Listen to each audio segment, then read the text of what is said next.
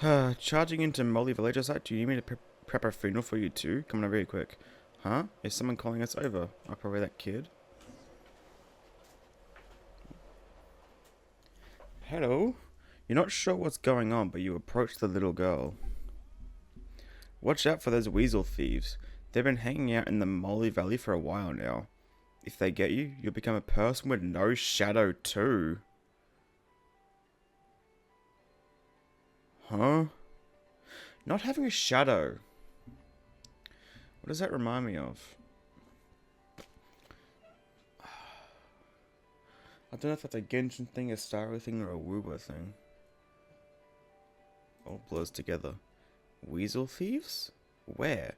And also, what do you mean by... And what do you mean person with no shadow? Uh-oh. Whoa, what's up with that machine? Are the weasel thieves using it to attack? Oh my god, it actually is. Those ones were raised by humans. Might even be smarter than humans too. That's how they chased all the big guys away. Now, and the big guys have tried and failed to do this before, you just have to remove the energy core and you're golden. They've never actually done it though, so it can't be that easy. We can stop the weasel thieves by grabbing the energy core, right? Come on, traveler, why don't we give it a go? We can't just ignore something dangerous like that when there's a little kid running around. Seeing as it's the great Paimon asking, I could never refuse. Just keep your head down here, okay, little miss? Oh, right. What's your name again? Oni? Aren't you the littlest miss here? I don't get it. Whatever, I'm Oni, or Oni, something like that. And you should call me Big Sis, littlest miss. Littlest miss, just a mouthful. It's only proper. Let's just leave the titles aside for now. Come on, traveler, we've got weasel thieves to bring down a peg or two. Okay. Sorry, what was I saying? I guess I cut off something. Should we bury in the sea or on top of some small hill? That's crazy.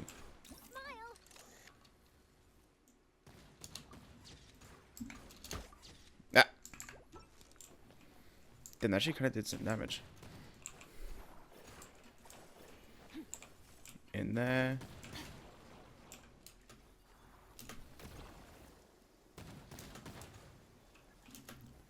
Go here, take it out. Boom. That should do it. Ah! You got away. It's still there. We should ask Oni what's going on first. Wow, you were way stronger than those big guys, Traveler. I guess size isn't everything. You can't talk. Hehe, right?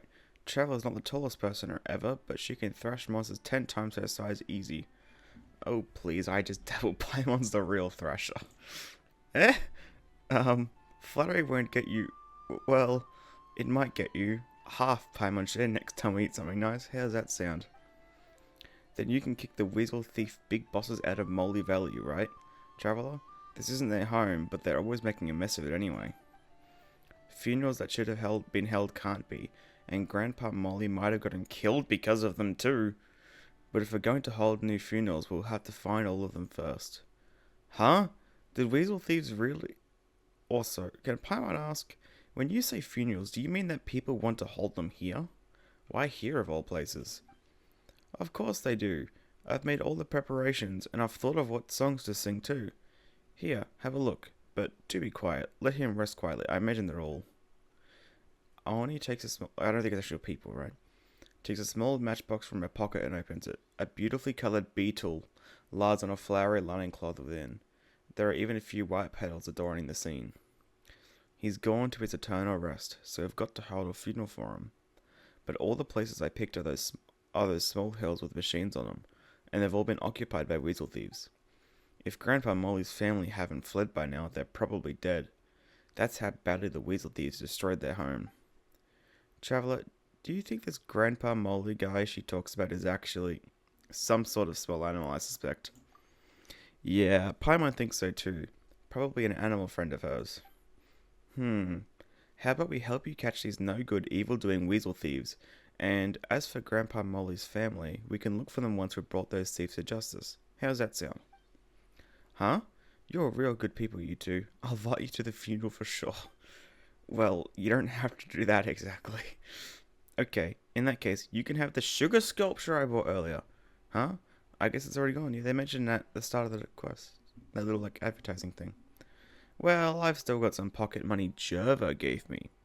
You can take that and buy some sugar sculptures for yourselves. If you ask people for help, you gotta repay them. And you gotta say thanks. That's the right way to do things. Ah, Paimon, to think you would seize candy from the tiny hands of children. Hang on, why are you making Paimon to be out to be some kind of villain? Foreshadowing. Still, you're super polite for a little kid, Oni. Thanks, but you're each getting more enough for only one sugar sculpture. Buttering me up won't get you any extra. And then you're surprisingly practical about things like this. It seems like we're dealing with more than one Weasley Weasel thief, right? Yep, that's right. The one that ran off just now isn't the Weasel thief big boss I saw before. In fact, I've got no clue how many brothers he has. But you can find the same robo claws that fire bullets over there, so we might also find more Weasel thieves there too. Alright, we're not letting those Weasel thieves get away this time. We're gonna teach them a lesson. Ugh, it got away again. It sure runs fast. You know, Palmer just noticed that all the Weasel thieves fled toward the little hill over there. Yeah, and it's something the big guys who trained the Weasel thieves brought over. Oh? The Weasel thief big boss used it to beat the big guys up. Sent them rolling and crawling. A difficult scene to imagine, if only I'd been there at the time. Wait, would you want it to help? No, you just want to watch the mess unfold. Anyway, let's go to that hill and investigate. Keep your eyes open for a Weasel thief ambush, traveler. Palmer would rather not roll or crawl. Oh my god. Oh, this is the area in the okay. I was wondering where this area was, because like we'd seen it in like the God's Limits and stuff. We actually didn't actually know where it was. I figured it's around here somewhere, but it didn't quite look the same. But yeah, it's here. Hazardous device core. The hazardous device will fire special bipolar projectiles from its core. However, since these are bipolar objects, when in an empowered state, characters can attract them and turn defense into attack by throwing them back at the core. Simple enough.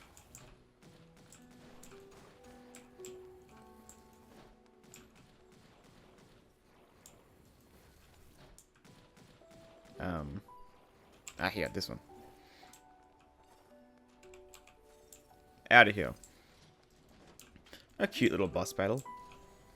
Uh-oh.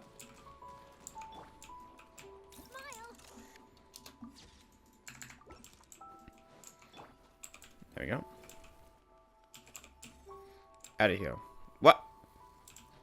Didn't do any damage. That one went over it.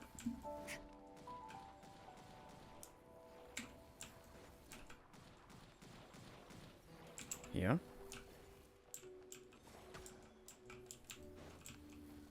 Wait, what? What is going on?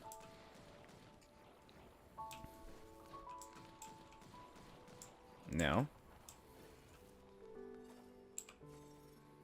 There we go. That was weird.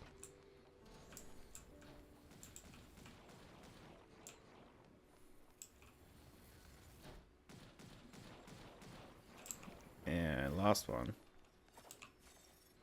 Boom. Alright. Time to surrender. Nope. Of course. Huh? Seriously? They all ran in different directions too? Traveler, Oni, each one of us gets one. Don't let them get away this time. Palmer, are you sure? I mean, if you say so. Capture the Weasel Thief.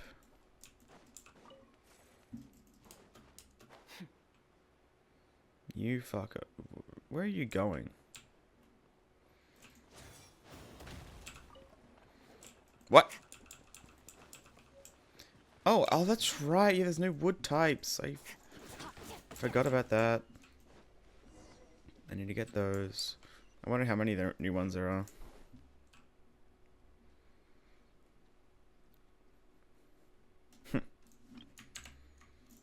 Heh, it's the end of the line for you now.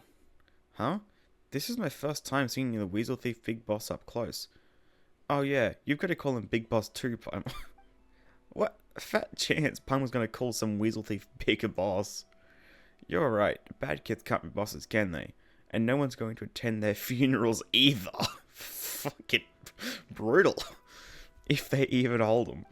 Oh, right. Helga! I heard Helga say that there are strange people who eat strange meat, such as meat from weasel thieves, and there are those who like to collect specimens. Whether eating them or collecting them, there won't be any need for a funeral afterward. This kid is fucking ruthless. Whoa, Aoni, are you seriously saying all that scary stuff with a straight face? This one looks terrified. Oh, for fuck's sake, really? Stop, don't you dare run. Huh? It doesn't seem to be running, but waiting for us? Well, let's go see what's up. I assume that little cave? Yeah. Gimme.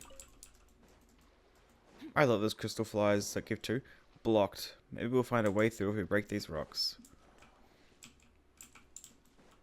You wanna let me? There we go. Traveller, shall we go in and take a look? Who knows what's inside though? Hopefully not a trap. If it's a trap, we'll just hand the weasel thief Big Boss over to the people at the flagship. They'll know what to do. Now that you've said it, they probably won't dare lead us into a trap. No, they wouldn't. This is cute.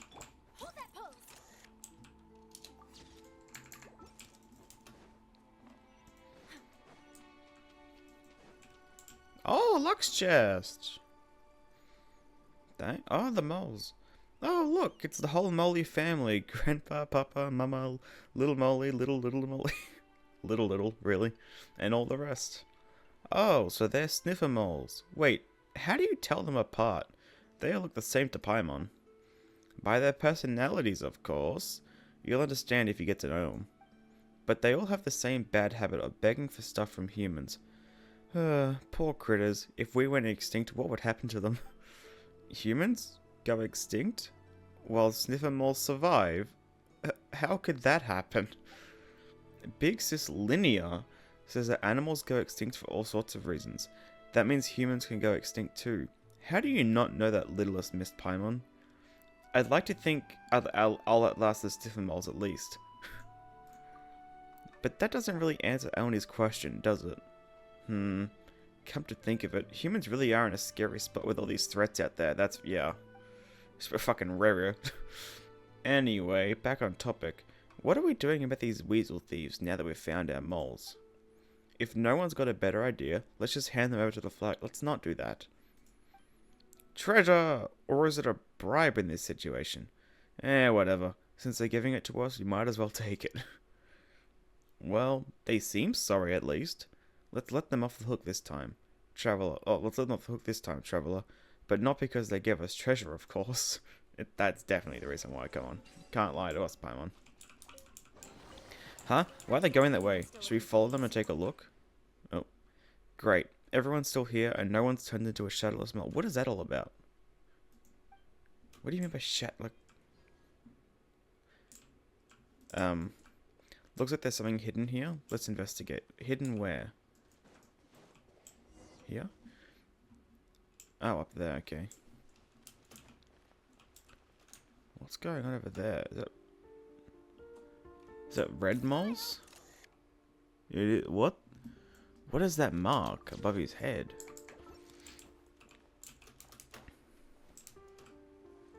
Do you think he was hiding something like this? Ah!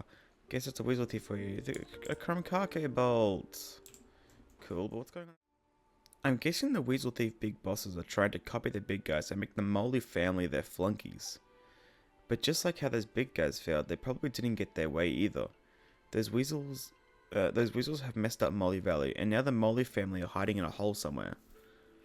It's probably best not to expect too much from moles. They relied on humans for that as well. Well, these are just different moles after all. And if we look at this differently, the weasel thieves only got their hands on dangerous machines because of humans. It's only right that humans should clean up their mess that other humans created. Molly Valley once again begins to Grandpa Molly and his family. As we agreed, here's your Mara. Thanks for the help. Oh, yeah, might as well give you this as well. Helga said fiction mustn't find its way into a booklet, or it'll start getting hard to tell truth from falsehood. I'm not sure it matters. Even false things contain some truth, don't they? What is this kid saying, man?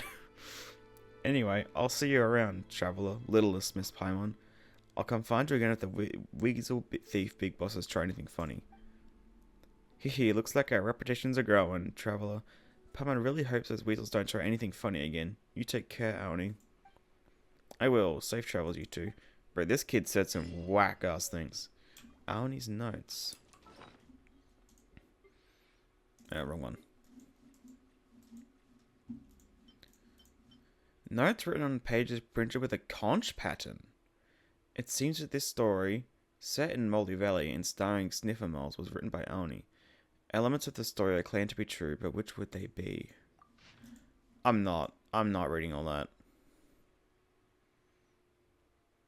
I'm not.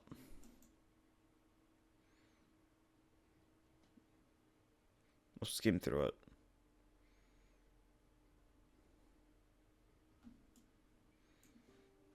Little Lemeli loves the moon even more than like it. Okay.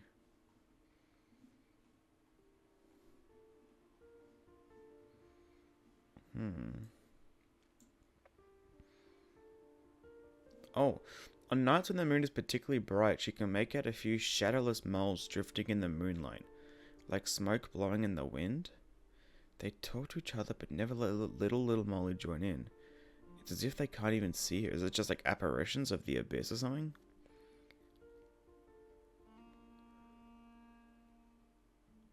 Hollow hands? The fuck is hollow hands?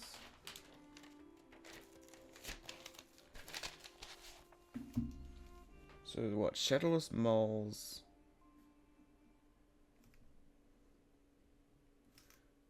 Hollow hands.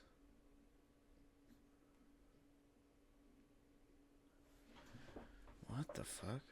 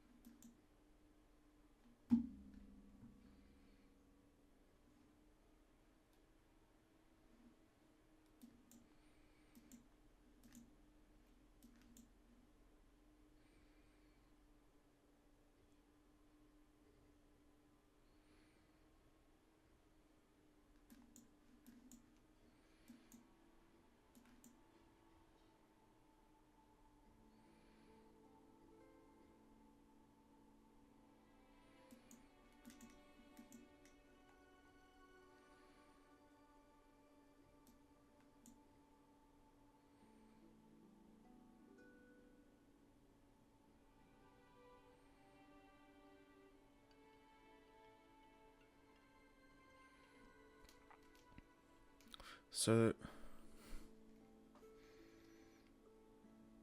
when the moon shines bright,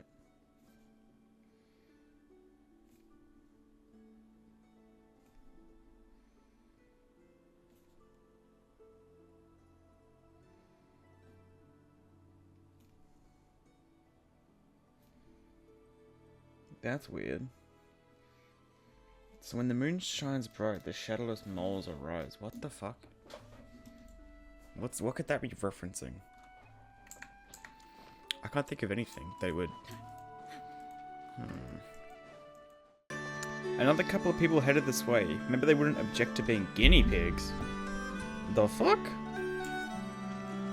What's your problem? Dear guests, I am Vaino. Bro, what is with the people having similar names to Ino? There's Imo, there's Ino, there's Vaino. Like, might I borrow you 1 minute of your precious time? I swear you'll leave with a smile. This guy seems kinda weird. And Palmer heard him say guinea pigs just now. We should go, traveler. Huh? Do I really come across as... Yes. Small wonder everyone keeps running off. But that's word for word the pitch that Bonksa taught me back in Nashatown. That is not a real name. Bonksa? If your goal is to blurt out a sales pitch, of course, it's going to come off sounding weird. Fair point. If someone run up to me shouting, dear guest, I'd probably avoid eye contact and hurry away too. Yeah. Very much. Turns out starting a new career at my age isn't easy.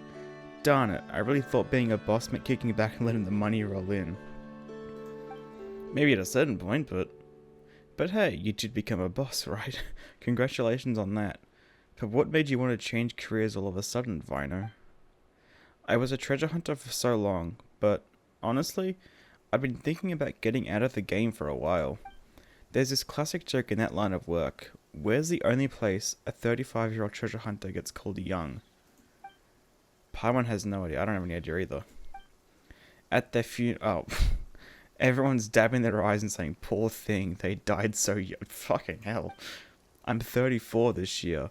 At last month's gathering in the flagship, everyone was speaking to me with this weird, respectful tone. And it's not like I ever found any of Reed Miller's old treasure or anything. So when they I think, yeah, well, if you did, I think you'd be more than an NPC. So when they started speaking to me all reverent like, it fell off. Then I looked around and realized... Somehow, at some point, all the old dogs had disappeared and the room was filled with fresh-faced rookies. I suddenly realized I was the oldest one there. There I was, in the middle of all that noise and cheer, and yet, this sudden chill gripped me tight, like a voice whispering, "You're next." It was downright terrifying. But, if you look at it another way, you've actually been pretty lucky, right? After all, you've made it this far in one piece. Luck doesn't hang around forever. That's why I wanted out of the business. But, it's been rough. If things keep going like this, I'll have to start taking on commissions again. What's wrong with that? Granted, I haven't really been doing any commissions, because there's no real achievement commissions in Nod-Krai. It seems to all just be like your typical kill enemies time trial. And if there is, I haven't come across any. If it really comes to that, I'll make sure next year's funeral invite reads, "Look at me, no more rent, no more meals to worry about, and still so young to boot. Jealous yet?" Let's hold off on the funeral talk for now. Let's see if there's something we can do to help with your new career. You stopped us just now. Were you about to pitch us something? I wanted to show you my training. Okay, that's what this area is. Though, well, it's not serious training or anything, just some light challenges like shooting targets and dodging stuff. Ooh, that sounds kind of fun. Paimon, you wouldn't do any of it. Right? I figured kids would love this kind of thing, and there are a ton of kids in Nashatown. My old colleagues should love it too, and there are so many Fatui stationed in Nod-Krai, it feels like it should be drawing in more people. You're not exactly in a great spot, though. Between Nashatown and the Clink Clank Krumkake Craft, not a great spot. But it seems like no one's really interested. Maybe it's just not fun enough. Ugh, I just don't know what's wrong with my training ground. You two look exactly like the kind of guests I had in mind. If you'd be up for testing it out and maybe giving me some feedback. We'd love to play. Paimon means help. We'd love to help. Awesome. Then please follow the course I designed. Your first challenge is nearby.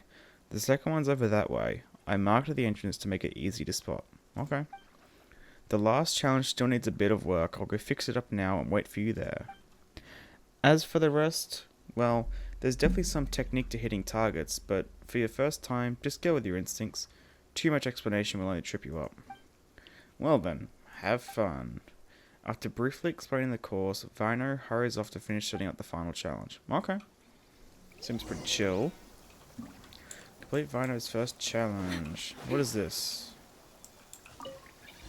Imagine the target is someone you really, really don't like. Ah, okay, so this. Ah, okay, so that's it. Okay. I see. Simple. I assume they're gonna move at some point. What? No, I guess I had to move across.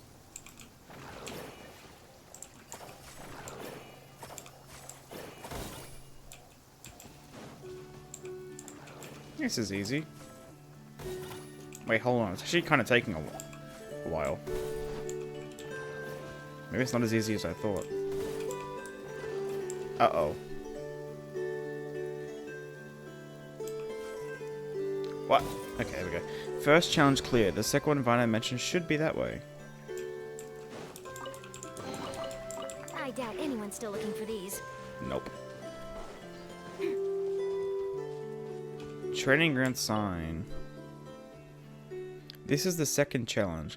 From here on, the terrain starts to play a role. Oh, and in the second half, the targets will start moving, so be ready to shoot on the run. Doesn't this spoil the most exciting part of the chat? Yeah, it does. Pumpkin thinks she understands the problem now. Nothing feels like a surprise. There's no suspense. Oh, something just flashed by over there. Huh? But Pumpkin didn't see anything. What was it? Trevor, you're just messing with Paimon. There's nothing there, right? This isn't the type of surprise Paimon wanted. You're a meanie. Just for that, you're lit in the way from now on. Oh.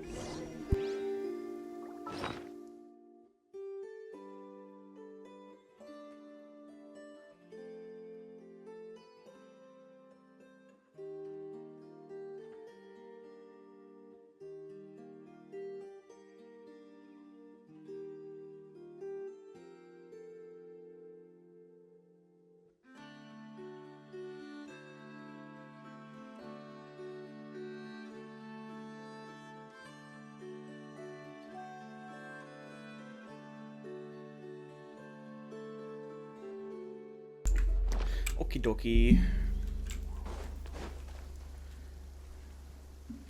What's this? Oh, just investigate. Okay.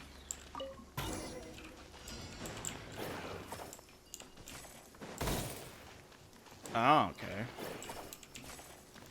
Simple. What does that do? This is very simple. I'm ahead of the fucking targets even.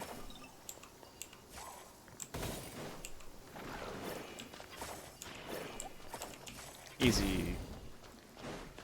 What's left? Oh, okay.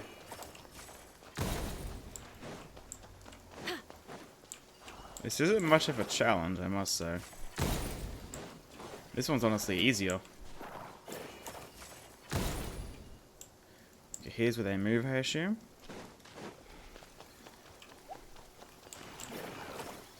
Not yet. Oh. Oh, so if you're just nearby, they automatically pick. Ah, that's good to know. Phew, all done. Paimon knew it was just a bluff. Paimon's heart nearly jumped out of her chest. Vaino said he'd wait for us at the third challenge. It should be over there, right? I don't know how far to stay away from the microphone. Interview whoever left this stuff here. Still not used to it. Where am I going? Here, okay. Ah, probably should do with this guy. Maybe? Because this one looks special. Hello. Vaino, we figured out what's wrong with the training ground. That doesn't matter anymore. It's time I start getting my affairs into. Oh, okay, he's given up. Huh? What happened? All my targets have vanished again. What, you mean the ones we destroyed? Maybe someone took them by accident? Nah, it's happened before. I got new materials, made new ones, and hid them somewhere no one would think to look. But they've been taken again, which means someone's doing this on purpose. It's probably like a mole or a weasel thief. Paimon felt an eerie sensation in that cave just now.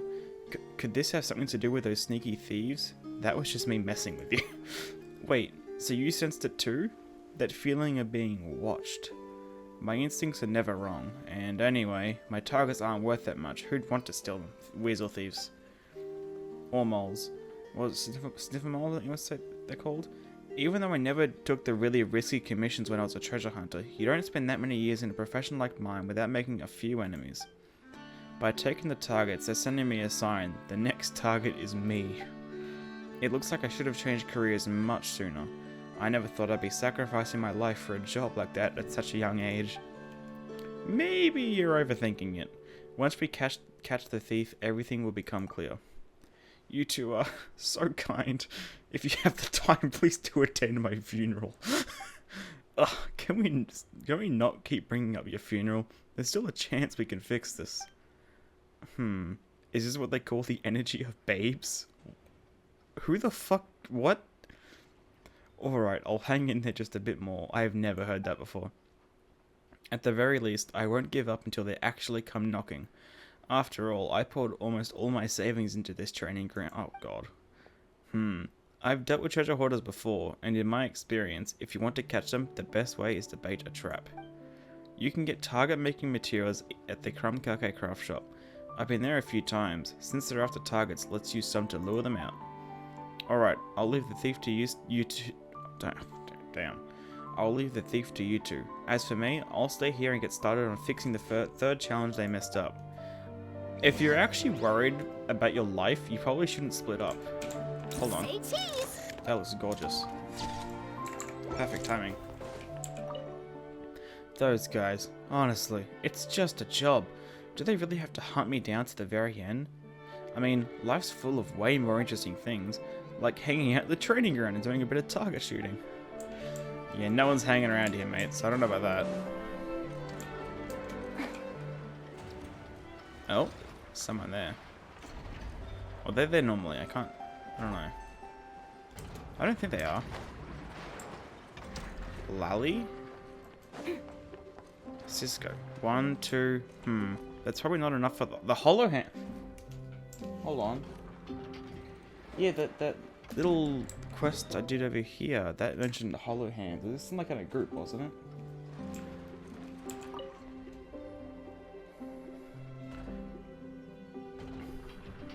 Hi there.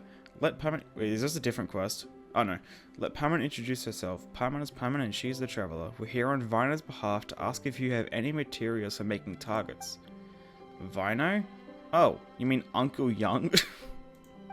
He's run out of targets again? He just picked up a new batch the other day. Sounds like he's trading ground as a roaring success. No, it's the opposite. Actually, it's quite the opposite. Paimon thinks the only real customers are the two of us. Huh? What happened? The girl seems concerned, so you tell her about the missing targets. So things have been tough for him. No wonder he looks so down. If you hadn't told me, we'd have had no idea. Who do you mean by we? Probably this guy? The kids around here. We all know Uncle Young needs target materials, so whenever we come across any, we collect them to sell to him. And then you go steal his targets afterward? Oh, so if Vaino loses his targets, he'll come back to buy more. Dang, the kids are ruthless. I mean, we did know that. Coming into Nod-Krai. He'll come back to buy more materials, and then you take apart the targets and sell them back to them? Well, yes, but we never stole anything. Sorry, we really didn't know Uncle Young's business wasn't doing well. We figured if he kept buying that many targets, he must be kinda oh, I see. He's used up almost all his savings just to keep the training ground afloat. I am really sorry. If there's anything I can do to help, you could start by telling me who the real thief is.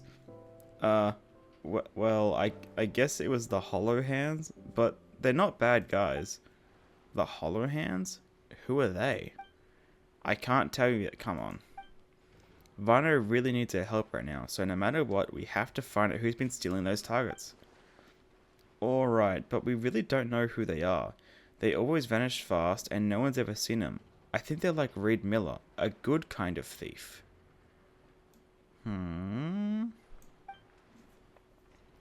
Where's the dentist yet? I don't know if we ever... I don't really know much about Reed Miller. I just know he's the leader of the Treasure Hoarders. I don't know if we know anything about him or not. Like, I don't know if we knew he was a good kind of, like, a good person or not. I think, it makes sense, actually. I think the initial Song of the Welcome in web event said something along the lines of, what was it? A world without boundaries or something? Actually, hold on, I think I wrote it down somewhere in my book when I was preparing for Nod-Krai. Not here. I think one more page back. No, one more.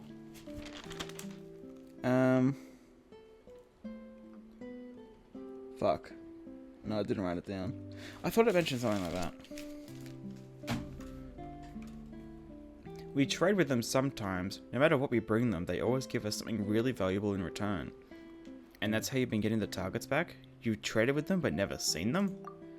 They're very cautious. We just leave the stuff at the usual trading spot. We've never actually met them face to face. It's probably still like a moles. Aren't you even a little bit curious who the Hollow Hands are? Of course we are, but they have their own rules.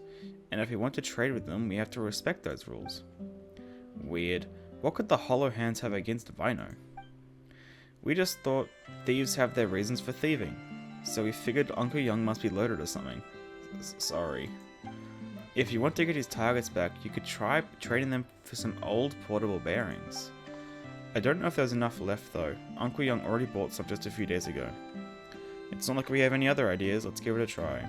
I wonder if the Hollow Hands is the new name for those treasure hoarders from Fontaine. The, Ruthless Calla Lily and those guys. Greedless Wolfhook and shit. This must be one of those old portable bearings. Are there any more around here? That should be enough. I should have... Hold on. An item that can be traded with the Hollow Hands. According to Cisco, once you've collected enough old portable bearings, you can trade them with the Hollow Hands for a variety of valuable goods, including Vaino's targets. Is this enough? Oh! The guy disappeared. We've got 3 of those old portable bearings. This should be enough. So now... It's time to trade, right? Where's the trading spot? Is it okay if I'm the one to make the trade? No. I promise, I'll tell them not to bother Uncle Young ever again. We need to find out who they are. Cisco, you trust the Hollow Hands even though they won't show you their faces, right? Then surely you can trust the Traveler and Paimon too. Okay, Paimon, you've got a point. I guess in a place like Nod-Krai, trusting others is never easy. To tell you the truth, I feel kinda scared every time I go to the cave to trade. It's pitch black in there, and you can hear this rustling sound. I always feel like there are a load of eyes staring at me. Vaino said he felt like he was being watched too. It has to be them. But they're not bad guys, really. Every time we walk up to the little trade box, we leave our stuff inside, then close our eyes and count to 77. And then, whoosh, it's gone, replaced by a gift. It's definitely moles. Oh, weasel thieves. It can't be anything else. It's been like that every single time. They've never hurt any of us. Why 77? I heard it's because Reed Miller once stole 77 treasures from the governor's palace. But Bazena said it's actually because he had 77 loyal followers. Okay.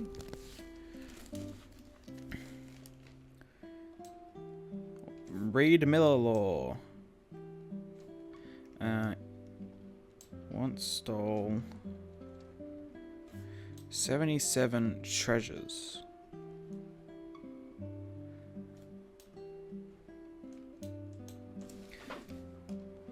Who knows whether this is actually true, but 77 something.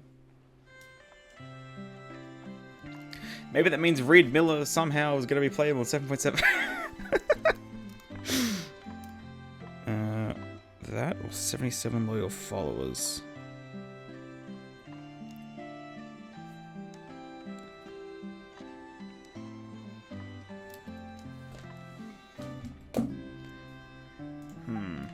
Or maybe it's because Reed Miller fell out of a window and did 77 somersaults before hitting the ground.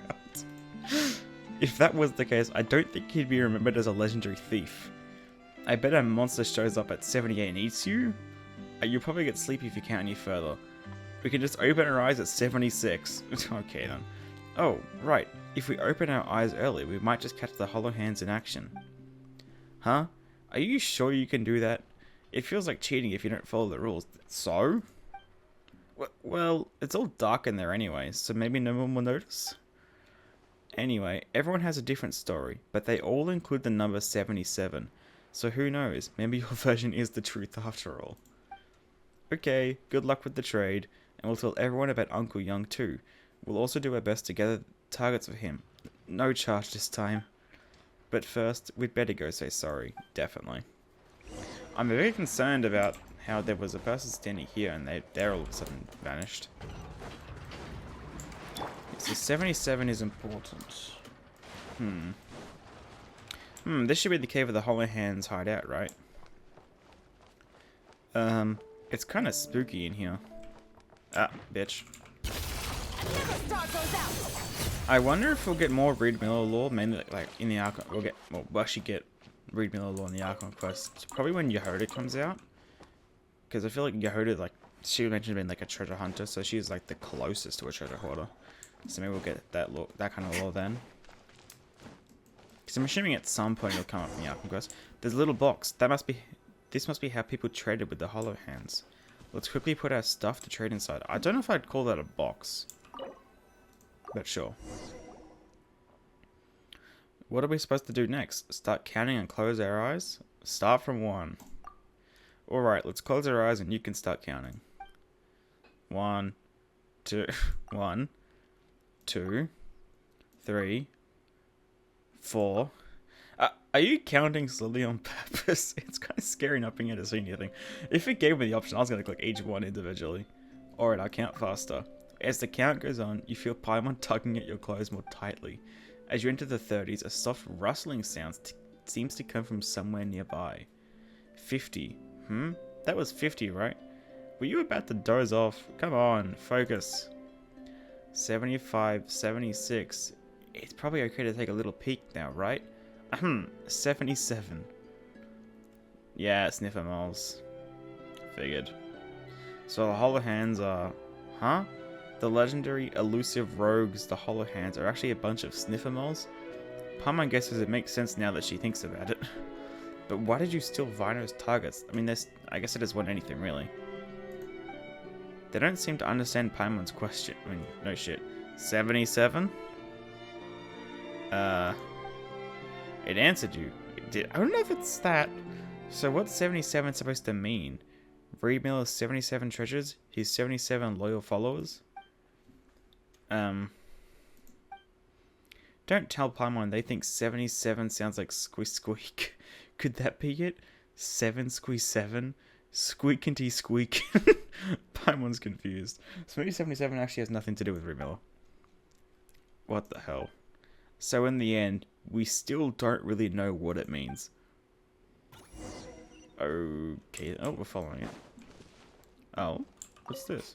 Oh, it's one of our targets. So it was you guys who took them. A target from Vaino's training ground. It always seems to get lost for some reason. Are you gonna dig up another one? Oh, a chest. What's this? Is it a gift for us? I guess so. You want to give me 77 chests? I'd like that. That'd be lovely.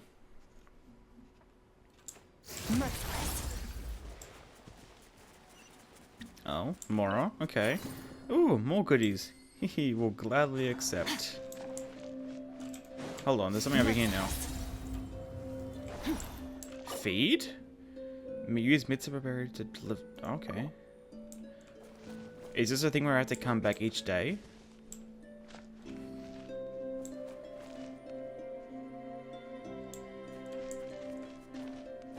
Oh, never mind. No, it's just a precious chest. Okay. They haven't done anything like that in a while. Because I remember feeding the little foxes and dragons. That took like 5 days to get a crimson agate. Like that felt really rewarding. But now you kind of just do it once. What are you doing? Oh, thanks. I won't complain. You've earned yourself a reward.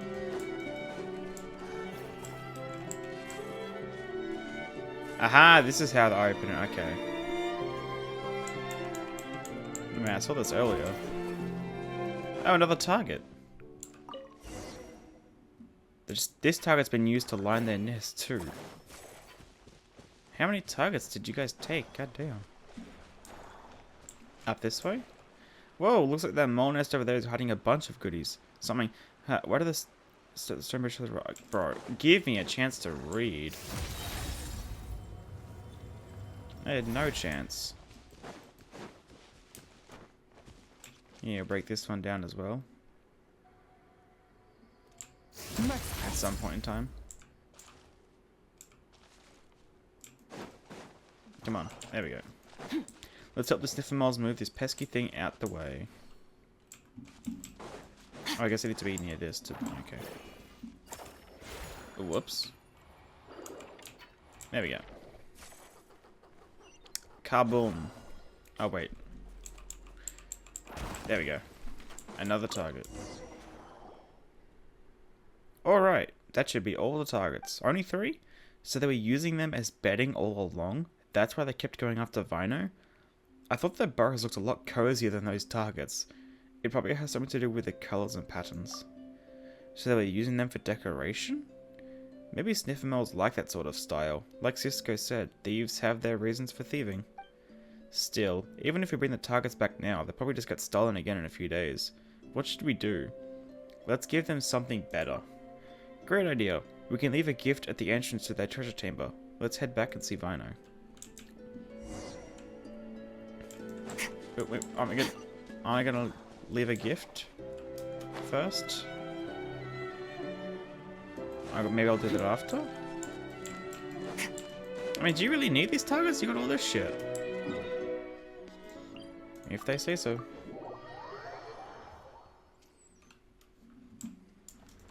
Vaino.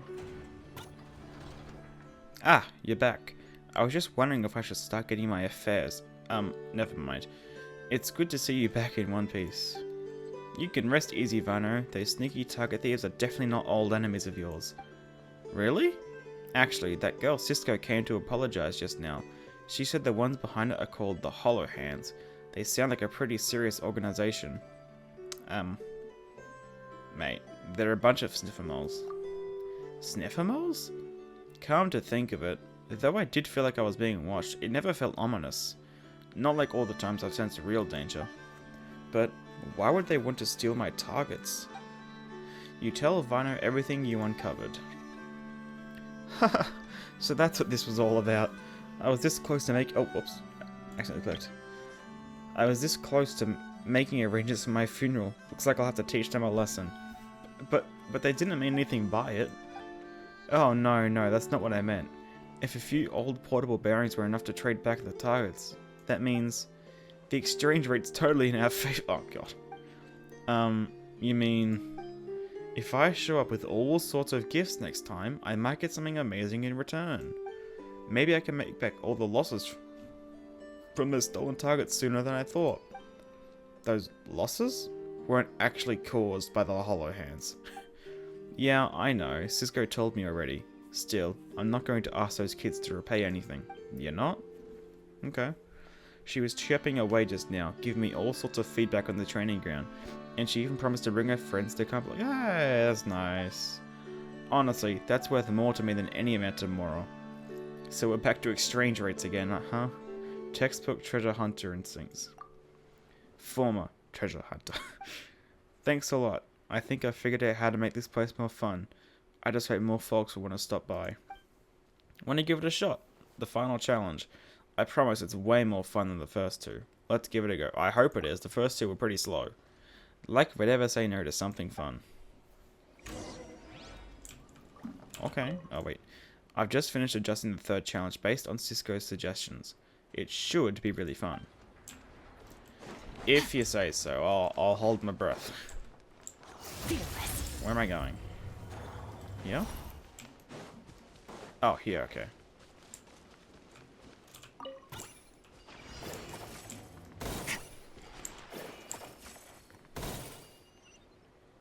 Oh, the stiff mold, what the fuck?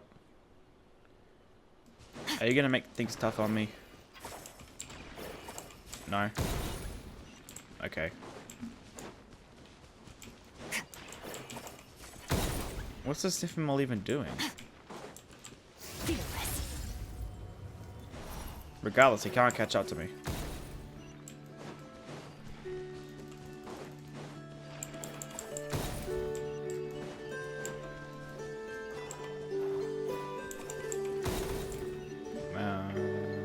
Oh, okay.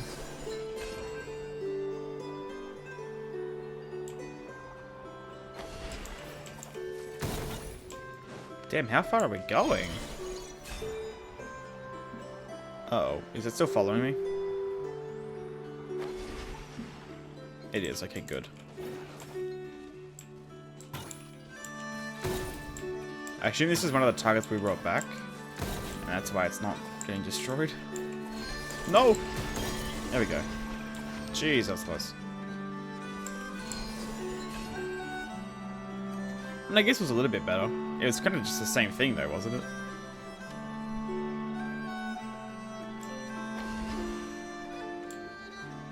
Precious chest, I assume? Oh, Lux chest. Damn. Okay. I guess it was a bit of a... It was half an hour quest. This makes sense, actually. You've earned yourself a reward. Congratulations! You're the first team to complete all the challenges. We're probably the first team to attempt all the challenges. Hey, look! Even the Hollow Hands came to cheer us on. Maybe they're waiting for a chance to steal the targets. I've got to find them some comfier bedding material than those targets. Oh, right. I almost forgot your victory prize. This is some stuff I gathered back in the day. It's worth a decent amount. But that was to Vaino, the treasure hunter. For Vaino, the trading ground boss, it's not much use anymore. Please, take this as a token of my gratitude. Luckily, we're not trading ground bosses, so we'll gladly take this treasure off your hands. Come on now, my training ground will always be free for the two of you. Drop by any time you like. That is a very nice shot. What did he give us?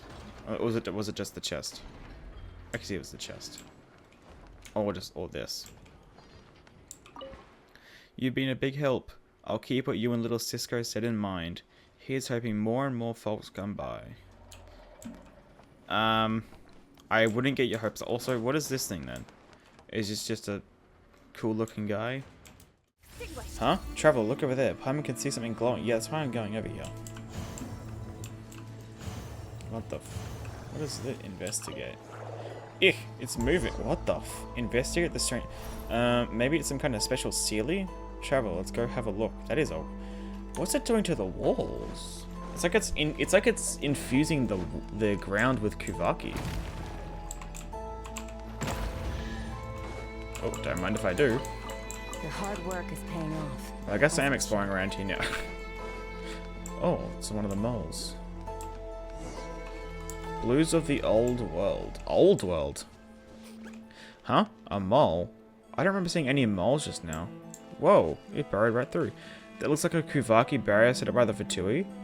I add to something shading there again. There should be a mechanism nearby to deactivate it.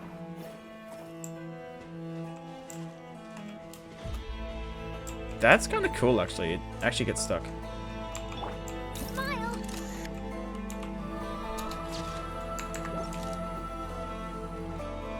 Messily written note. Antoshka. Anton Zarkovich. Anton. Curse you, you filthy, despicable, paranoid rat. Bloated, sick, and full of jealous insolence. By the grace of the Tsaritsa, if you dare to use that blasted authorization terminal to lock... Excuse me. By the grace of the Tsaritsa, if you dare to use that blasted authorization terminal to lock my people outside one more time, I'll shove your ID card so far into that wretched machine that even those silver spoon-sucking nepotistic brats at the design bureau won't give you the time of day. Your experiments on the northern side have yielded zero progress. Am I right? That's why you're coming up with ways to obstruct my people. What pathetic behavior. I have warned you seven times already. If you choose to persist, you will receive no mercy from me. This is your final warning. V.A. Preobrazhensky? That's a fucking last name and a half.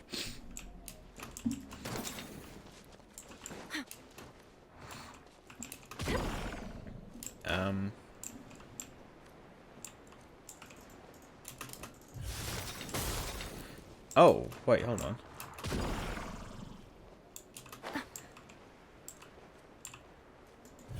Ah, that's kind of cool! Wait, that was actually kind of cool for a Genshin puzzle.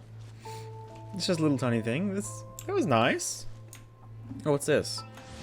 Strong Cuve. Oh, yeah, okay, yeah. Oh, another mole. That's the light off from before. So it's hitching a ride on a mole.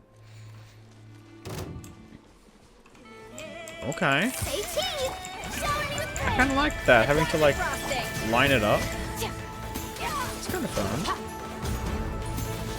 Normally Genshin puzzles are a lot more simplistic than that. Huh? What's this camp over here? Okay then, I'm reading that in a second. You've earned yourself a reward. Oh, wrong button. Actually, I should have read that. A Kuvaki-powered barrier created a result of the Kuvaki Experimental Design Bureau's experiments. Allow all the barrier generators to verify the ID card within a certain period of time to deactivate the barrier. Okay. Holy text incoming. It's been 3 weeks since that Poruchik posted me up here. Compared to our recruits, who are stuck collecting materials for the Design Bureau, I suppose I should count my blessings. It's not like there's anything else to do around here. Forget about bandits, I haven't seen so much as a shadow in these godforsaken mountains. All I can do is write in my diary and stare at the foliage. If those 2 professors would hurry up and finish their blasted research, who knows what they're doing, then I could receive letters from my dearest Parashka once more. That name sounds familiar. I wonder why. Maybe she's similar to something. I wonder how she's doing at the military academy. I hope those stuck-up silver spoon-sucking scum aren't making life difficult. Elena has too much time on her hands. She's been sneaking out of the camp to hunt.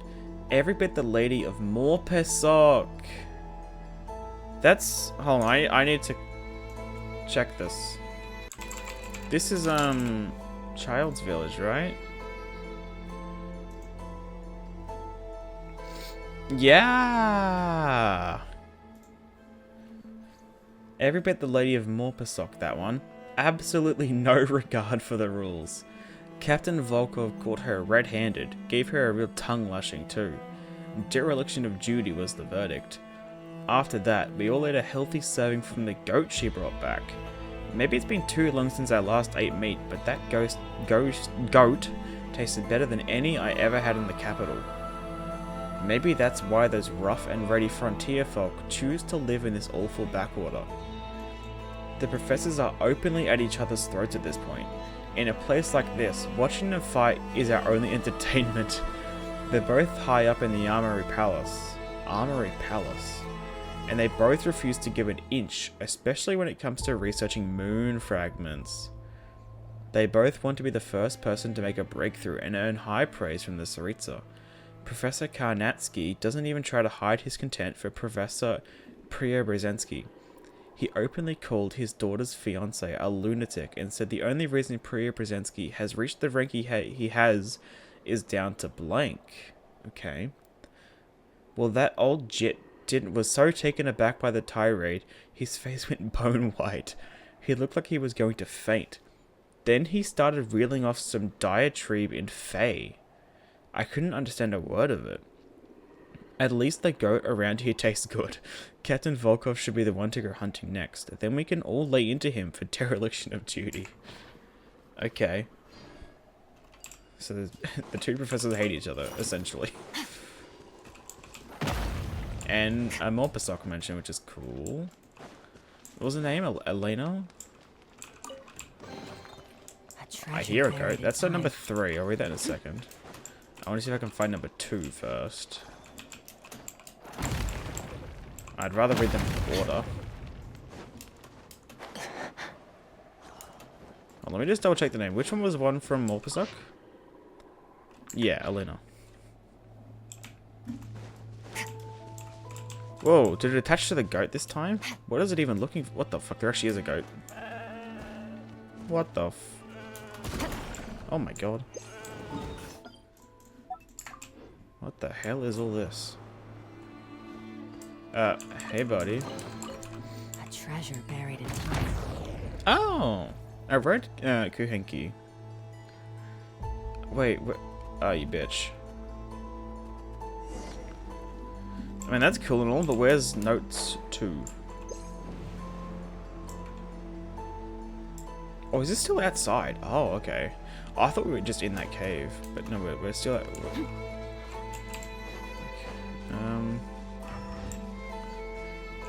So there's... Notes number 1 is there. Notes number 3 is here. I guess we'll just continue on and come back to the front if I can't. We'll see. Oh, hold on. I just want to check down here. Is there anything? Okay, looks like there's nothing down there.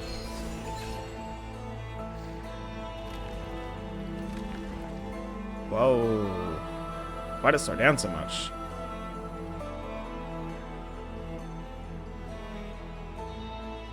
No, like actually, why did it slow down so much? Follow the search. Okay, same thing. Huh? Traveler, look, it just stopped. If it really is a Sealy, then there should be a treasure around here, right? But, Paimon can't see anything. Not even those Fatui or their camp. Well, since we're already here, why don't we keep going on a bit? This gorge doesn't look that long anyway, and heading back might actually take more time. Alright then I'm counting on the world's best guide. I've got another idea, just come with me, Paimon, okay? Wherever you go, Paimon's coming with you, let's get moving. I don't actually have another idea, but...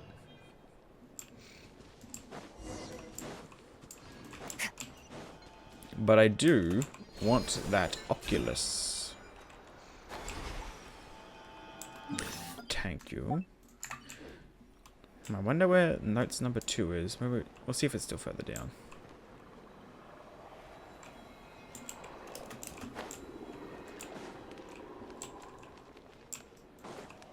It's not really imbuing me with anything anymore. How do I do this? If I get... Okay, I've got this on the ground, so if I... No?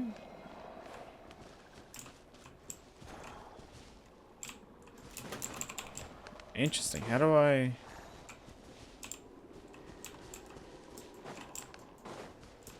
Is there any way I can get a hanky? Not really. How do I... I guess let's go. Oh, I guess wait. Let's go further ahead. Maybe something will happen. Because the quest markers way down here. So. Oh, what's this?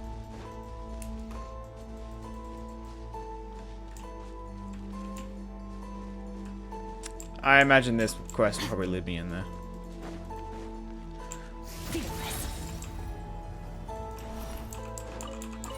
Does notes number 2 want to be around here somewhere? Nope. Ah, okay. So I'm probably going to bring it... I see. Hey, Trevor, look. There's a light orb over there too. Ah, yeah. We lead the blue one into the red and we lead the red one into the blue. Oh? Oh, okay. It's just as time I thought. It's moving like the blue one we saw. Bro, give me time to read that. Where the hell is it going? Okay, then.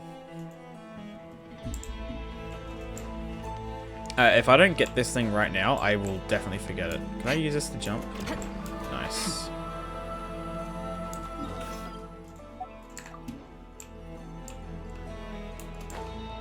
Where did it go exactly?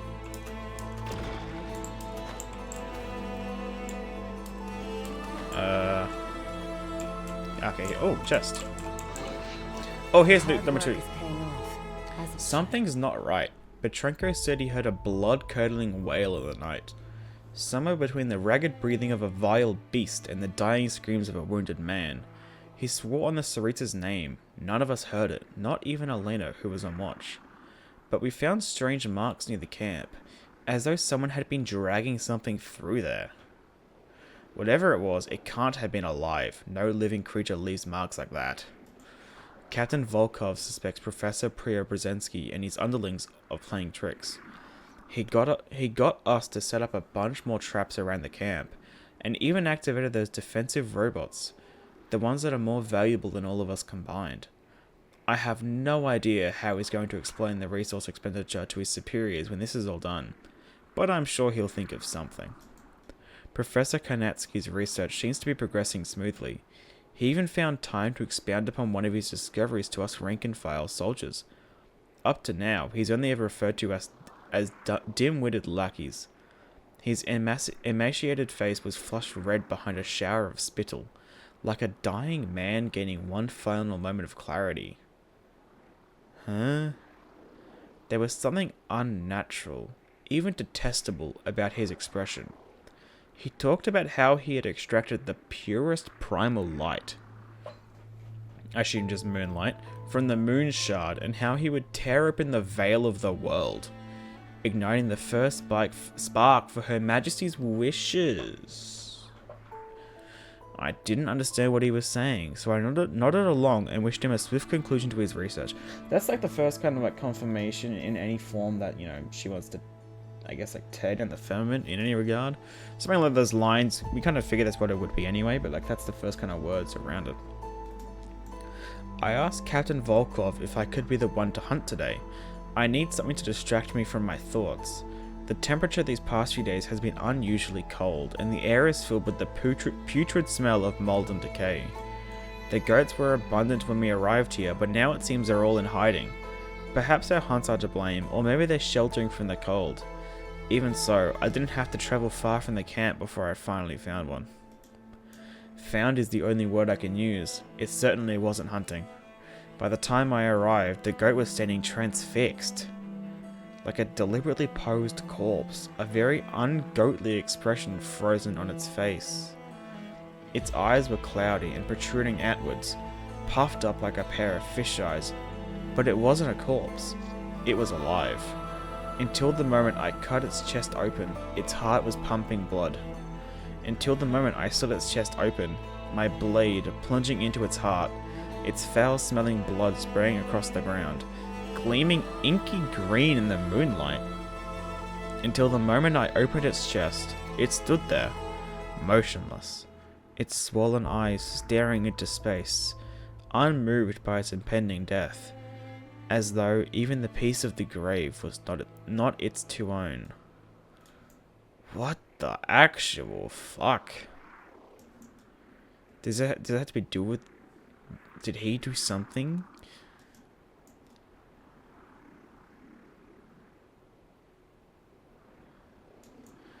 Where was it? Like, did maybe the goat see the beast and is like, yeah, nah, fuck this. May Her Majesty the Tsaritsa forgive me. I haven't told anyone else what I found. I didn't see any reason to worry them. The goat was delicious as ever. That itself was enough. As soon as Professor Karnatsky is done with his research, we can leave this accursed place behind. I imagine they never left. They probably died there. That's typically how it goes. Okay, that just opens it up. What? What the hell, man? Goes left? Yeah, okay. Oh. Yeah, what the hell happened? This is weird. It's kind of creepy. Wait, did you just run into that mechanism? Actually, more than kind of creepy. It's actually really creepy. Why the hell would the...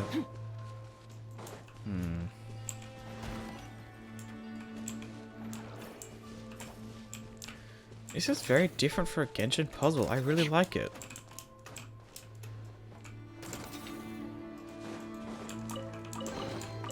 A treasure buried in time. So number 3 is back where we were. Wait, we mean you no harm. We're just passing adventurers. Ugh, find something. Off to the freeze. Smile. Overkill. Phew, it's finally over. Hey, calm down. We're not here to hurt you. Maybe we can even help. It stopped right in front of this box. Could the box's contents be important to it somehow? I'll check soon. I want to check this chest. Ooh, what is that? Oh, it's a spin crystal. It's just sideways. I thought it was some weird orb. Someone's research notes. The energy contained within the ancient moon's remnants seems to possess a will of its own. I should... Okay. I think that's lore I will write down. Hold on.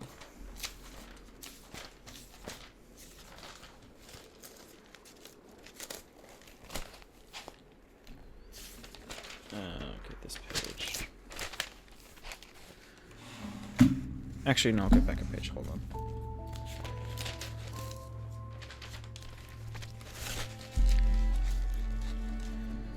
Okay. Ancient moon resorts to Emma seems to possess a will of its own. That's crazy. Not. I mean, it's not the craziest thought, but just the way that, you know, it's not like a crazy idea. Seems to possess a will of its own.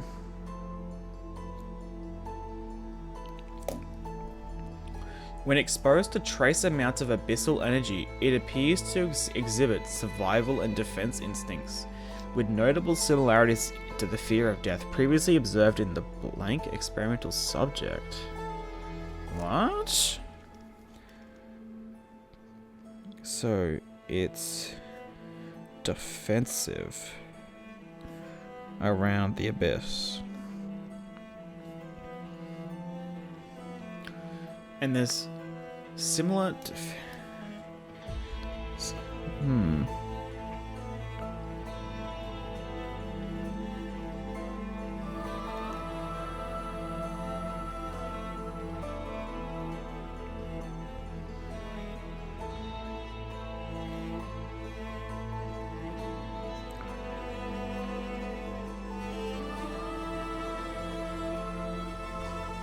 What could that subject be? It appears to exhibit survival and defense instincts with notable similarities to the fear of death previously observed in the... I mean, could it just be like a phlogiston or a primordial sea, maybe? I don't think so, though. The goat? I can now confirm that the previous observational data is correct. The pure Kuvaki energy contained within the moon fragment is definitively speaking. Hold on, so... It can speak?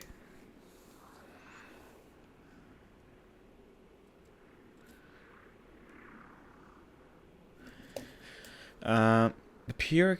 Close to a primordial form of life. So like a primordial sea. Oh no, not quite. No, probably more like a Nibelung. That'd be a primordial form of life. Or the dragons, more in general, actually. Not Nibelung, just the dragons. Through inducements, I have already taught it to replenish its energy by killing and consuming living things. What the fuck? Is that what happened to the goat? No, but it was still alive. At the same time, it exhibits faint altruistic tendencies, which hold the subject back more than they benefit it. I must find a way to remove these. The energy remains too scattered. I must find a way to concentrate it into a pure Kuvaki form. Nod-Krai has always been the most fragile place on the world's air. Oh. We know it's on the edge, but it's the most fragile place on the world's edge.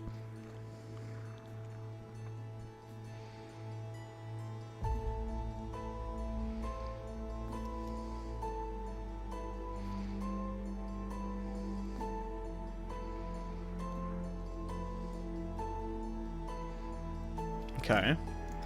And this self-replicating Kuvaki lifeform could theoretically plug the gaps left by the abyssal energy's corruption. Hold on. This self-replicating Kuvaki lifeform could theoretically plug the gaps left by the abyssal energy's corruption. All it needs is a constant supply of life to nourish it. Self-replicating Kuvaki lifeform.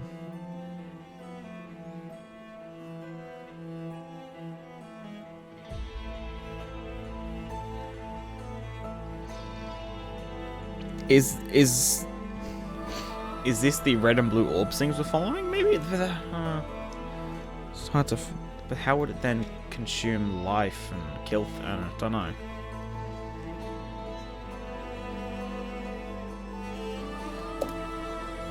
Oh, Priya Brzezinski, you pitiful old fool. You poor whelp of a fae! So... Priya Brzezinski is a fae. I know they mentioned something along the fae earlier, but that's just like saying he is a fae. You could never think of something this brilliant, could you? Now all the credit and all the glory will be mine. Forget a few million more. Even 5% of all the income from Port Belavardi That's a new place. Is that what the tower thing is? And then what I'm assuming is the 6.1 area from the Anvantinyavi area, which is, well, could be that. Port, because it does remind me of the Fontaine ports, so. Bello Vodge? Wouldn't be too much to ask. I shall erect a bronze statue of you on the harbour front and hire people to spit on it daily. Just like how you dared publicly question the practicality of my research back at the academy. So this was, what was the other guy's name? Kresensky? I didn't write it down, so I don't know. Was it Kresensky or something? Professor Kresensky? Something like that. Now what's here? You check the inside of the container. So much dust, huh? There's nothing except these blue stones. Hang on a second. Maybe searching for those blue things? If so, we could direct it somewhere else if we move those stones away.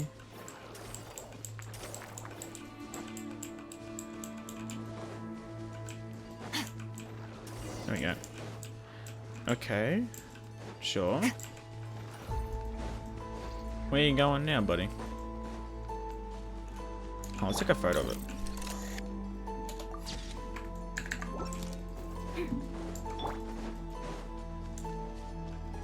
Oh, what's that? Oh. Okay.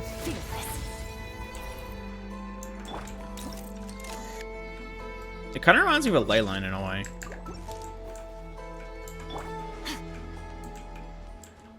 Am I missing something here? Oh. Whoops.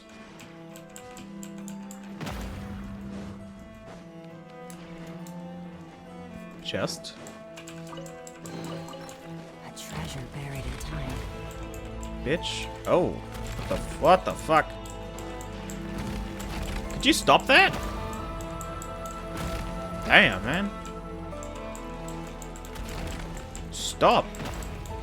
It's so janky. It's hard to get it to line up. There we go. Oh, one of the... oh, a few of them, actually. Are those the midsummer berries?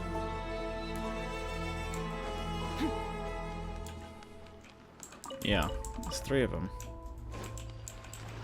Weird. Why are we... Oh, it's possessed something again. Huh? Wait, it doesn't look right. Could it have been called by the Fatui's mechanism? Ah, for fuck's sake. Go for it to get closer, and then yoink. No? Oh. Oh, okay, what the fuck is this? Do I have to jump up? Ah, I guess I got on top of it. There we go. Nice. Ah, shit, once it goes. Screenshot. That looks nice. Hold on. Are they gonna like join together? This looks really cool, actually. That'd be such a cool last thumbnail. Look at that. Oh, no, we saw this in the trailer, actually, I think they showed this. What the What the hell is that? Oh, that's not... That was so abyssal. What the fuck just happened? What the actual shit is happening right now? Find a way to leave the mysterious... Oh my lord. Look at this place. I don't like the sound of the music. It's too whimsical. Okay, maybe not. What's that thing? Oh, Unified Civilization Architecture. I don't know what's going on down the bottom here. This is weird. This kind of reminds me... It gives me a similar vibe to the Book of Revealing. And the Book of Revealing is peak. What is that down there? Oh, is this like an abyssal... Like...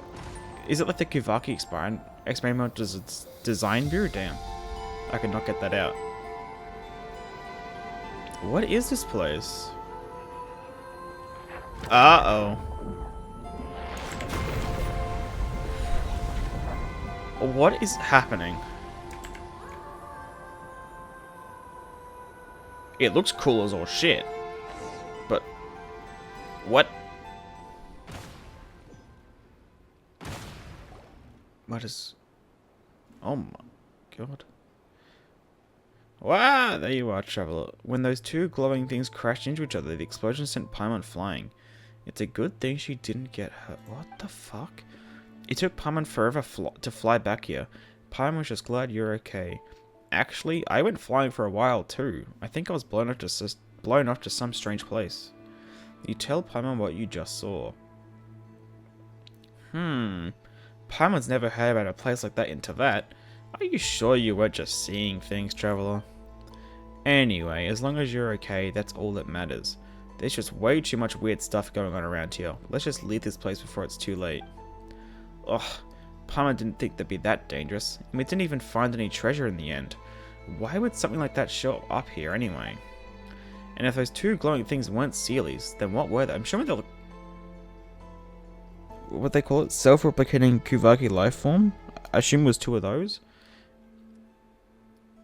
Maybe they split apart into the two sides of the Kuvaki, and somehow re-merging them is just kaboom. Colors out of Shesnaya. What? This looks cool as shit though, what? That was really weird. But it's also really pretty. What is that achievement description? Color the Nothing Passage. Okay, well, it doesn't help me. That was a weird quest. I need to go back to pages notes number 3.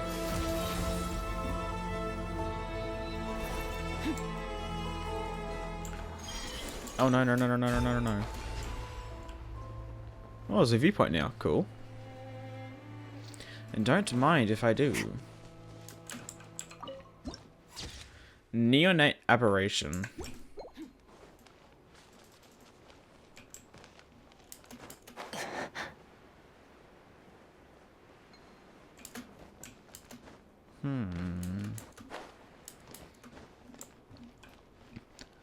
There's definitely something important with this quest. I just don't know. It's probably... It's something to do with Kuvaki there, but it's just like... Were the red and blue things itself replicating Kuvaki life forms? Was it the...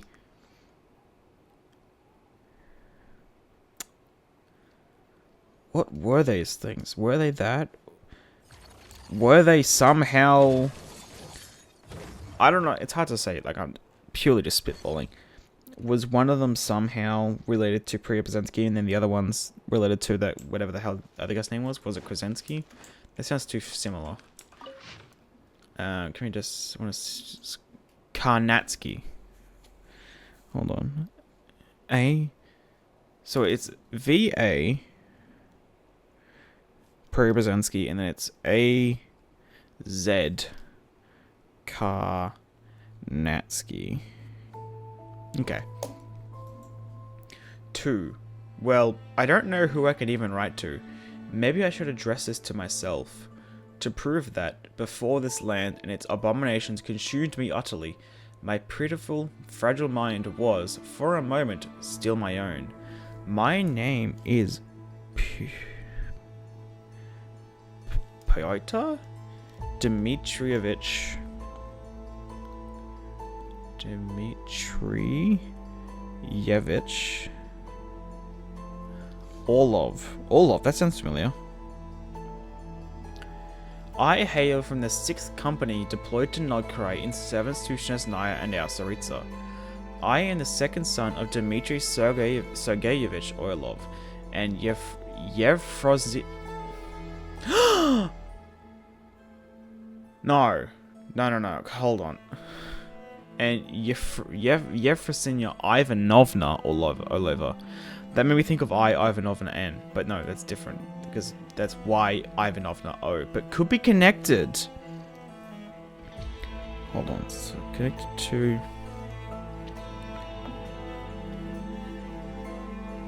Yeah, I just saw Ivanovna and my brain just went, but no, it's not her.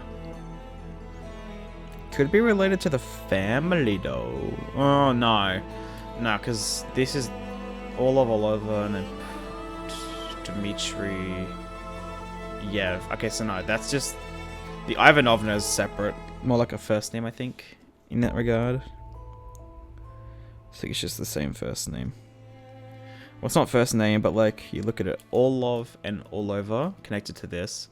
Dmitrievich is this first name in this, and then yeah, Petr Sergeyevich or Ivanov. They're different, but it is the name. So maybe there's some connection there. I don't know. Who knows? Probably not.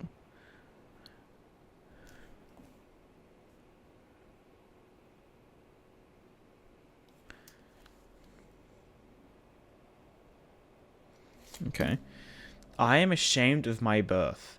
Our entire company was wiped out here. Only Private E. Smirnova escaped the gorge at the cost of Furia A. Volkov's life to send the design bureau a distress call from dead men and women. If you find this piece of paper, please hand it to my superiors. Inform them that Private Smirnovna was no deserter, nor was she complicit in the calamity that befell us here. Karnatsky and Preobrazhensky, it was their dastardly experiments that birthed the catastrophe here. They are dead. May Her Majesty curse their deaths. May they never rest in the pure snowfields. I don't know what blasphemy they committed, nor do I wish to. That color devoured everything. There's nothing left. Nothing. I'm assuming one of them, maybe Karnatsky created one, and Preobrazhensky created the other, and then the clashing forces of the two just destroyed everything. There's nothing left. Nothing at all. They were inside those damned rocks at first. Those detestable rocks. Those detestable rocks that fell from the moon. So the moon fragments, yeah. So maybe... Huh. So maybe there was a moon... So there was the moon remnant. Maybe they took a part of it each. And they took the will out of those stones somehow and created those things. I'm just, again, spitballing. There's nothing left, nothing else. Those detestable rocks that fell from the moon. Karnatsky and Preobrazhensky awoke them each in turn. This is followed by a dozen or so counts of barely legible and base vulgarities. I don't know what they want. They are coming. Dearest Paraskevia, my Parashka, please forgive your big brother. Your Majesty, forgive me in all things. They are coming. Save me. They are coming. I don't want to die. Oh. Well.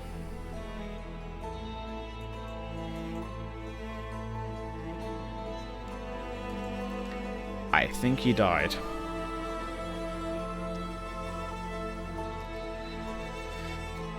I mean, what I'm getting from this is the red and blue orbs.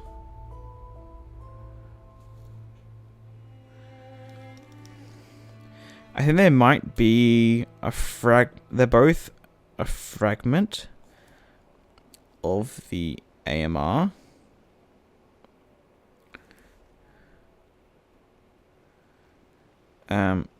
Took the will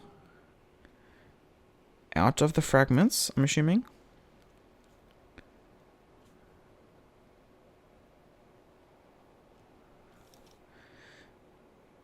They collided, everyone died.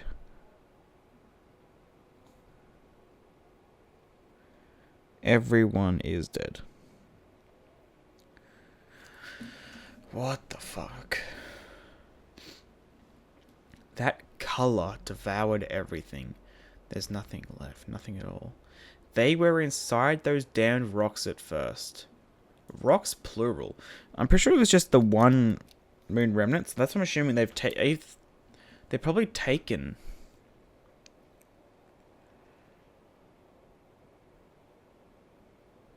They were probably experimenting. They were probably taking bits off the moon remnant. And they were experimenting on each chunk. They're probably then taken a chunk each. Probably against orders. And they've experimented on those. They've created these... They've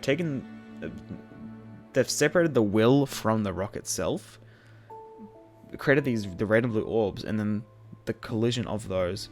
It's probably like... They've extracted the will.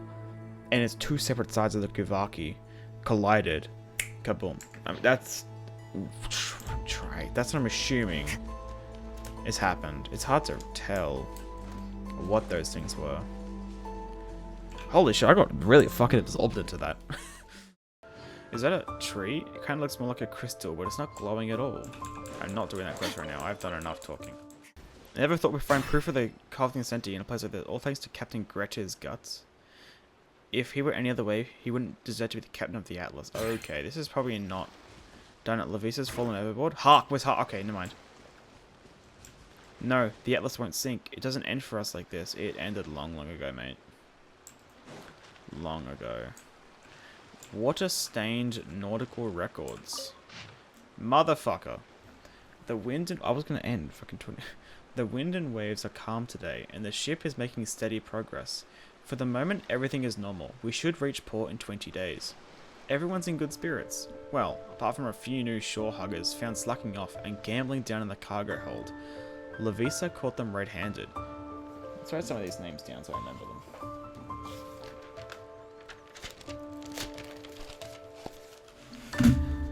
So, Atlas Quest. So there's Hark, Levisa.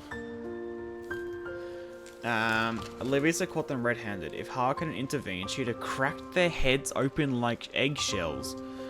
Hopefully they'll learn a lesson for it. The shield of a shield maiden.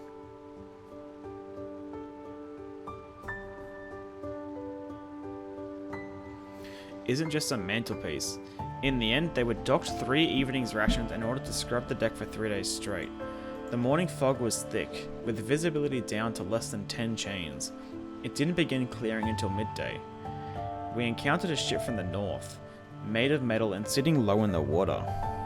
She looked like a big un. Greta decided to draw us near and say hello. After negotiations, both sides came to a satisfactory agreement. While we were there, something unexpected happened. Levisa was visiting their captain when she smashed a hole in the deck and uncovered a hidden compartment. Inside was the legendary proof of the cognoscenti. Though I've not the foggiest how a feather is supposed to lead us down some great treasure. Is it a plume? Like an artifact? We've almost arrived at those notorious waters. There's something not quite right about these winds. North wind? And the waves grow ever more turbulent. Everyone on the deck needs to stay alert. We've given wine and bread to the sea, but Greta's still worried. So he made an offering of Mora, and even some iron coins. Though where they came from is beyond me. Hopefully it's enough to guarantee safe passage. Probably led astray by the wind and waves. There appear to be no few ships that don't belong here following this treacherous route. We discovered a long plume iris on the stern deck, dead. This isn't. What? The hell?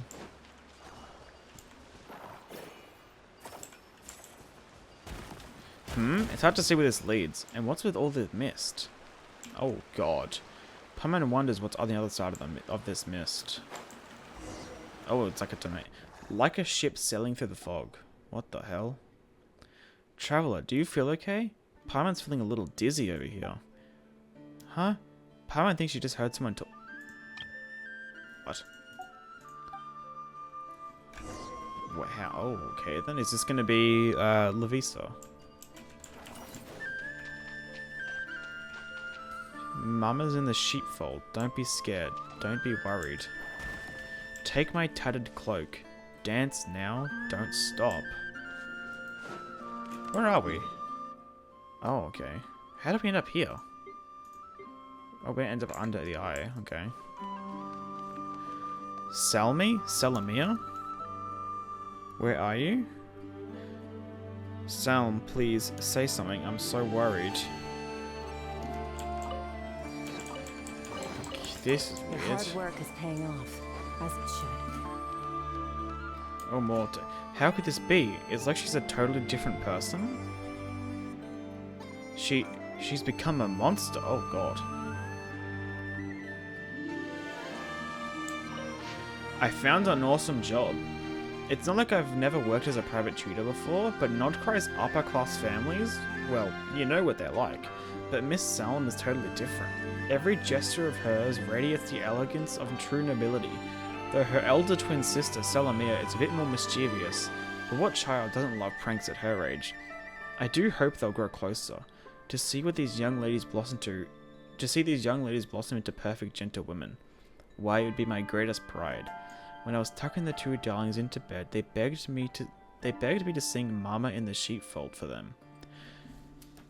Might as well take that. Hey, Mama in the Sheepfold? It's not my favourite lullaby by a long shot, what with its most quaint lyrics, but since the girls like it, I guess all's well. Thankfully, my fever had abated by this morning. Otherwise, I might have missed boarding the Fosgren? And then what would I do? How could my two little sweeties go travelling alone without their tutor's supervision?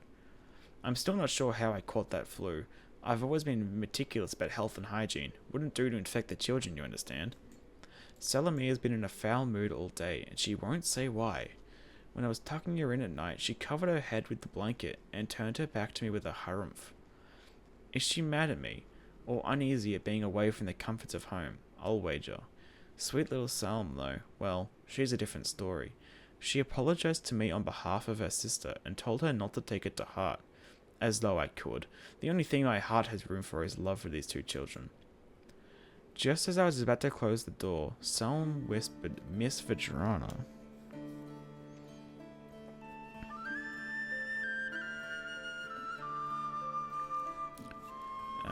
Miss Vadrana, can you promise me something? Naturally, I accepted. For these two children who had left their home and their father to travel by themselves, I would promise them anything. Please go back to your cabin now and promise me you won't set foot outside your room until the sun is up. That sounds suspicious. I hurriedly closed the door. I was so overcome with emotion that I nearly wept. Salm was worried about my health. I don't think so. As soon as I finish writing in my diary, I'm going to do exactly as she says and sleep until sunrise. That sounds suspicious. She wants her to stay in her room. And then, what did she say before? Something about a monster? One of them being a monster? What? Good heavens, a terrifying thing happened today. A passenger was attacked after dinner and no one knows if they're alive or dead. I took the children straight back to their rooms and put them to bed. Once they are asleep, wow, what if one of them's a wild type manifestation?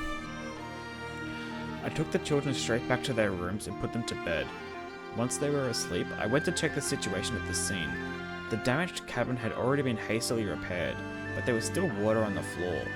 Something, who knows what, had smashed through the hull and snatched the passenger away like a fucking kraken. A gargantuan deep sea beast which could carry an island, or pull an island, maybe, like Helka said. At around midnight, the captain held a meeting in the dining room to explain the situation. There was nothing we could do for the missing passenger, so, for the sake of everyone else's safety, the Fosgren would leave these waters as soon as possible. I went back to check on the children. Their cabin sits towards the center of the ship, so as long as they didn't leave, they would be safe from whatever lurked outside. Perhaps due to worry, I hardly slept a wink. I got up to check on the children, only to discover they weren't in bed. My heart seemed to stop for a moment. I ran up to the deck to find the chief mate and had him inform the captain. He gave me a very peculiar look, as though he thought I were insane. Not that I cared about how he viewed me. All I could think of was the children's safety. Was there ever any children? Maybe? After about 10 minutes, the captain arrived. His tone was reassuring as he told me he was organizing a search. He assured me the children must have gotten curious and decided to explore the ship. He said there were only so many places they could be. It wouldn't take that long to locate them. He completely ignored whatever beast it was that had taken that passenger and was probably still nearby. It appeared the children's safety was in my hands. I scoured every corner of the ship until I finally found Salome beside a cargo crate in the hold. Thank the stars. She seemed surprised to see me. I rushed forward and embraced her. Poor Salome was wearing nothing but a thin sleeping gown. Her hands were freezing. I took off my coat and wrapped it tightly around her. I rubbed my hands together and cupped her shivering cheeks, asking if she knew where her younger sister was. She looked with me in an expression I can barely describe, but didn't say a word. What? After a long while, she raised her hand and pointed at the cargo behind me. It was locked from the outside. When I opened the crate, I swear my heart skipped a beat. There, Salm was curled up on the floor. She must have been weak from being stuck in the airtight crate for so long. I stretched out a shaking hand and held it to her face. She was still breathing. If we'd gotten here any later, I don't even want to think about what might have happened. After taking Salm to the ship doctors for treatment, I spent forever putting Salm back to bed. The sky was already beginning to brighten, but I didn't feel tired at all. My mind was racing, trying to think of what had happened. Who had locked her in that crate? What had the children done to warrant this sort of treatment? What the fuck is happening?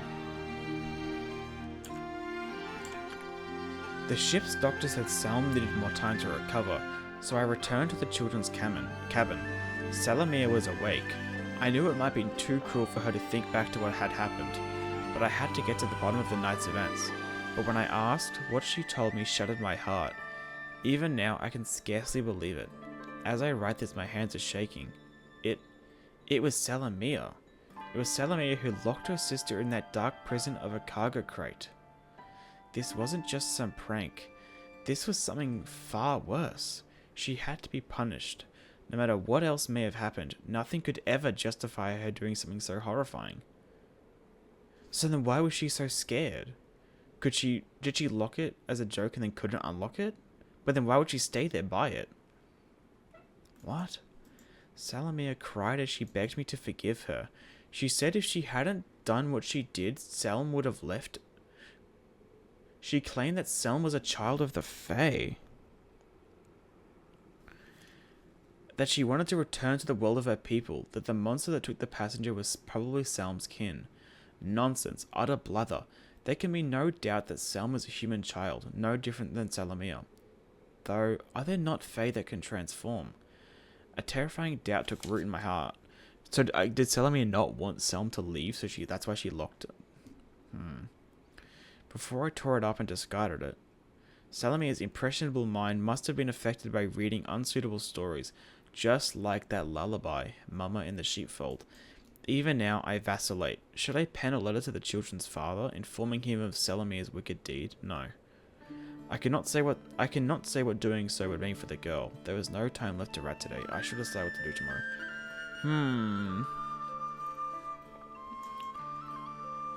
I'm assuming she's done it because she doesn't want Selm to leave. I'm assuming that has to be why, right? She doesn't want to be left alone, so she locked her in the crate. Oh god. Oh. I mean, what do you do there? She locked her in the crate and almost killed her, but if she let her go, then she leaves and probably never sees her again. Hold that pose. So what do you do?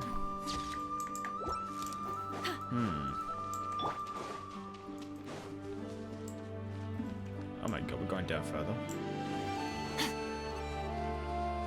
Oh. What?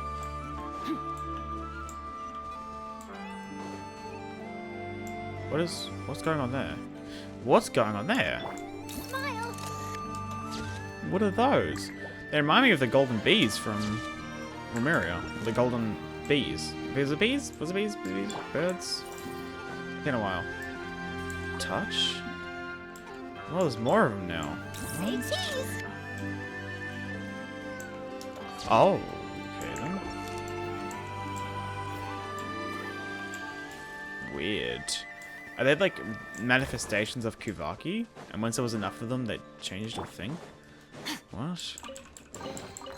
Your hard work is paying off, as it should. What is this? This area is weird. Whisper beneath the waves. The fuck? I'm so lost, man. Oh, I see.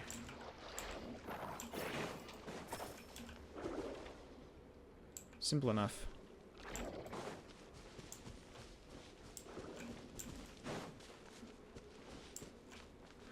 Bro, this place is gorgeous though. It's so pretty. So many like little glowing lights and shit. It's gorgeous. Ooh, this looks all right.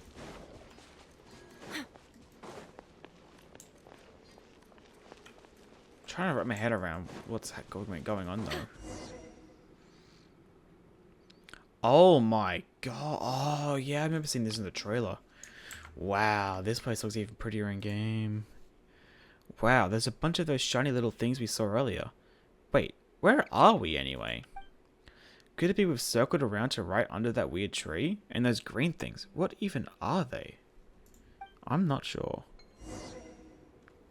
Find a way to collect Kuvaki dewdrops and throw them into this central energy. Okay. What the hell?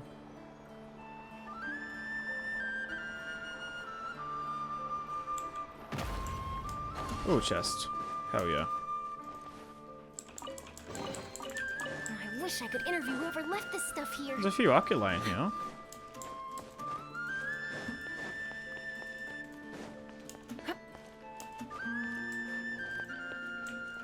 Oh, there's the things. Okay. One of the purple. Yeah, like these turn into like a Kuvaki thing in the end. These little purple wisps, I guess you could call them. Oh, chest down there.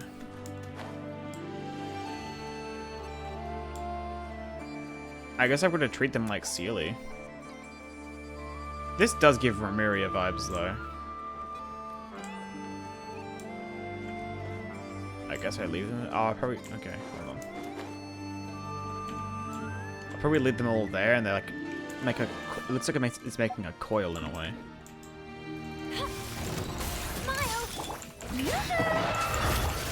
Uh oh. Oh. I'm cold. Oh my god, that's a. Oh, that's a horribly sad voice line. Oh god. It's fucking from an FS teaser. Oh man. That's cruel. That's so cruel. Your hard work is paying off, as it should.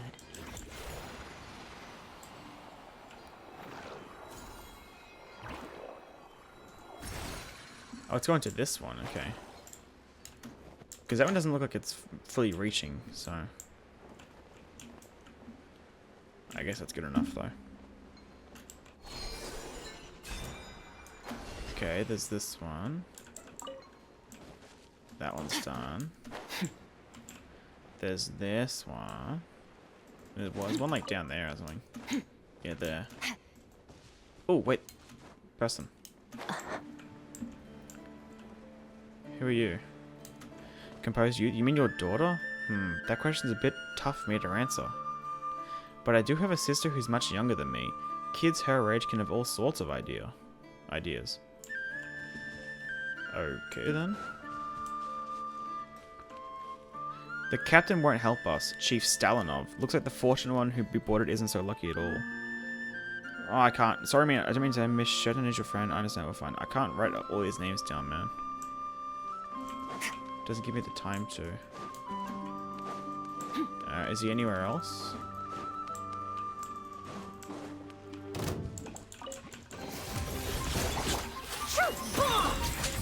I don't see him anywhere.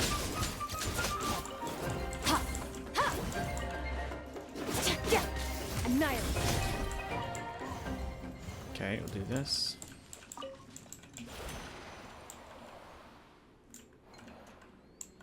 Oh, what the hell?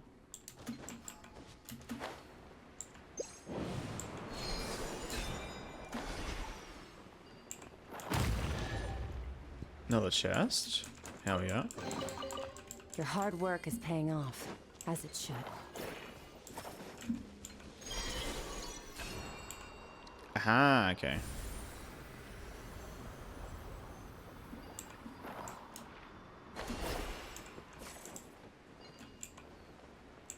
Okay. And then that one is the last one. There we go. Oh, a big one. Is he gonna like repair it or?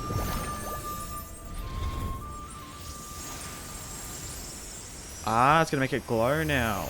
Great. Oh, wow, that's gorgeous. Primordial sea colors. Look at that. Oh my god, what the hell? Oh, a chest. Cool. I also never spoke to that guy, and I'm pretty sure he's how you meant to start the quest. They also come out. Travel. It's hard to say. Yeah, I'm pretty sure you meant to start the quest with that guy, and I just never spoke to him. Whoops. Any more ghosts around here? I don't think so. I don't see any. So what's with the whole, what's the whole story then? Water stained investigation notes. Victims MZ Plakan. I can't read it. No point or any of these notes. IK Dimitri. Hold on. What was the name from yesterday? No, it was P. No, it was Dimitri's like the first name. MZ Plakhanov, loan shark, died a violent death with multiple stab wounds. VT Yakub, head of the Black Spruce Trading Company, died in a freak accident buried by an avalanche. Suspects: IK Dimitri, former rail worker, lost everything due to Plakhanov's exploitation. OV Kozlov, second in command at the trading company, has had recent disagreements with Yakub. The two suspects with the most compelling murders both had airtight alibis, styming the investigation.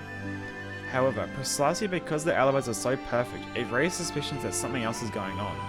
Two apparently unrelated cases, but with motives linked to the suspect in the other case. This can't be a coincidence. Dimitri and Kozlov came from vastly different backgrounds. Their lives and social circles have no overlap. There was no clear thread to connect them. However, upon investigating Dimitri's associates, I discovered that when he was working at as a locomotive engineer, Kozlov also served as an ordinary crew member on the same line. Clearly, Kozlov was not proud of his job, and he concealed the part of his past when he joined the Black Spruce Trading Company. The two were reunited by chance during a train breakdown and, due to one's past grievances and the other's desire for power, agreed to work together. Dimitri used his inside knowledge to manufacture a natural avalanche, staging it as a tragic accident, while Kozlov used his own tried-and-tested methods to lure Plekhanov to an abandoned warehouse and kill him. Fools always believe they can cheat fate. There's no such thing as the perfect crime. There are only imperfections that are yet to be uncovered. What does this have anything to do with what? This is a whole separate thing. I don't think any of the names are even familiar, are they? No, none of the names even match up. Chief Stalinov and Miss Sheternin were scheduled to meet on the deck. The agreed upon time arrived. Miss Shesternin was nowhere to be seen.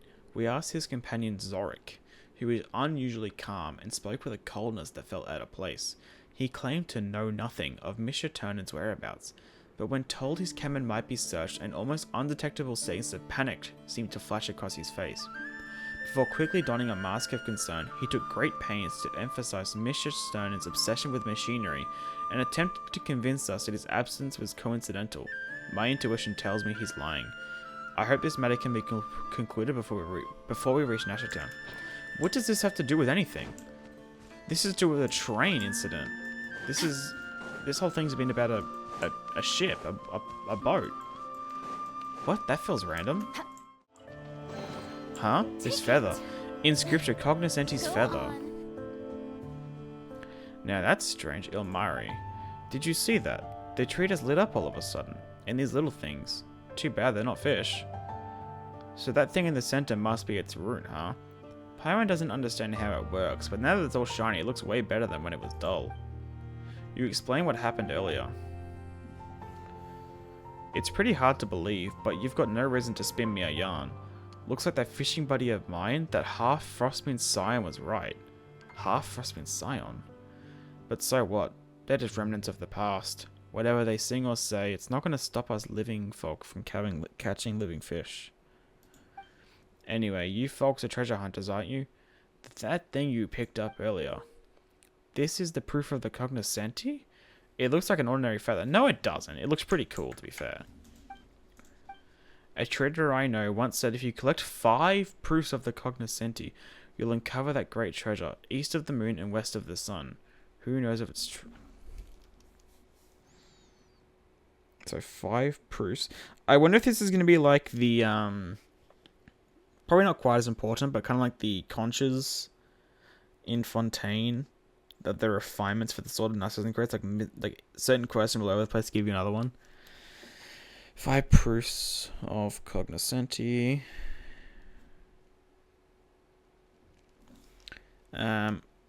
Great treasure. East of the moon.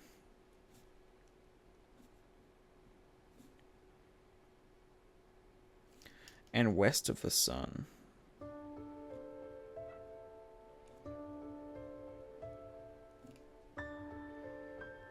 Who knows if it's true? Still, a lot of treasure hunters seems to believe the stories. They're all rushing after it like crazy. I wonder if there'd be like 5, like 1 for each artifact piece. A flower, a plume, a goblet, a sands, a circlet. Well, it's treasure after all. If you ask Paimon, she's kinda curious too. If I were 20 years younger, nah, even then I'd still be out here fishing. That said, another day, another empty bucket. Interesting. Fiddler's Green. Inscriptia cognoscentia's feather. So that does make it sound like it's 1 per piece. Another day, another empty bucket. What are you doing here? Fishing. Though so far, I've only caught things that aren't fish. If it were knickknacks from shipwrecks, that'd be fine, because traveling merchants would buy those. I once pulled up a boot with half a... Forget it. Talking about stuff like that will scare the fish off. Also, I still don't know what Hark is. I thought that was going to lead me to the bounty. Is there anything of note nearby? Treasure hunting again, huh? That great treasure that they say lies east of the moon and west of the sun. Doesn't take much to know this isn't the place to find it. There have been a good few shipwrecks in these waters. There may well be treasure beneath the waves. Not that you find it easy to get at. I heard talk at the tavern too, from sailors who escaped their sinking ship. Said it happened on a moonless night, yet something was glowing among the towering waves.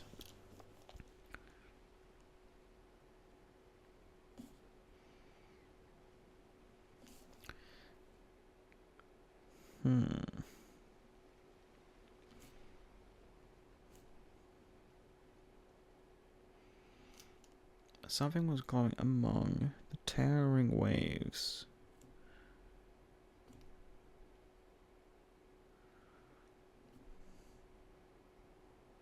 Interesting. They swore it was a one-eyed Kratti? Okay. Ah. Finally got my answer. One-eyed Kratti. A monster that could swallow the moon?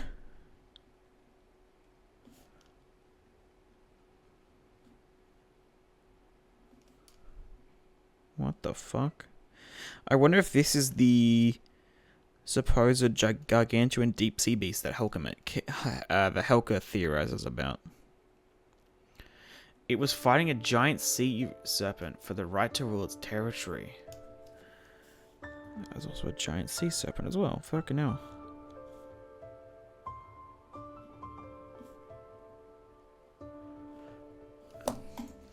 For a long time after that, this whole stretch of ocean stayed as dark as ink. So it seems that the Kratti is a kraken. No ships dared pass through. They all feared the lost souls beneath the waves would drag them down. Whether those souls still linger on, who knows for sure. Either way, I can't see them. Interesting. About that tree. It's cursed. There used to be a whirlpool here. The sailors called it the Eye of Kratti. Then one day, this tree just started glowing right out of it. And that wasn't the only strange thing that happened around that time. Tracing it back, it all started with those rocks falling from the sky. Who knows? Maybe this tree's from the same place. Ah.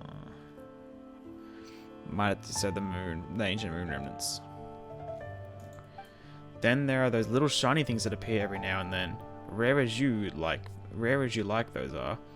I figured there might be new kinds of fish too. That's why I came out here to try my luck.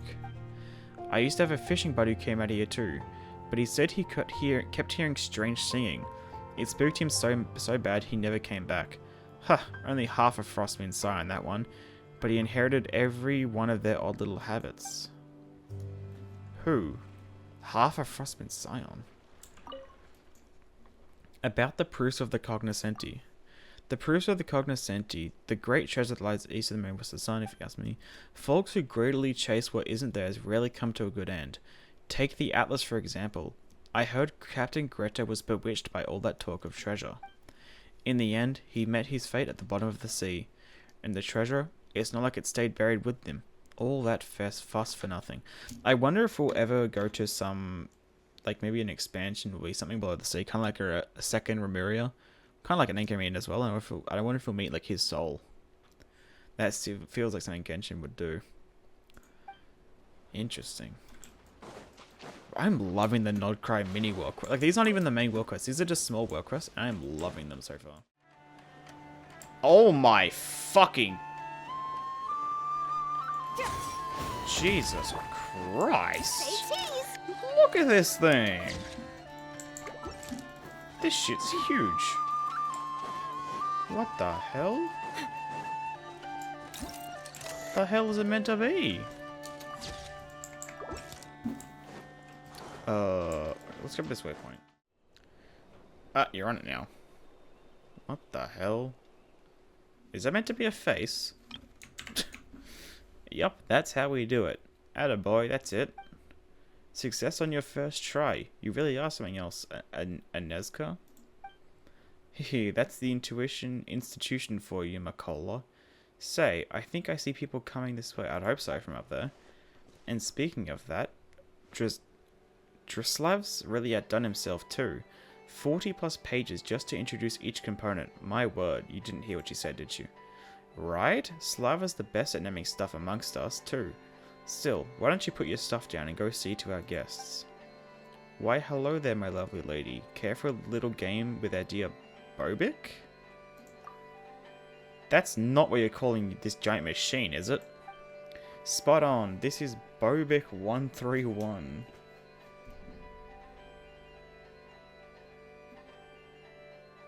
Is there a Bobik 130? Civilian all-terrain transportation device, and our buddy Drislav's pride and joy. It's just that reading the instructions he left behind gives me a headache. From the knowledge boost, I mean. Trust me, I'll have a brain as good as any scientist in no time. Then we'll have Makola's skills, Slava's brains, and my intuition. We'll never have to worry about commission bounties ever again. Isn't that right, Bobik? Bobik makes a beep, clank, boom noise. Okay then. Yikes. Careful, traveler, we'll get squished. Oh, don't worry. Bobik's a good kid. It's a machine. He won't hurt you. Don't worry, might be a big ask. But operating giant robots is so much fun. Sure, Bobik does have a shocking appearance, but he's awesome once you get the hang of the controls. Wait, so you mean it's fun? Paimon might want to give it a go too. What do you think, traveler? It should be safer if I handle this, I think. Nice, that's +2 playmates for Bobik. But before that, I have a very important question to ask you. When operating such large machines, are you the type to rigorously dig through the instruction manual, or you immediately turn the machine on and use the intuition within your soul to fill it out? I'm on Team Paimon. And what team is that supposed to be? Ugh, you make Paimon's head hurt. And what was that we were saying about headaches being a sign that you're getting smarter? Nope, not getting that either.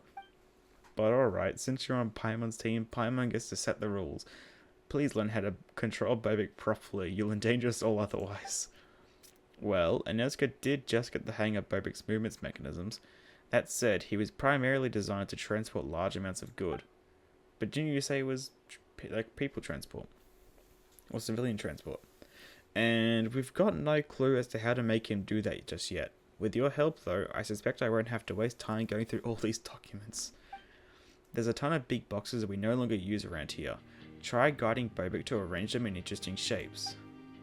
Yup, go on, feel Bobik in your bones with your soul. I know you can. Okay then, this is bizarre. Operate Bobik. Bobik the super strong. Bobik can generate powerful blue unipolar fields to easily move or rotate containers that have red unipolar fields. Unipolar fields of the same color repel each other. If same colored unipolar fields are placed in opposition, containers will be stacked in an unusual manner. Inesco has provided some blueprints. Why not try stacking the containers in accordance with her instructions?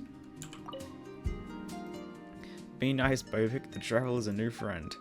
What she said. Be polite, would you? Okay, how do I get on him? Do I go to... Oh, I just physically climb it. That does not feel like you should be able to climb that.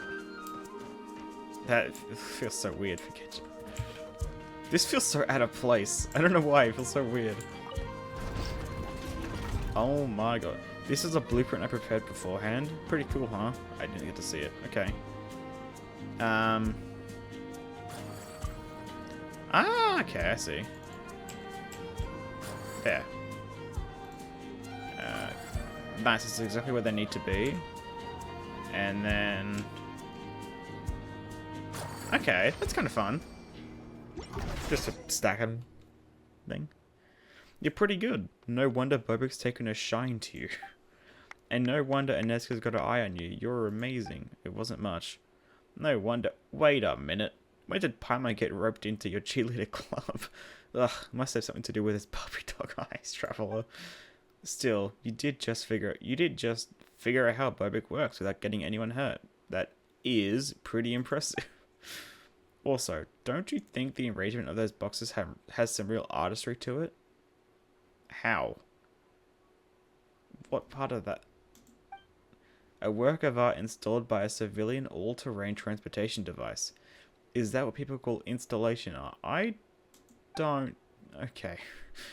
Wait, is that what that means? I never really got it before, but now that you've explained it this way, I totally do. That's not what the term means. Yup, and you can say we're subject matter experts on that. Being part of... Oh my god. What is this? The Alliance of Artists to overthrow the evil organization and protect the future of Fontaine and all. So the AAOEOPF... I'm running that down. What's going to be the acronym? AAOEOPFF.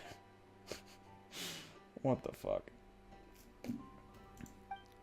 Wow, that's an awesome name, alright. So artists join the battle against evil organizations too. Oh, how I'd love to join up, but I haven't created any art yet. Guess I'll just have to start today. A scientist mind with an artist's taste. There could be no better candidate, don't you think so, Ineska? You bet I do. Well then, please help us turn the rest of the boxes into lovely works of art. Oh, so there are other boxes. These two might be a safety hazard if left alone to handle all of them themselves. Well then, time to enjoy installing some art. Woohoo! I'll pitch in too. You two go ahead first then. Ineska, Bobik, and I will be right behind you. Sounds good to me.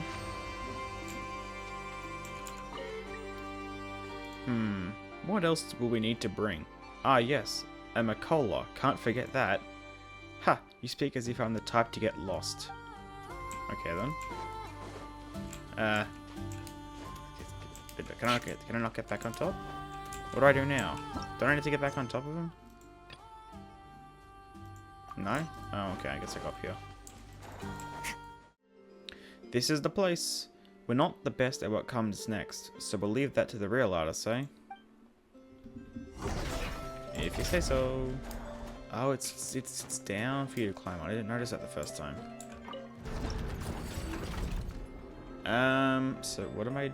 Okay, I see. So we want to flip this. That's the point. That's what it wants. What? There we go. I feel like there's gotta be a better way of doing that, but sure. Wow, it's beautiful. Is it really? Bobik seems to love it too. Sure. For fuck's sake. Let me see. Where should we go next? So that's where you were, huh? Real runaround you gave us there. The device in your possession is now property of the Fatui Task Force, so hand it over and then scram. What follows is none of your business, cunt. Sorry, who are these people? Acquaintances of yours? I thought you knew them.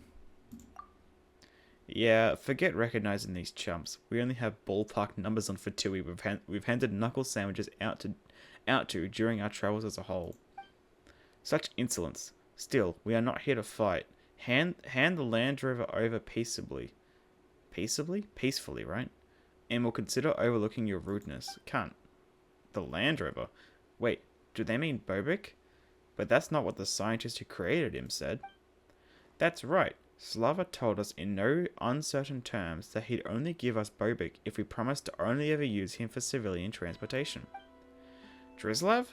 We hired Drislav. Everything he created, we own. Even the names of said creations. He has no right to transfer ownership of anything involved. Well, tough shit, mate. Just hand the Land Rover over. We can even overlook Drizlav's theft of key assets and his absconding with them.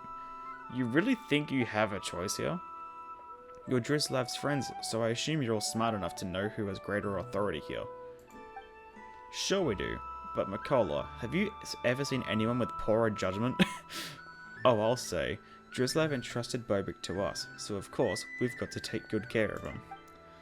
These two are a little stupid, but you can't help but love them for it. They're a bit ahead. Also, Bobik is just the cutest. You know, like a little pup. It's a fucking massive 20-foot tall mech. What do you mean?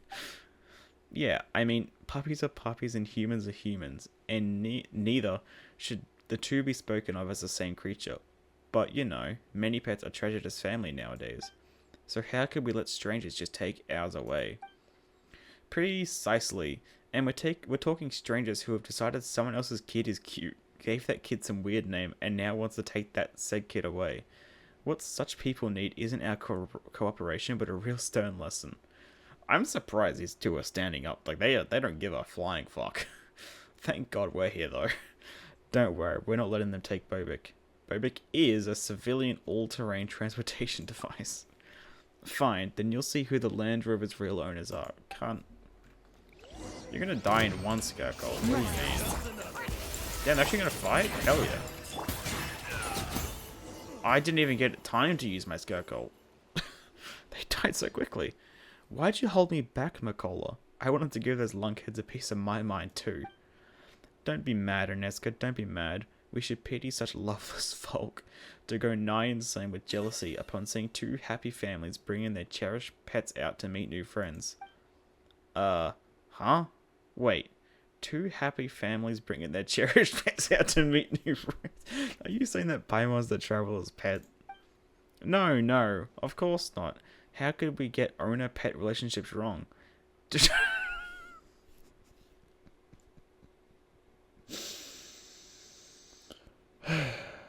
The traveler is very obviously your pet, right, Paimon? Well, it's not that. Wait, how did you come to such a wild conclusion? Perfect features, lovely gilded fur, a unique name, and let's not forget the ability to get along great with Bobik upon your first meeting. I mean, if that isn't... You two, Traveler's Paimon's guide and companion for goodness sake. We're not owner and pet, definitely not. Ah, I see. Companions, you say? Yes, that does have a nicer ring to it. Don't you think so, Erneska? Aye, so it does. That's settled then. From now on, Bobik's our companion as well. Good shit. And now that we've chased those brutes off, shall we continue making art as per our original plans? I'm sure that would make Bobik happy too. I did notice earlier that Bobik's got real artistic talent. Why, he was practically trembling with excitement while moving the boxes around. I mean, it's trembling right now, so I mean... I don't know if that's... Won't you come with us, Miss Guide, Traveler? I mean, we've teamed up to beat up some baddies already, haven't we? Of course, beating baddies is the best, let me tell you. Still, the Vitui aren't just gonna let this slide. You know that too, right? And things would get ugly if Bobik falls into their hands. Bobik seemed kinda spooked just now as well. Mikola and I need to check he's alright. I mean, he's still trembling. Oh, okay, free oculi. Well, not free, but... I mean, now I know there is one there. I would have never known, Jesus. There are still 3 box sites left. Do lead the way to them, Miss Guide. We'll meet up with you there. I never would have known that was there. And unless once you do the relay machines, there's like a thing which pops up. Bro, look at it! It's fucking... Like, how high is that? Don't be scared, Bobik. We'll protect you. Let me have a look at your front paws. Yup, everything seems... I would not call that a paw. It's literally bigger than, like, a person. After waiting for a while, you hear Bobik's footsteps heading your way. Oh my god. Oh, Bobik's got more boxes to play with. This is gonna be awesome. What a fortunate child. These two are so dumb, I love them. What the hell? What are they doing? Celestia. Oh. Imagine just pulling Celestia from this fucking far. What am I wanting?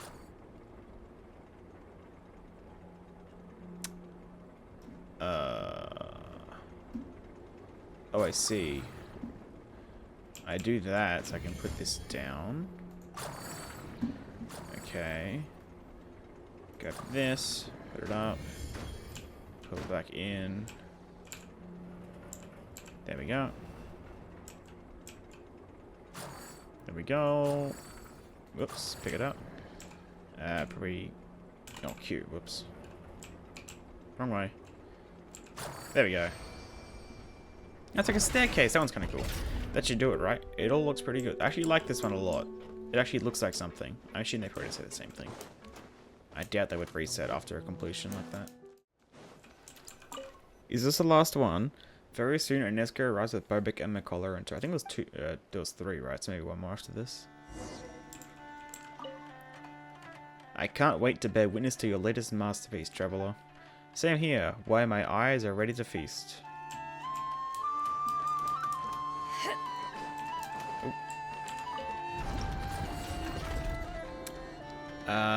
There's something off with these boxes. I remember there was supposed to be a robot in the area. A robot?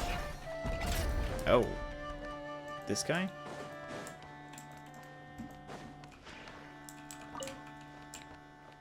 Come with me, buddy.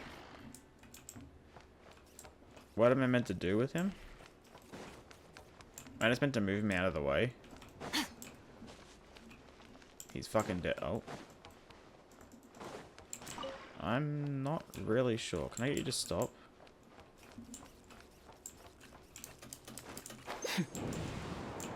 Wait, okay, hold on. Let me read that text again if it shows up.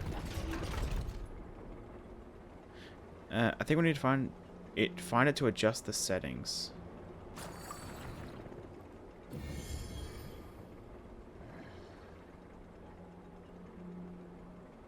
Will we though?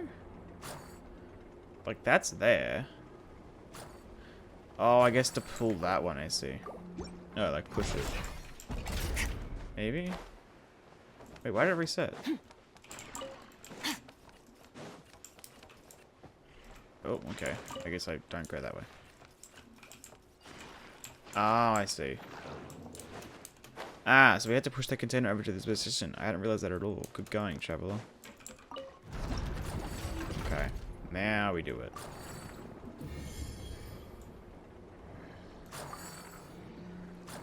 And then this onto here. Nice. Haha, another masterpiece completed. Okay, this... what are the Fatui doing here? Oh, darn it, they'll see us? So? Who gives a fuck if they see us? Look how quickly they die. I get a chest for that as well? Damn. Don't mind if I do. Your hard work is paying. Oops. Before long, Unesco and company arrive as agreed. Here we are. Bobik's getting antsy. Guess what happens when inspiration... Guess that's what happens when inspiration strikes. Would you like to rest for a while? You never know. Maybe a walk's just the thing that'll net you some inspiration. We'll wait here for you. I'm fine. We're completely chilling. Actually, there'll be some. Oh yeah. Probably need to push that across.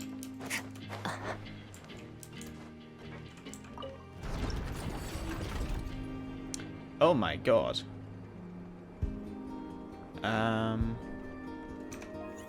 Be hard to see, is it? I feel there should be a box there, shouldn't there?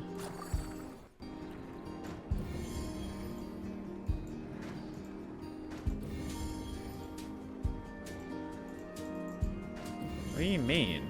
That should be fine, right? Oh no, wait, no, that's a different box. Wait, what? Ah, that one, okay.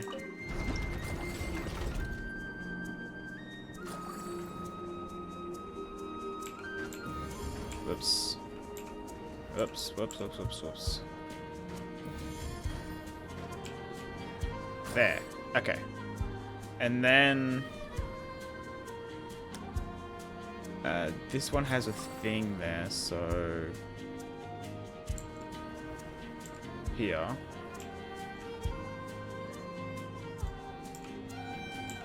Whoops. There. And then this one here. There we go. Gee, okay, that was a bit more confusing. There we go. That's our installation art complete then. Not that I really understand it, of course, but it sure is pretty.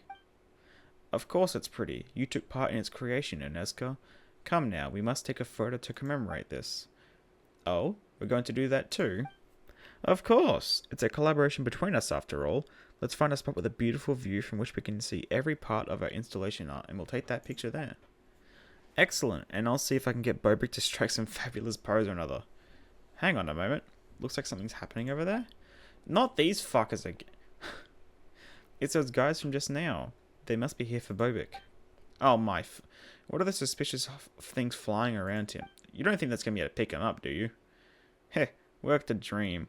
Quickly, take the Land Rover back to our garrison and hand it over to Lady Aloshka. Lady Aloshka? As for you meddling fools... But, Bobik, why are you going with those villains? Didn't we just become companions? It doesn't have a choice in the matter. They must have pulled some kind of dirty trick. Yeah, they used Kavaki. We've got to catch up with them and get Bobik back. Ugh, out of the way, you pest. Come on, they don't stand a chance. Adaptive frosting! Look at them, they die so quickly. Uh-oh. I don't like how this looks like an arena. Don't make me fight Bobik. Please, no. Actually, let's get a good photo. There we go. That's a nice shot. It's Bobik. They're just up. They didn't go very far. This is your final warning. Your little pet has now become a fearsome beast under Fatui command. Take another step and it'll tear you to shreds. Bitch, try me. What have you done to Bobik? Can't you hear? He's in so much pain. How can you tell that? Let him go. You hear that, Land Rover? You're being let off the leash. Uh-oh. Don't make me... Oh, no. Oh, motherfucker. Please don't. Please. Uh-oh. After dodging the attack, you find that the Fatui have retreated into the lab. Fucking bitches. In there? Oh. Okay. Ineska, are you right? And what about you? I'm fine. I'm fine. What we need to do is catch up with them. We can't let them into Slava's lab. Oh. Oh, fuck. There's a force field. Ugh. Ugh. We were so close, but no dice. This is bad. We're treasure hunters, not phantom thieves of any stripe. Getting doors open isn't our strong suit. Well, it's ours. And knowing the kind of cautious fellow Drislav it was, the gate to the lab in which Bobik was produced and maintained is almost surely locked using some high-tech means. A frontal breach might be untenable. Did he leave you two any keys? Huh? Right. He was your friend, and he did leave you Bobik, so he trusts you for sure. You should probably have the lab key, right? I'm afraid not. We're good friends, insofar as downing 8 mugs of alcohol. You stole it. 8 mugs of alcohol together at the flagship might form such bonds. That's on you, Makola. If we'd only grabbed one more drink, we would have become true friends for sure. Is that how good friends are made? In that case, we must be best buddies already. What with all the Fatui we've downed? Haha, well said indeed. I knew you'd charge in alongside us to wrest Bobik from their grubby paws. But we haven't figured out how we're rushing in yet, have we? The lab's got to have ventilation ducts. That's a good point. It's a place where manufacturing and repairs are done. The people inside would choke to death if there were no vents. So let's head up above this cave and check, shall we? Bro, this update is literally just Among Us in every fucking way. The fucking Among Us collaboration being calibration being on the update day as well, it's perfect. Speaking of that, there was a huge racket coming from that area not too long ago. Now that I think about it, was that them trying to break into the lab? Up top! The thing I was trying to figure out earlier. I'll bet that was the case. No wonder Slava told us he'd run into some trouble and had to skip town for a bit. Let's go check it out then. Yeah, okay, I was trying to figure that out earlier. Okay, no, it is, okay. Looks like there's a huge box blocking the entrance to the cavern. That wasn't there before. Looks like we're right above the lab. We just need to remove this box and we'll be in. Oh, if only you were with us right now, Bobik. Trust us, we got this. We don't need Bobik for this. A box this size cannot be man-portable. Perhaps they flung it in place using a crane. That means we could remove it the exact same way, right? Let's go see if we can find... Can't. There's a crane right there. You don't need to find it. Look at it. I'm worried about Bobik. He'll be fine. We've got the Traveler with us. His rescue is all but guaranteed. Of course. Have some faith, would you? Oh, I need to cut these... I need to check for more wood types. Okay, that's just elder wood again. Oh my... How? It's those bad guys. We have to take them out before they can contact me in the lab. How many Fatui enemies are there? Jesus. Not that it matters. A treasure buried in time.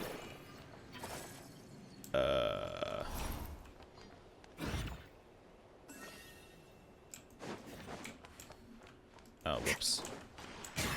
We do this, pushing that pushes that across. Pushes that across, pushes that across.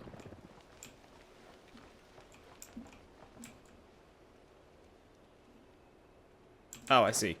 And then I take that from that and put it in that one, so then it pushes it along. I see. Yep, simple. Okay. Aha! There's an opening. It looks like a ventilation. Okay. Good shit. Come on, let's get in there. We've got to save Bobik. I don't think he really needs saving. Let's be real. He'll be fine on his own. We'll go down there and everything will be dealt with somehow. Because he was trying to wrestle control from them. Let's have some... Oh, is this going to come out other end? Oh, it's a bit off actually. Not quite. Oh my... What the... What's going on here?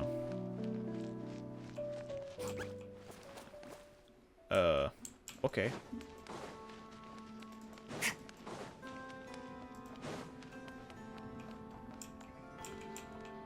Oh no. The lab's down there, and those bad guys who kidnapped Bobik too. Oh my...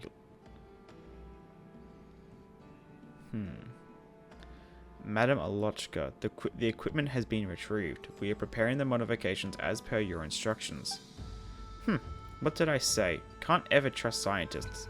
The second they think they've grasped some truth, they believe themselves above the law, above order, free to do as they please. Bro, this is such a fucking cool enemy. Turning such a powerful weapon, capable of rewriting the script of a battle, into a civilian transportation vehicle. Is this some kind of joke? About principles and the need to stick to them? Or are they running from the power they might wield? There's a... actually, no, it looked like more than there was, actually. There's like 6 people in here. Or 5 people, 1 mech. It's a pity the world doesn't turn on wishful thinking. Power must be used wisely, not frittered away on meaningless posturing. Don't worry, Land Rover. You will soon have the power that should always have been yours to command. Ugh, looks like they're about to do something to poor Bobik. How dare they? We can rush in now, right? Right? Let's get Bobik back. That's right. We've got to teach them a lesson they won't soon forget. Hell yeah. You guys can just stick here, I'll be fine. Ah, come on, let's get in there. I can't wait a moment longer. Anezka, please don't be rash. We must act in concert with our bosom companions, or not at all. Why don't I get on Bobik? What if I do that instead?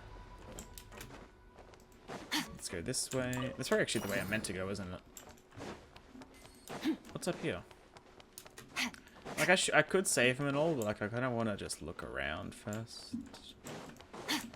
This place does look pretty cool. I like it.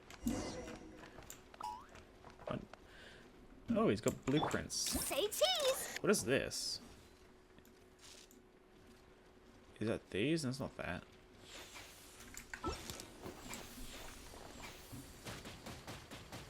Oh.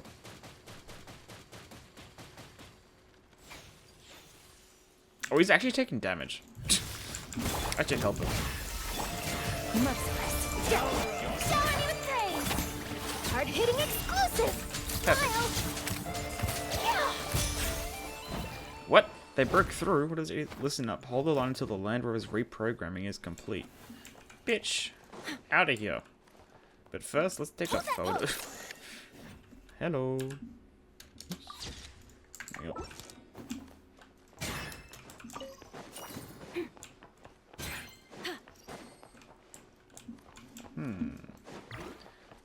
I could do that, but like, what's down here? Oh, okay, we'll do that afterwards, I think. Actually, fuck it, let's just go down there. Thunderblitz Guardia? Guardia? I don't know how to pronounce that. That just loops around. Is there a... No. What's all this? Combine?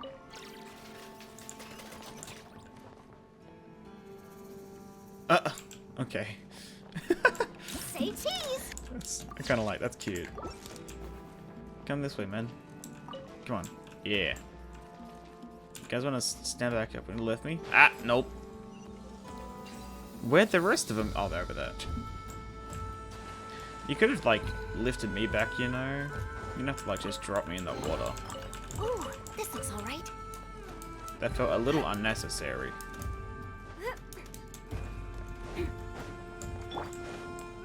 Ooh, chest. I would very easily would have missed that. Oh, he's been fighting this entire time. He's almost dead. Whoops. Hold that pose. Oh my god, look at the weapons! Dead. Makola, are you alright? He's fine. We're all good. We've taken care of the Fatui no sweat. He almost wasn't fine though. He was very much almost dead. Nice. And I found the control panel used to reprogram Bobik. I'll be honest, it seems pretty complicated. Don't use it yet, Inezka. Wait for us to... Oh no. Sorry, what did you say? Couldn't quite hear you. Like I said, the panel looks too complicated, so I just pressed some buttons based on my intuition. And guess what? That stopped the program rewrite. Okay, I was expecting her to like just drop it. Thank goodness. But, while the rewrite did stop, the panel's all frozen. Won't respond no matter what buttons I press. What do I do now? What?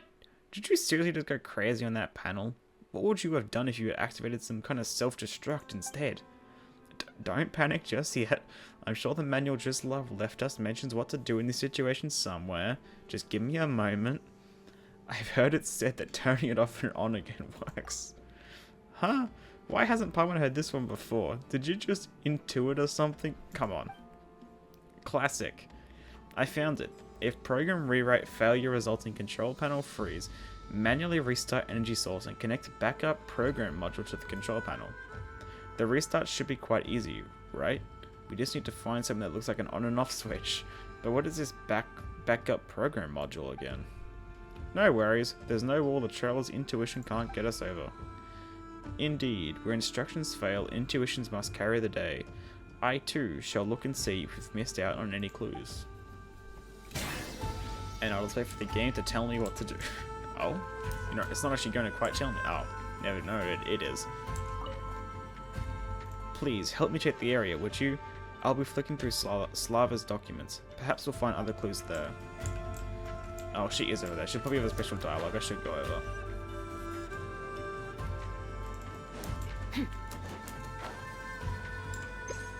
What do you say? Okay, never mind. Bro, fucking Nod-Krai's music, man.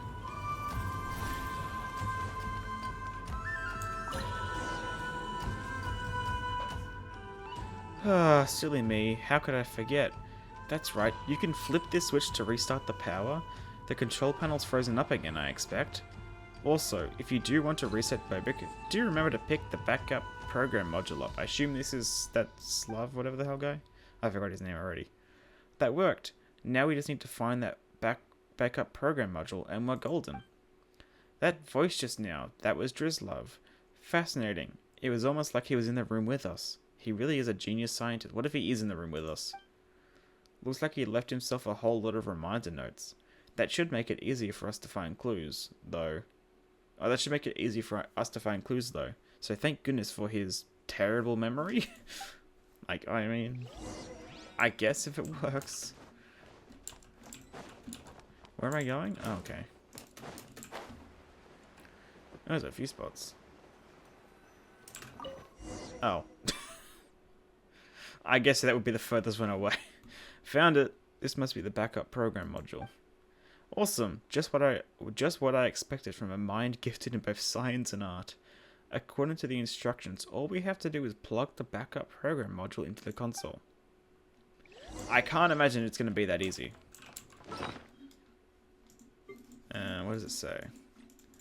A backup module left by Drizlov for Bobik's operating system. It can restore Bobik's underlying systems quickly and allow the user to manually add or modify system commands. If you say so. I don't think it'll work. Something else has got to go wrong yet still. You'll start like an alarm or something. It appears you have found the backup program module. In which case, let's get started. Let's hope the process goes smoothly. Or, well, that'll be a headache, won't it? Bobik, come back to us. Return to being the civilian all-terrain transportation device you were meant to be. Come back to us, Bobik. You're Drizlov's pride and joy after all. You're our good friend, Bobik. Please come back to us. A backup program module write successful. Don't forget, you can manually input other parameters here. Manually input? What does that mean? The instructions state that any manual parameter inputs will be inscribed on Bobik's underlying systems. That said, wouldn't setting him to default do just fine?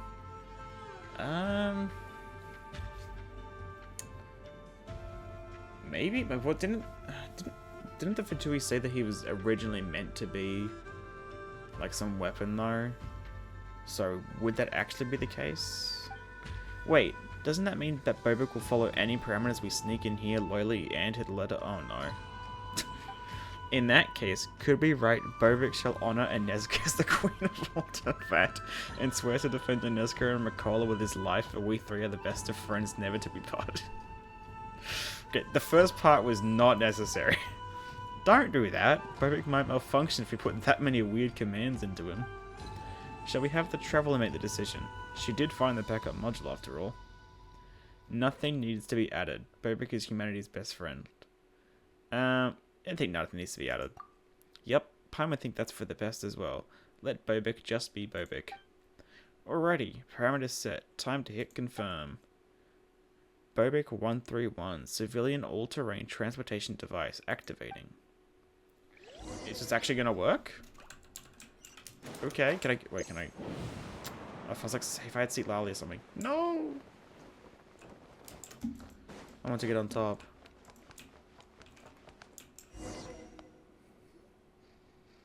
The door is still locked, and we haven't found the keys or anything like that.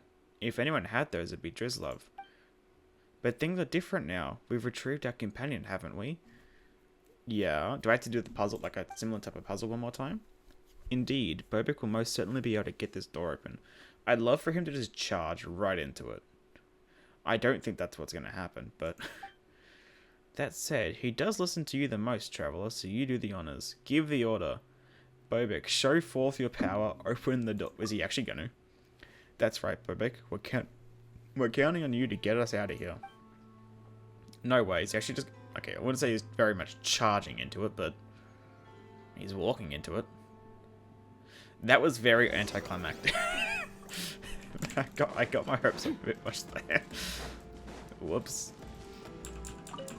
It was really looking like he was going to charge into it.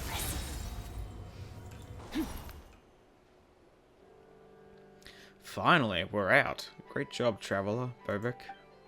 You did good too, Inezca. Really, you must teach me how to operate Bobik properly. Haven't you read Slava's instruction front to back already? Shouldn't you be teaching me instead? Ah, but with you and the Traveler as my tutors, I doubt I'll need those documents any longer. Well, as it happens, we've got a whole bunch of boxes right here. Why don't we test Bobik's recovery real quick? Okay, one last time, I guess. Oh no, he's just gonna do it for me. Hell yeah. It's the same animation as before, pretty much. What are you doing with that? What the fuck? What the fuck? Should have thrown it at Celestia. Wow. Bobik's strength really has grown massively. Palmer just heard the sound of a box falling into the sea. You're probably Fontaine Sea, or Mondstadt Sea, or the Spiral Abyss Sea, or the Dark Sea. Ooh, awesome. That's our Bobik, alright. Thank you so much for your help, Traveler Paimon. There's no way we could have saved Bobik on our own. But now he's all better, and stronger than before to boot. Next time trouble comes knocking, we'll be better prepared as well.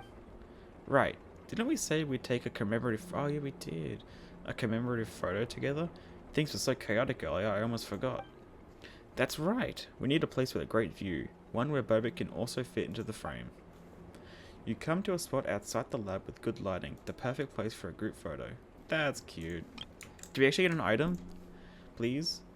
This place works, I'd say. So, are we ready? Let's take a picture in 3, 2, 1. Bobik K? Wasteland Engineering. Hell yeah. Hey, if it isn't Al and Bobik's lifelong friends. So, what are your plans? We'll remain here for a while yet. I mean, Drizlav's lab door has been breached, so we've got to remain in the vicinity to prevent those villains from finding their way in. Once we've fixed the door, or once Slava gets back, we'll most likely take a page out of your book and go traveling with Bobik. Cool. So, about Drizlav. It's definitely not how you pronounce it, but it's easier. I have no idea where he might be, but if you do meet him in your travels, do say hi to him on our behalf. I wonder if he's in the design bureau or if he'll be in a future patch. I'd love to stay up and drink all night at the flagship with him again. So, how's Bobik doing? Ooh, miss him already, do ya? Don't worry, just come over whenever you're free and you can play with him. Where is he? I don't see him. Maybe he's back in the lab. Hey, if it isn't our and Bobik's lifelong... Oh, it's the same one, okay. Oh, looks like there's a nasty fertility device inside the barrier. Good thing we didn't go far. Let's leave this to... Ah, okay, it's a post-quest thing. Get Bobik to activate. Yeah. What is this thing meant to be, though? Hold that pose. Fuck. The fertility device input this something. Off to the freezer. Strike a pose. Out of here. And now the Kuhenki's happy again. Yeah. Where are you gonna lead me to?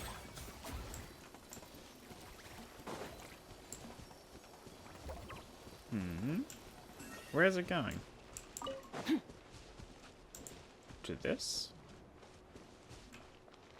Oh? Oh! Mysterious Vis and Viridescent Mossballs. By switching forms, Kuhenki can traverse the mysterious mist to arrive near the Viridescent Mossball. But be aware, even though Kuhenki in different forms are attracted to mists of different colours, when they encounter a mist which is the same colour as themselves, they will be repelled. All things come to an end, even time itself. Oh, wait. I fucked up. I don't know what I was thinking there. I think I just saw the red one, not this, and I was like, oh, switch. But no, that was not what I was meant to do.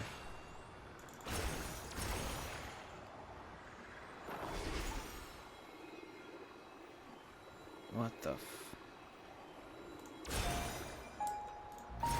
Oh, this is weird.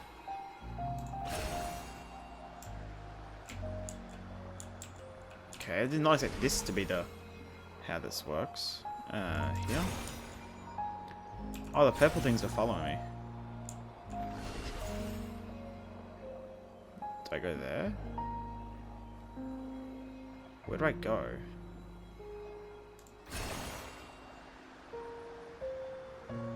I don't know if this is the right option. I guess it is. What is this one? This one looks different.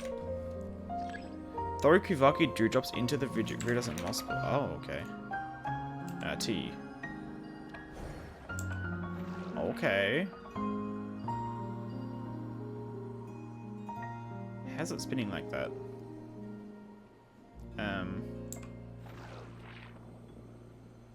Is there gonna be another thing? Okay. Oh, so it's just a one spot and it just spins fast. Okay. Yoink. What the? Oh. What is that? Uh-oh. What the f... Where the fuck am I? That looks sick as fuck, but this is also like the abyss. Oh, what is this track? Actually, I think I have heard this before. Look at that! You know, I have heard this one. I think it was in the other world quest I did, wasn't it? Which also took me to an abyssal place like this. What the hell? Like, that's 2 world quests which have taken me to this place. Yeah, what is this as well? It's kind of creepy. It is the same kind of color as the Primordial Sea as well. It's like a sludge. It's not quite the dark mud, but it gives us a similar vibe, and the Kuhenki doesn't like it. Is this like pure Kuvaki maybe? Like a no. Because this is in the abyss. Is this like a tainted Kuvaki? Like an abyssal tainted Kuvaki? Could that be it? There's plenty of it around. This place is so cool. Oh my god, look at that! Just there we go. Look at that, man. There's a Fatui machine in here? Why? How? Cutting edge all-purpose storm land cruiser. Adaptive frosting! Hold that pose! Shoot! Bomb! Into the void! Ow, my god. Oh? What's that Kuhenki doing? Merciless. Huh? Oh, use Kuvaki to interrupt the... I don't need to do that. I'll just fight him. Shower me with praise! Let my name echo a burst of flavor! I don't need that. I don't need the help.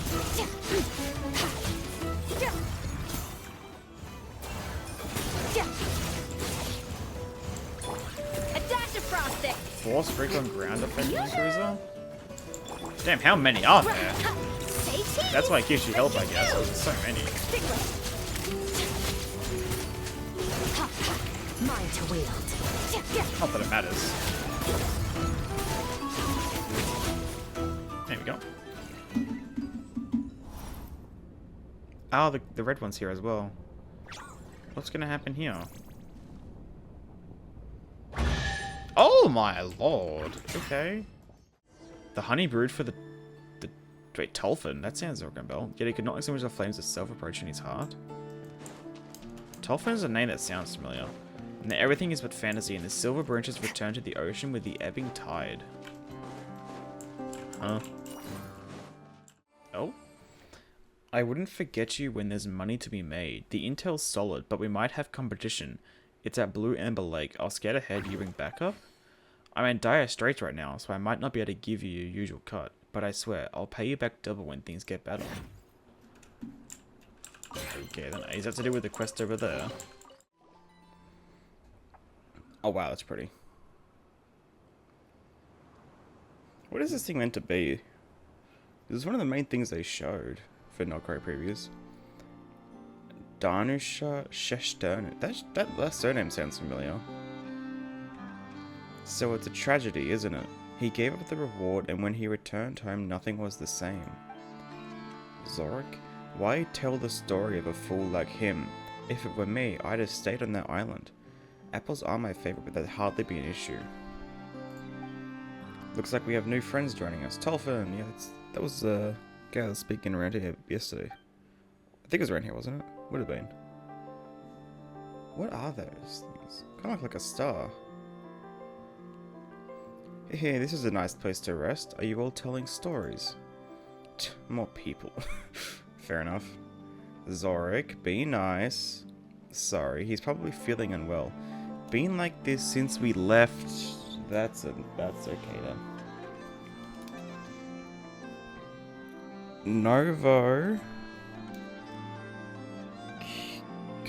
Kita's guard? Nova Kita's guard? Maybe? I don't know. Oh, Kita's grad. That's a fucking mouthful. Let us introduce ourselves first. I'm Tolfin. As you can see, I deal in little odds and ends and tell a few stories. These two are Mr. and Mrs. Shesternan, who are on their way back to Nova Kita's grad from Nashatown, I believe. This trail is a tough one. Brave of you two to make the attempt. We have our reasons for coming here, but that's personal and a long story, so let's leave it at that. It's our turn now, right? Paimon's Paimon and she's the traveller. We're adventurers just passing by. Oh, then you must have heard of Reed Miller's great treasure. They say that the key to unlocking its secrets lie within the 5 proofs of the cognoscenti. Is this quest going to give me a different piece then? I did see earlier that the quest name for this was like that quote that the other guy said.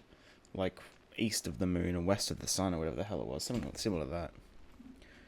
Treasure hunting is in the blood of an adventurer. For Paimon's sake, I must obtain the great treasure. You're doing this for Paimon? Paimon's touched. When we get the great treasure, she'll share half of it with you for sure, traveller. Speaking of that, I've told many stories about Reed Miller, and I was fortunate enough to lay my eyes on a proof of the cognoscenti. Oh? One of them was even found by my friend. Do tell. Coincidentally, this very spot we're resting at was built by that friend of mine. Knowing him, the proof of the cognoscenti might very well be here. Are you talking about Papa Wrench? Oh, it appears my friend is quite famous. Back then, he was travelling between the islands with a caravan, and, as it happened, I would have some dealings with them. Come to think of it, his story is quite extraordinary. Although he lost his memory due to an accident, his skill in crafting and maintaining machinery is as remarkable as ever. And the very accident that caused his memory loss, that shipwreck from many years ago, I'm sure you've heard it too. Mr. and Mrs. Shesternan, I believe him to be a survivor of that incident. Okay. Let me go back. What were the names from that quest? What page did I write them on? Oh, it was this one. We don't know with anyone the last name Wrench. That sounds more like a nickname, right? Papa Wrench. I didn't write all the names down, but there was like Hark, Lavisa. Lavisa died, I'm pretty sure. Greta was the captain. There was Salmon Salamia. There's Miss Vidrana. Those were the main ones. There was a lot more names though. I'm pretty sure that's what Shesternan was in that. There was a Shesternan. But there were so many names at one point, which I just couldn't write down. Because it went by too quickly. Okay then. This was yeah, the shipwreck. Because there was also the train incident, which just was kind of out of nowhere. But the shipwreck. Could there be such a coincidence? Zorik survived that incident too, but my father wasn't as lucky. Yeah, actually, that's probably why Zorik sounded familiar. My father wasn't as lucky. Darnusha, didn't we agree to leave all that behind? Yes, I know, but lately I've been thinking. Father loved me, loved us so much. Were he still alive, he wouldn't sit and let this happen. Are you two in trouble? Perhaps we could help. You? Right, you're adventurers. Then, could you find the great treasure for us? Sure, with fair compensation for honest work. Money, money, money. It all comes down to money in the end. Nothing's negotiable without Mora. Is that it? Why are you suddenly so agitated? You're the one commissioning us to find something for you, so of course you need to compensate us.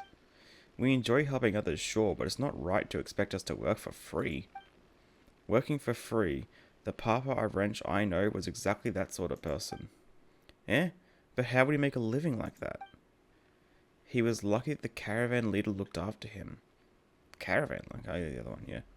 If it weren't for that, I don't think he would have lasted so long. I wonder if he was one of the names. I wish I should have gone back and written down all the names from that quest.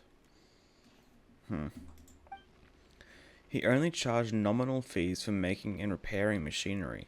Sometimes he even did it for free. He did the same when it came to teaching others about machines, sharing his knowledge without reserve. The children in the caravan loved him too, because he had endless stories to tell. Though I should clarify, I could go toe-to-toe with him on that. Too bad I didn't prepare candies for my audience like he did, though. His little listeners were, without exception, all captivated by the sweet candies and fantastical stories. Now you've gotten Paimon all curious about meeting him. It must have been fun listening to his stories. Oh, Paimon wants to hear about how you found the proof of the cognoscenti. Unfortunately, yeah, okay. Unfortunately, he's no longer with us. I was just about to say, like, is the guy the old man down at the Eye of Kratti? But I don't think that, because he's a fisherman. Not, whatever that is, but then that just confirms it's not him. Huh? But you were saying he built all the mechanical devices here for a child called Tanette. She was rendered eccentric and hard to get along with an illness that tormented her. Is it a Kuvaki-related illness, maybe?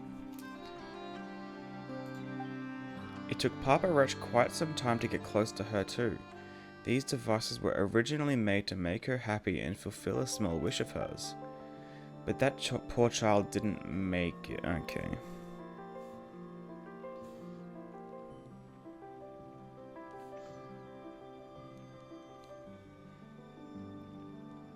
Let's just write down that all these people are dead. After that, Papa Wrench also passed away from his chronic illness and overwhelming grief. So he had an illness of his own?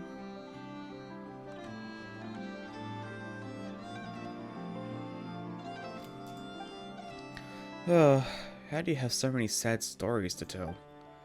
Madam, you're mistaken. Other than tragedies, I also have plenty of stories about righteous bandits robbing their rich to help the poor, and tales of underdogs getting their revenge to share. But for now, perhaps the two of you could provide some story material. How about a family treasure hunting tale? The treasure in this case would, of course, be the proof of the cognoscenti that Papa Wretch left behind. He once said that should he pass, all his belongings would be mine to handle as I see fit. I'm sure he wouldn't mind a couple of adventurers taking it in exchange for a great story. After a thrilling adventure by the mirror-sheened blue amber lake, the two adventurers find the treasure at last. Cliché perhaps, but a captivating evergreen tale nonetheless. Yeah, typically is it. I mean, they're a cliché for a reason, aren't they? It's because they work. What do you think? In that case, would be happy to, but, rather than our story, could you tell us more about Papa Wrench later?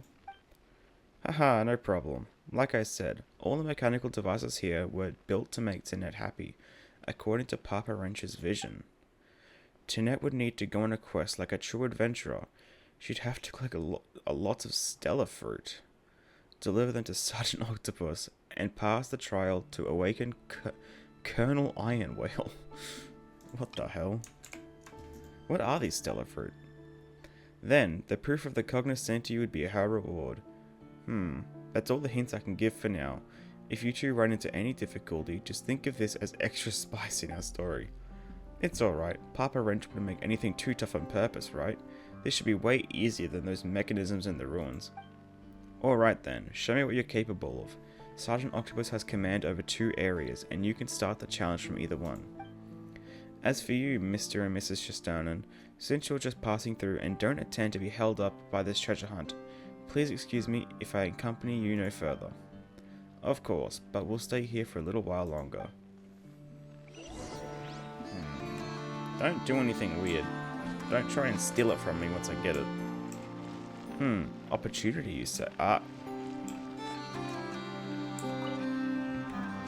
Yes, since the proof of the cognoscenti is well within reach, we might have a chance at getting it, you fuckers. It may not be as valuable as the great treasure, but it's an essential key for those who covet said treasure. Yes, you're right, goddamn. I think we could perhaps use it to buy ourselves some time to turn things around. Zorik, are you listening? I'm listening. You're right, you're right. However... you two are suspicious. I don't trust them at all. Oh? Akivaki, I'm assuming? Is the other one gonna give me red then?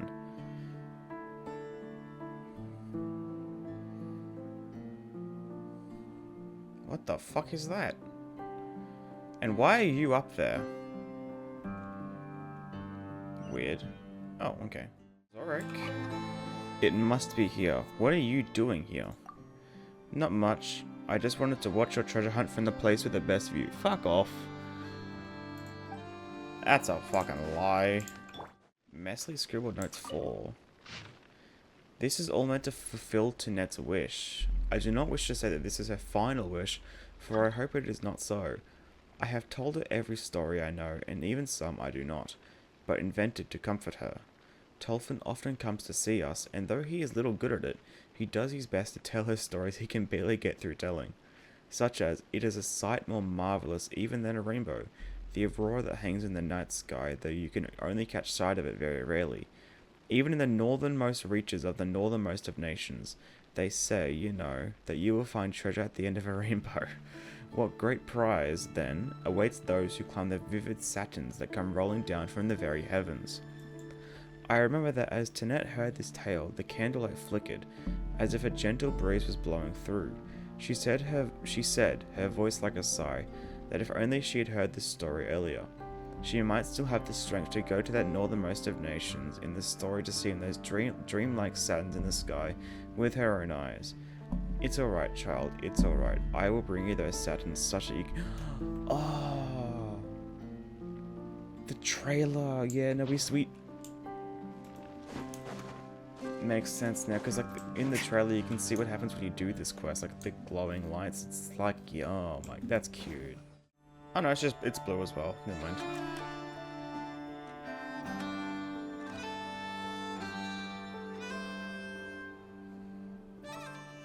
Are they both going to be up there now, or is it still going to just be... oh no, Tolfin? Was it?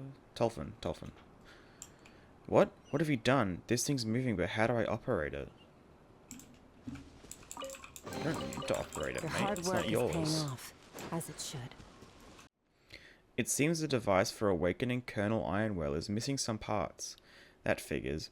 Even guarded treasures are coveted by others, let alone unguarded ones. So the proof of the cognoscenti, the treasure is hidden here? It's certainly nearby, but... Why don't we just take it apart then?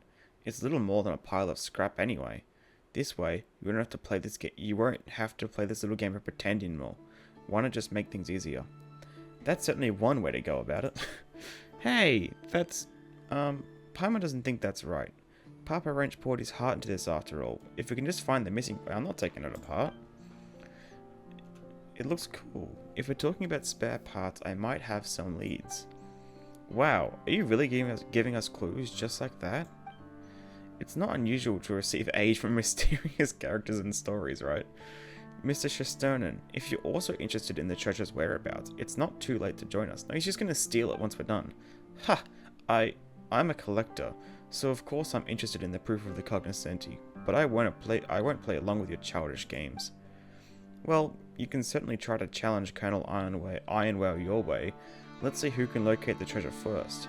As for you, adventurers, please follow me. He's just gonna follow us. Just a hunk of metal junk. Fuck off.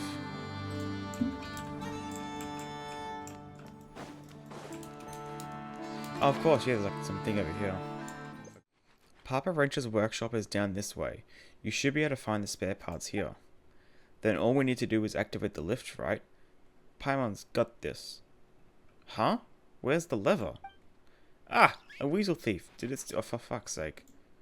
Did it steal the lever? Well, this is... unexpected.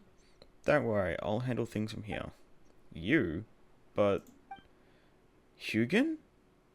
It's your turn to shine? What the he's his own one? Eh? And where did you come from?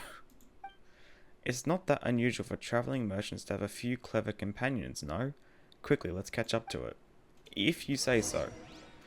They're so fast, we need to catch there, it's not going anywhere. If it lets me move, at least. See? They're not even that far. Ah, fuck. We've been spotted. We don't really care. Ah, where do they all come from? Are they in cahoots with the wizard? I don't think so. Oh, what is happening? Hugin catches the leg. Okay then. Good shit, Hugin. Let's take a photo of Hugin. Good job, buddy. Good job. You did well. It dropped the lever and ran away. Fuck. What did it say? God damn it. Fucking letter. A lever for operating a lift for reasons unknown. It was stolen by a weasel thief. It was probably that fuckers. Alright, let's head back. If we take too long, Mr. Shestonard might find the treasure before we do. Brett is trying to delay us. That's right, Traveler. We can't lose to him. We're not going to lose. And even if we do, we'll just beat him up. Simple. This deep underground? It doesn't look like there would be a workshop here at all. More like a mole's house than anything else. Oh, hi, Hugin. What are you doing down here?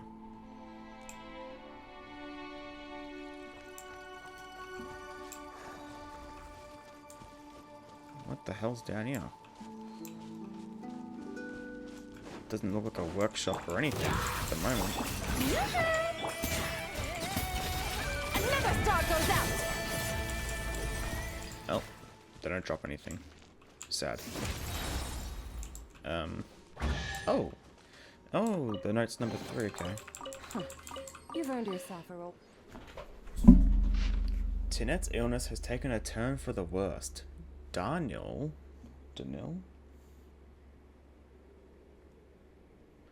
Daniel has taken her to see the best doctors we can afford, but to no avail.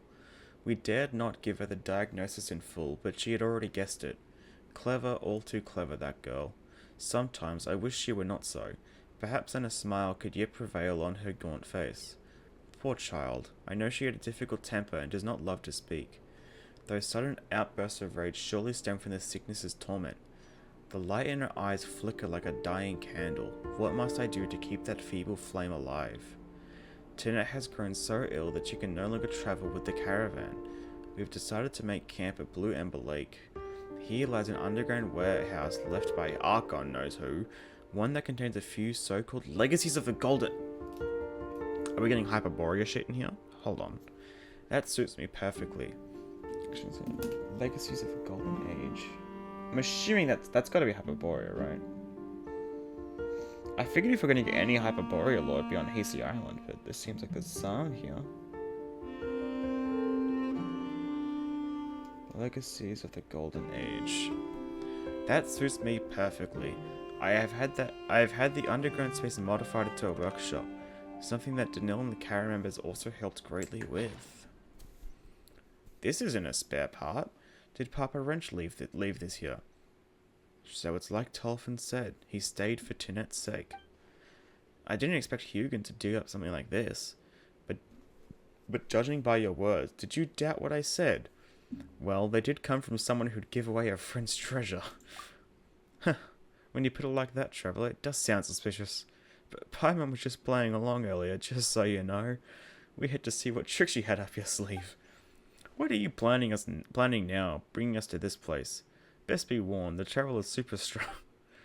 To me, you are both unexpected guests, but great spices for the story all the same. I can hardly thank you enough. Why would I ever mean you harm? Well then, let's keep searching for the spare parts. I really don't know where Papa Wrench left the proof of the cognoscenti, so it's all on you now. Hyperborea lore? That'd be sick. And I'm assuming, yeah, the illness is either... Oh, fuck. The illness is either Kuvaki related or it's gonna be something. Oh. Oh, I see. It's either gonna be Hyperborea, Kuvaki related or Hyperborea related. Like, what if there's like something ancient from back then, maybe? Fun. The tale telling. Treasure buried in time. What the hell? Huh? What's going on here? There's another one.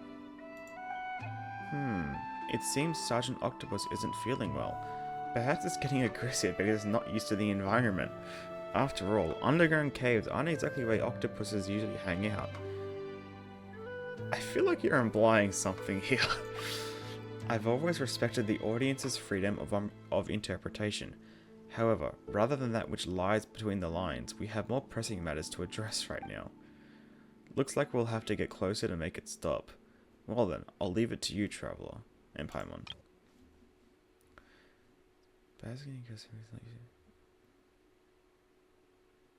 What does he mean by that? Like, I mean, oh, that does feel a bit too matter of fact.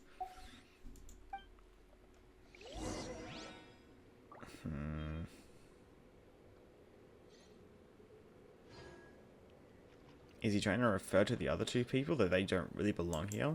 I don't know. Should I recite a few silly limericks to set the mood? Perhaps not. No, that would not be smart. Please don't. I'm not going to listen anyway. Can I get more notes, please? That'd be nice. What's up here?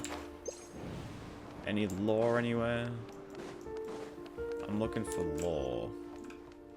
I'm not seeing any lore. Oh, there's a chest though. I'll take that. Oh. Can you pick up? There we go. Is this lore? Oh, lore. Well, this. Ow! Damn. Messily scribbled ones.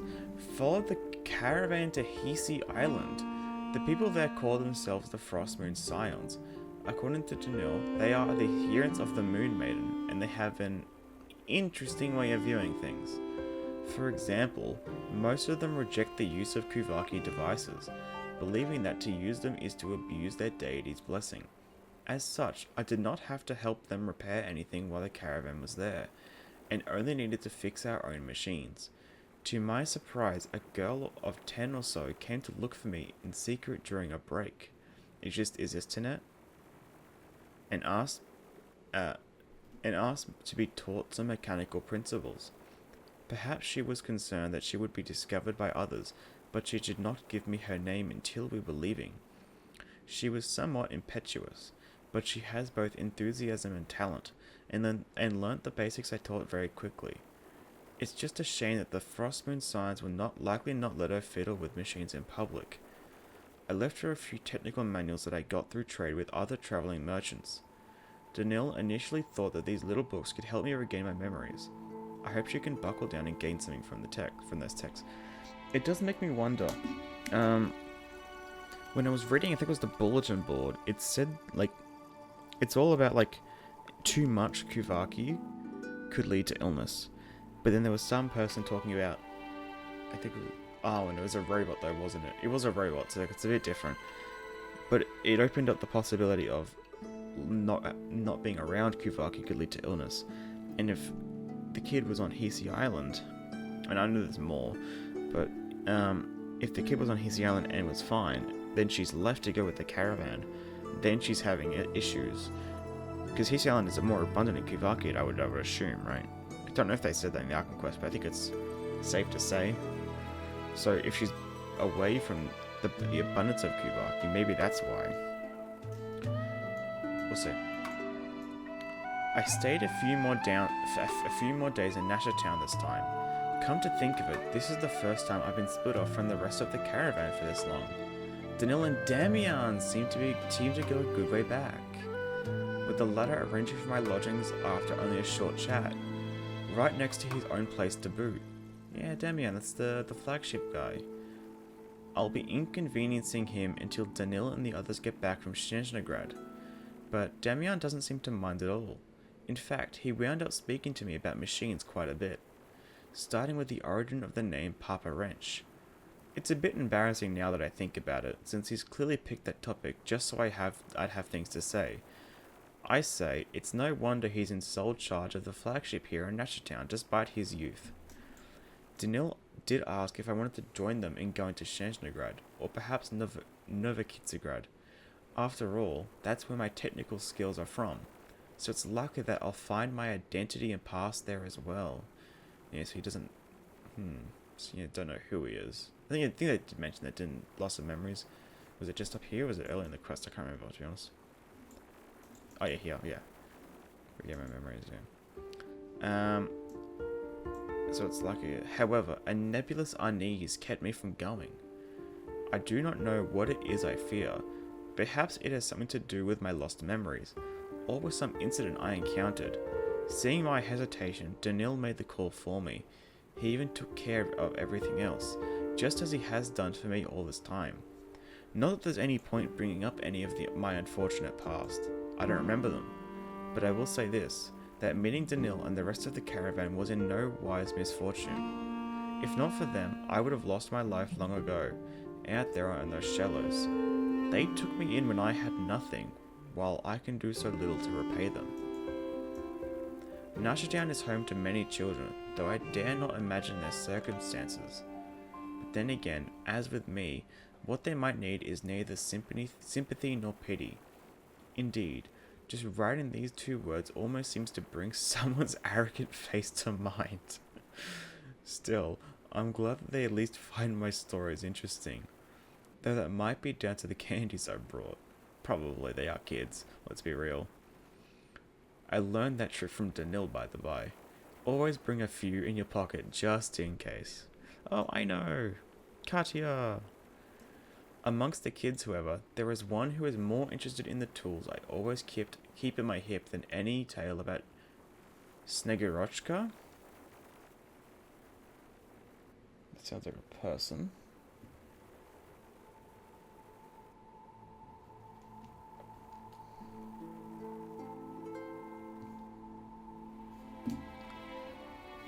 When I asked if she'd like to carry one in her hand, how her eyes sparkled. Kratti, the Speranza's boss, takes great care of these kids for the most part, and she rather gently gave us space so that I could tell this girl I know. Ah, so maybe it wasn't... Okay. But that was on Hazy Island, I don't think we know. Is the kid at the start of this from Hazy Island meant to be Aino, or is it someone else? Or is that Jeanette? I'm getting confused. I'm mixing things together. Or is Aino just... See, And she rather gently gave us space so that I could tell this girl Aino about the techniques in which I have much skill. The art of communicating with machines. So is this guy like Aino's, I guess, teacher? In a way?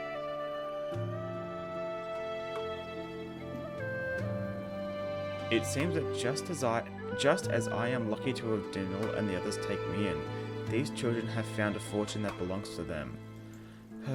Even in a world filled with such terrible tragedies, there are so many kind people.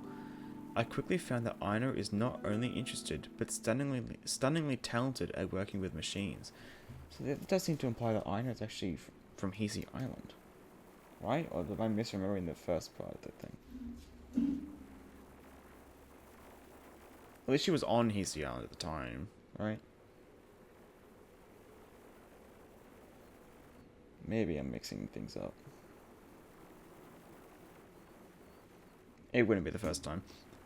I have taught her how to distinguish the material and make of gears, calibrate pressure indicators, and adjust safety valves, and she has proven not only quicker to learn than the rest, but also capable of inferring other knowledge from such lessons. Watching her working away with tools still too unwieldy for her, turning scattered components into intricate devices, I am truly happy for her. She is a diamond in the rough, but even so, she already shines with a radiance all her own. Danil and the others have finally returned to Nashertown from Shanjnograd. It's time I packed up my things and made ready to travel with them. A right shame it is that I cannot stay here for longer.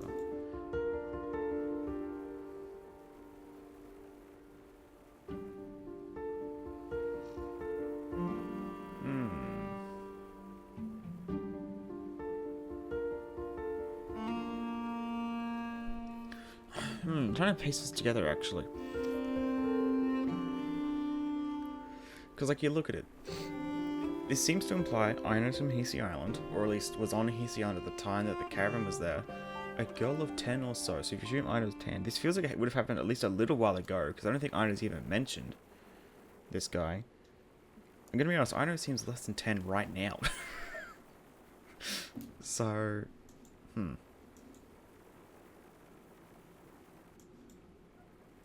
Okay, maybe that's a bit harsh. She seems like 11.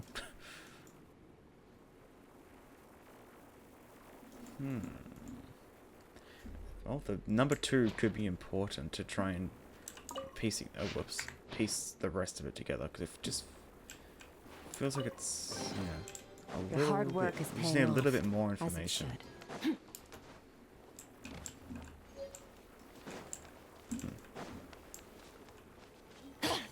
What? Absolute scam. Phew, it finally stopped. Maybe this guy needs a demotion to Corporal Octopus. It's safe now, traveler. Let's look around for the spare parts. 3 humans and a weasel search up and down until you finally find the spare parts. Awesome! Now we can go and wake Colonel Iron Whale up, right? Uh-oh. That can't be good. What's going on? Ah! The path we came from has been blocked. Of course. Oh? It looks like this is becoming quite the spicy story. The spicier the better. Whether it's fruit or adventure, too much spice is bad news. Don't worry, leave it to Hugin. Treasure hunting isn't all it can do, it's also good at pathfinding. You see? Just follow its leads and we're bound to find something good. Oh, you're not going to do anything yourself, are you? It's been on us or your weasel thief this whole time. I mean, he's just the storyteller. He doesn't need to do anything.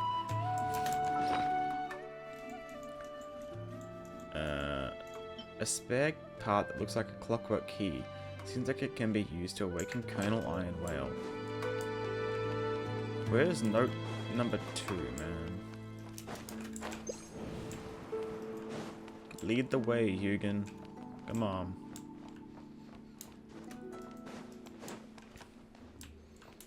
Got this. What?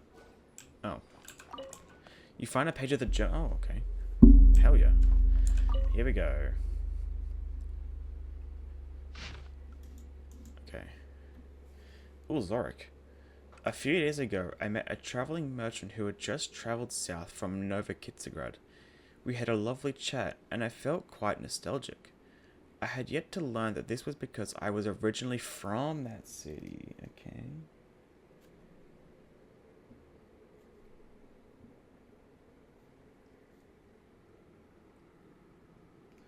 Okay. Fate's coincidences tend to come at you suddenly like that, I suppose. I discovered a foreign yet familiar face in a newspaper she'd brought along. The person in that picture had hair not yet stained by hoarfrost and a carefree smile. This was me, 10 or more years ago. It was only upon reading the obituary in the corner that I truly remembered all I had lost. But old Chisternum was the one who owned all this, and he is dead.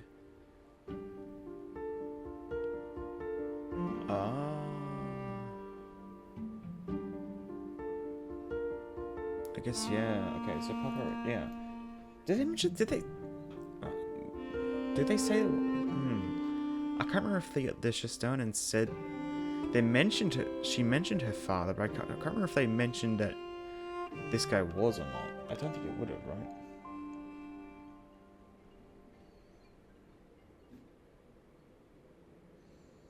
But he's her father. Darnusha has inherited his family name and possessions. And as has Zorik. Zorik, 10 years on, I still know not which hands those were that pushed me off the side of the...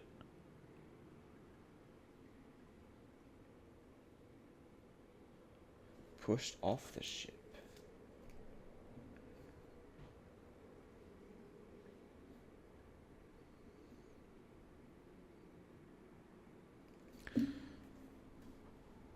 It was all too sudden. Surely Zorik simply could not react in time, and the incident that occurred aboard the Fortunate One was but a tragic accident. Surely. Okay, so the ship was called the Fortunate One.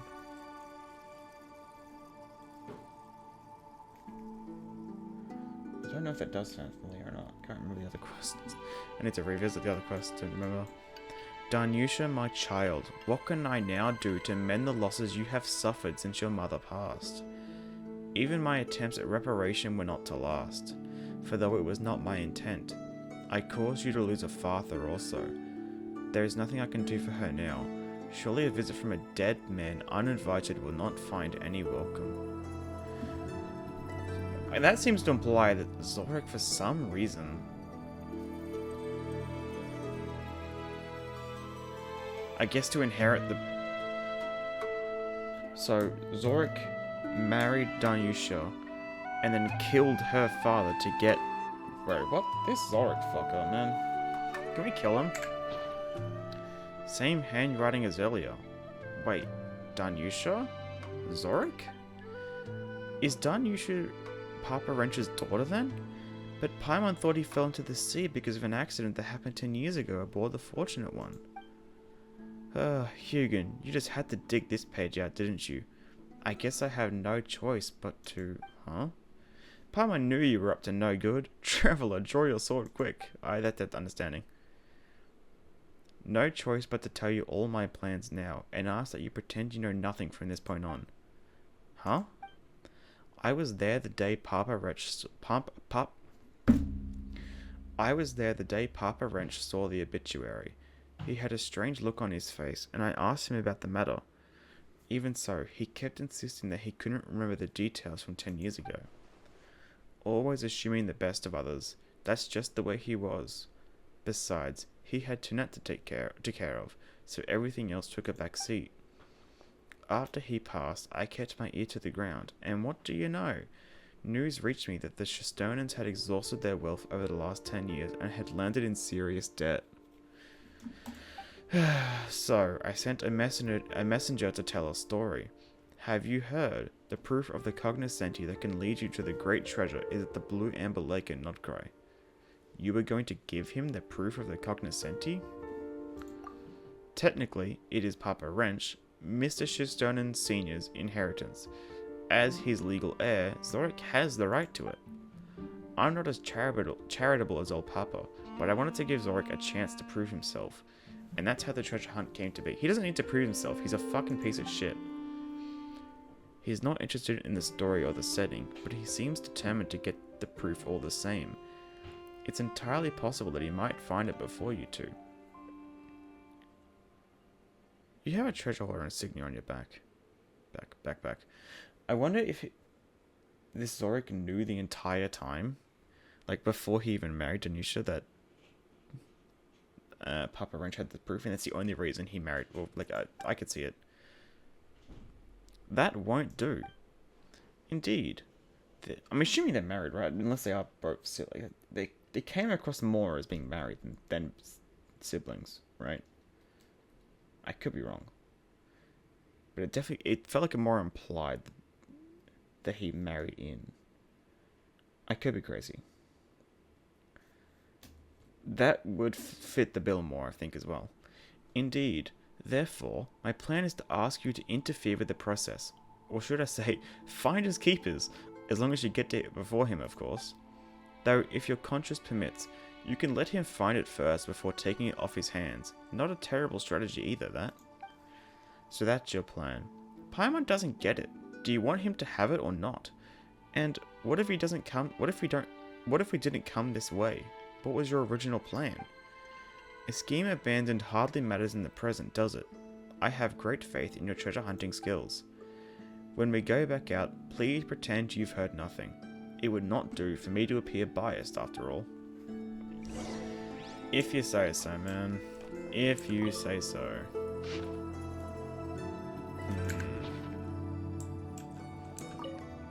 after searching for a while. Oh. You good there? Okay. Out of here. Come on, Hugin. Come on, Hugin, go. Come on. You coming? Looks like we're back on the path we came from. We should be able to get out now.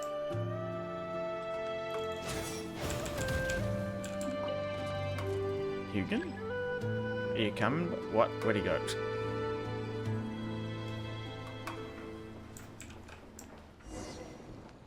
Returned? Oh, so isn't the Stygian onslaught? Yeah, okay. I wonder what the bosses are this time. Check that out after this quest. I can jump straight up there now. Where is Darnisha? So, you found the spare parts. Seems you're helpless against this hunk of metal junk. Hehe, we won. The proof of the cognoscenti is ours now. Well, congratulations. But are you really going to activate the device right now? This thing looks like it's been out of use for a while. There might be some malfunction. Darnisha's probably going to get reinforcements maybe, and that's why he's trying to stall. Mr. Shestonen, are you worried that such a malfunction might hurt one of us? How thoughtful. However, with the treasure within our reach, it would be too much to ask us to simply ignore it. Yeah, that's right. Traveler, let's install the pass and start it up right now. Can we, like, push him off? Just, like, knock him off. That'd be nice. Here we go. I assume this is, like the kind of Aurora kind of thing. Yeah, look at that. It's gorgeous, man. That's so pretty. And he brought the Aurora to Tanet. This must have been the gift that Papa Wrench wanted to give to Tanet. Shocking. Did something shiny just fly upwards? Was that the proof of the cognoscenti? I'll go up and take a look. You can climb up that thing. Oh. The music. Can we even call ourselves adventurers if we can't even manage that?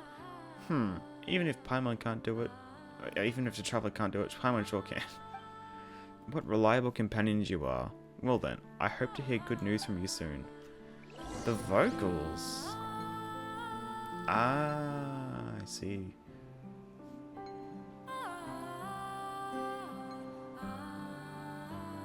Bro, Nod-Krai's peak. It's a shame that did Tanet never actually get to see it? Oh man. That's a shame, you know. It's a shame that Tanet couldn't see all this with her own eyes. She would have loved it. Damn, I thought that she at least got to see it. Damn, okay. I guess I misunderstood that. Maybe there are others. Yeah, there are. There's 5 proofs. Oh my god, the vocals, man. Hop off. Ride the Aurora and search for treasure. Hey, Aurora, like the singer. The symphony. Bro, look at this, man. Shiny spotted. Let's collect them, shall we? I kind of want to like hide the HUD, but then I'm pretty sure that removes the text. So like, this is gorgeous. Wait, how do I get both? Oh, no, it's fine. Bro, look at that. This is incredible.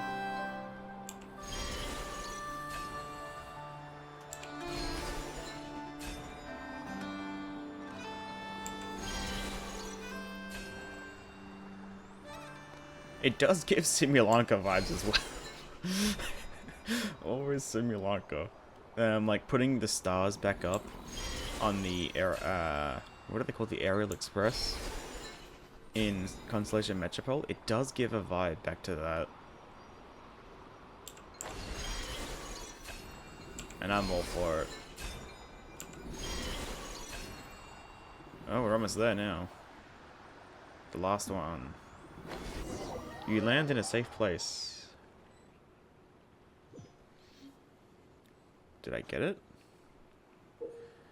Oh, that's cute.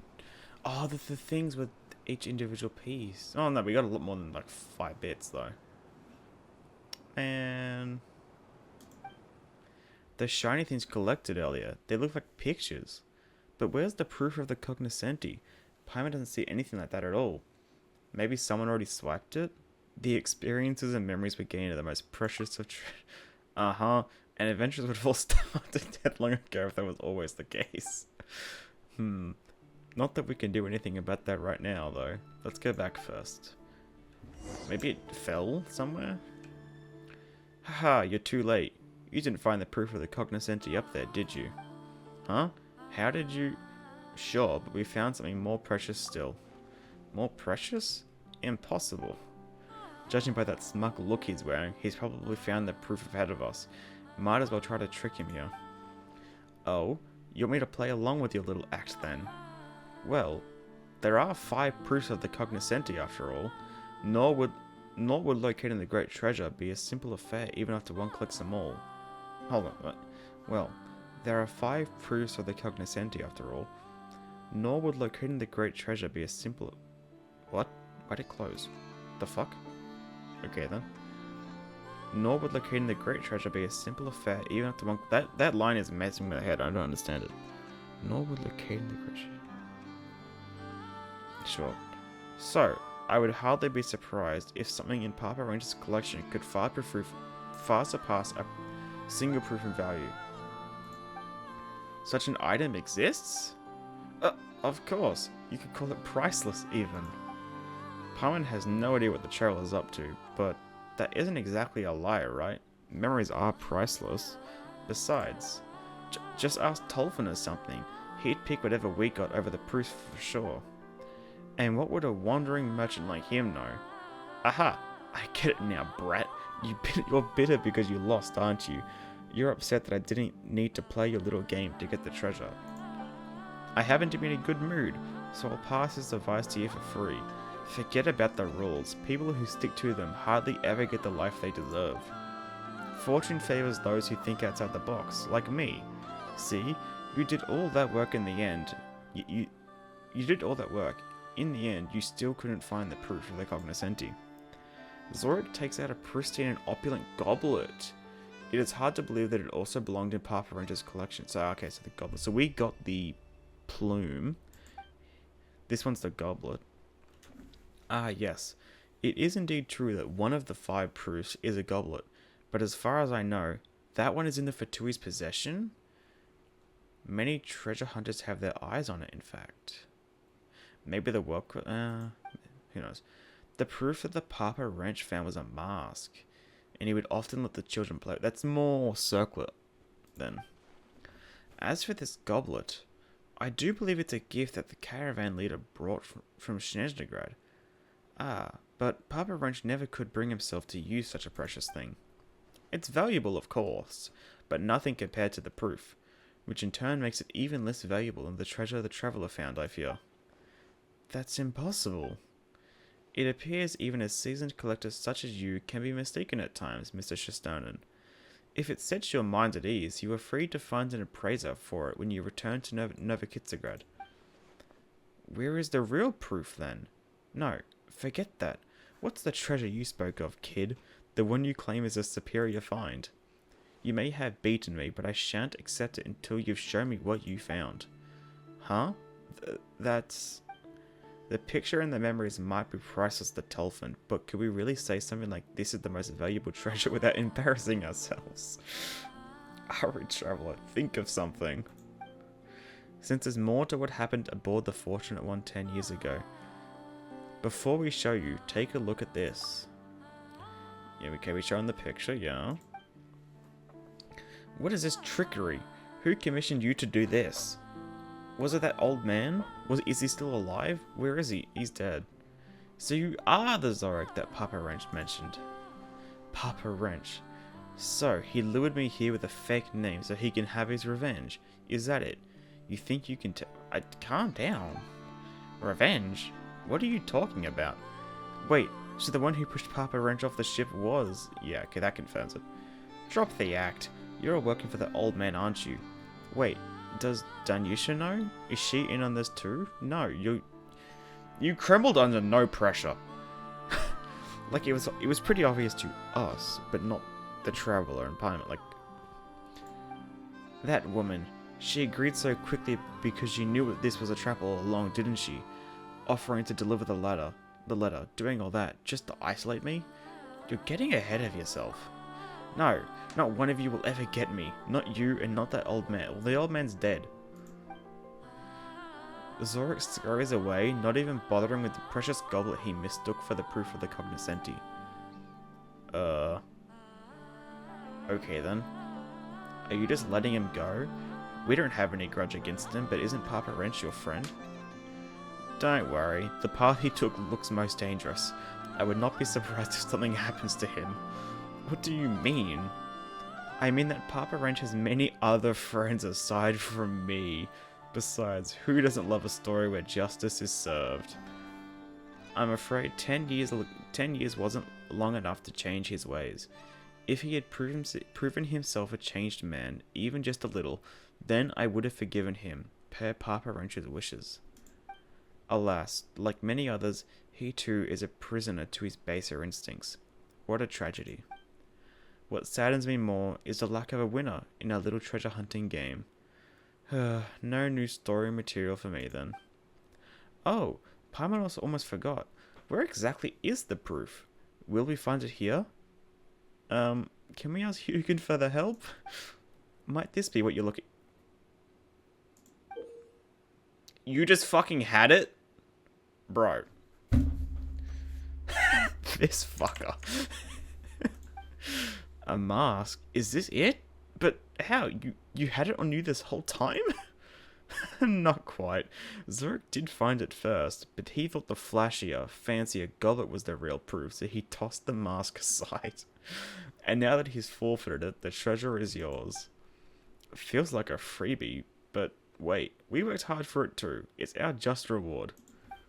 That's right. If you end up revealing the great treasure's secrets, well, that would make for a fascinating story. What the hell? Okay. Stratagemma Cognoscenti's mask. So that's 2 of them now. I wonder how many you can get this patch. I assume you can't get all of them this patch. Granted, I've only done this island and I've got 2. So maybe. A cold mask that once concealed a true face. It is said to be a keepsake from Reed Miller, the founder of the Treasure Hoarders. No adornments grace the mask but for the frosty moonlight that dances across its pure silver facade. This isn't the new artifact, so I just need to double check. You know, it looks very different. I wonder if this will actually be an artifact in the future. Or if this will just be for the... just for this, like, quest line. A photo received from recovered fragments. Scrawled messily on the back are the words, I'm a bad kid, but thank you. This time it's not a... Aw, man.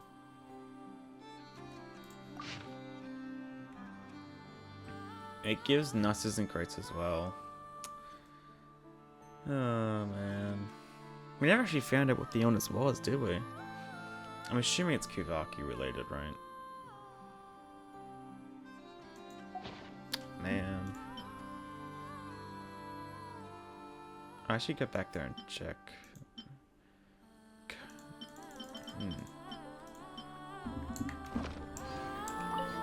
I guess I'll come visit Colonel Iron Whale from time to time. About Hugin. A journey needs empathetic companions, no? It had quite the natural gift, so training it didn't take long at all. Maybe it's because I have a special connection with weasel thieves, which I suppose you could call a family tradition too, Well, you do seem to be a treasure hoarder in some regard. Your backpack has this insignia on it, which that lines up. About the proofs. They make for great stories, so I do know a thing or two. Allegedly, there are 5 in total. Perhaps the one Papa Wrench had. Besides the one Papa Wrench had, there are 2 more on the 3 southern islands. The remaining 2 are further north. Okay, so we'll be able to get 3 this patch, and then 2 once we get to Pyramida. 3 proofs in 6.0. 2 more in Pyramida, which could be the next area, or it could be something else. So, like, which, like, there's an island we can see. Is that Pyramida, or is that Anvantinyavi, or are they both? Who knows? Okay. Because I've already got one of them. So maybe I'll read the ones when I've got the third one. Maybe I'll read them then. Maybe I won't wait for them. We'll see. If you're also interested in the great treasure, you might want to keep an eye out for them. That's huge information, mate. Holy shit. I can't imagine how you two warriors managed to make it through the thunderstorm, but that's not the point right now. I need your help.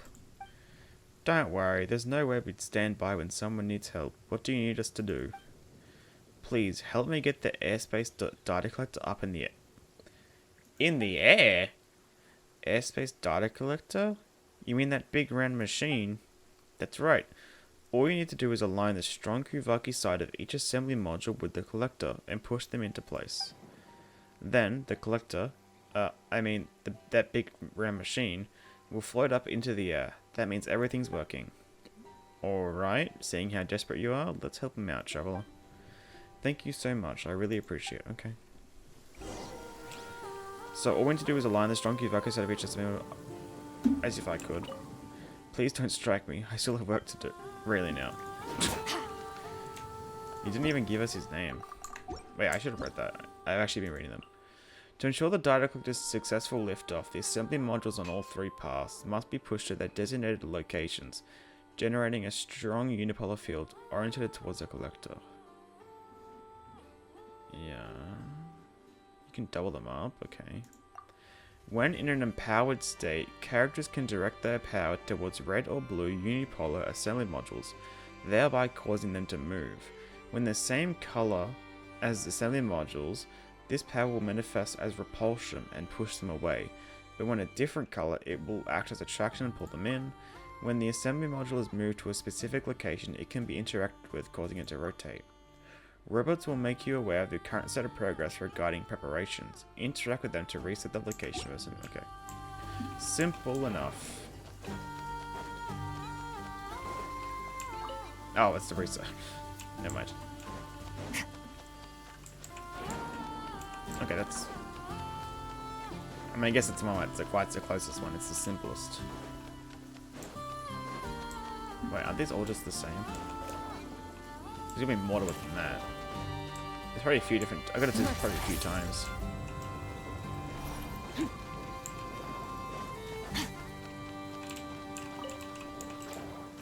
Okay.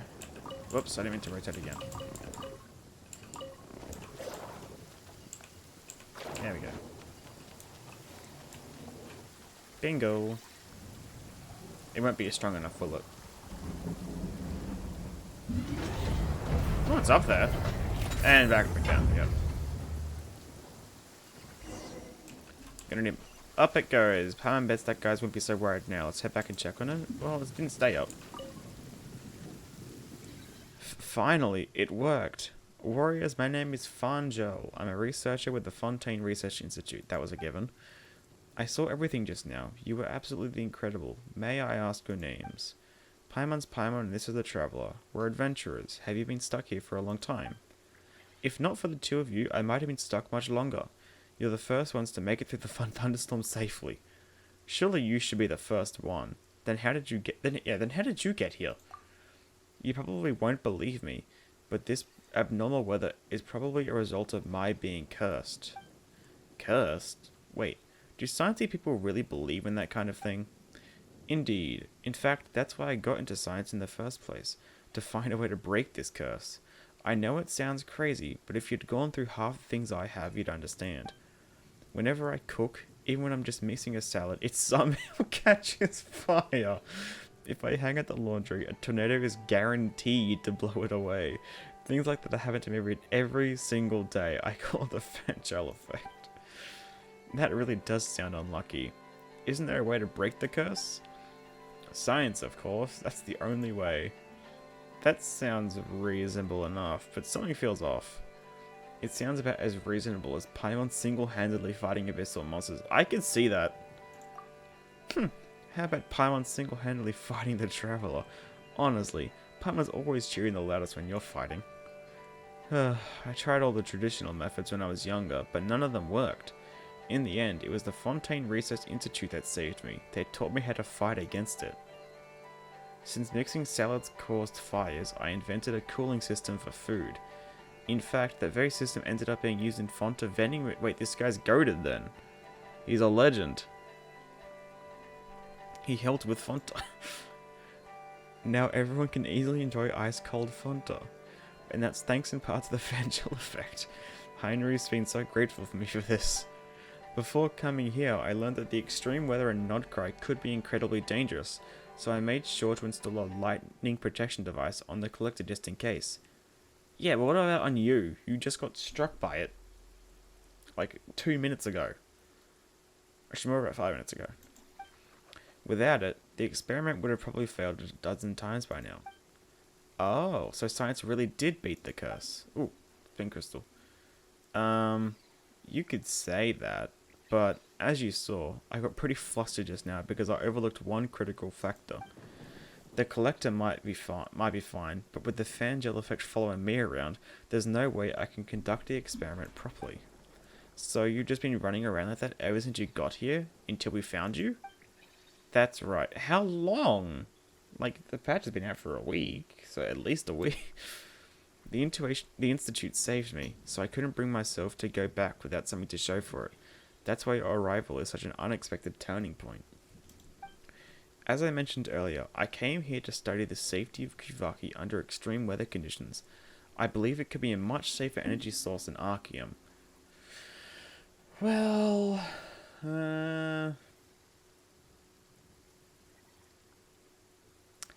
I don't know about that. You probably heard about the explosion at the Fontaine Research Institute, right? At its core, that accident happened because Archeum is still too dangerous to use as energy. Oh, you know, Archeum gets the... That's the other one, not Lumos. I got them confused the other day, so yeah, no. Okay, now it's making more sense. I remember now. Of course we heard about it. You're looking at none other than an honorary senior researcher of the Fontaine Research Institute.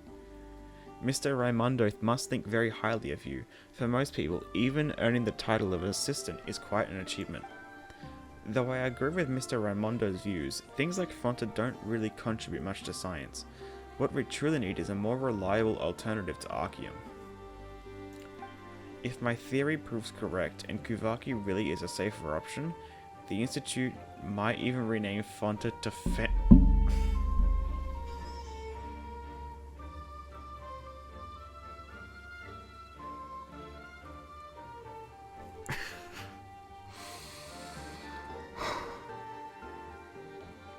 Really?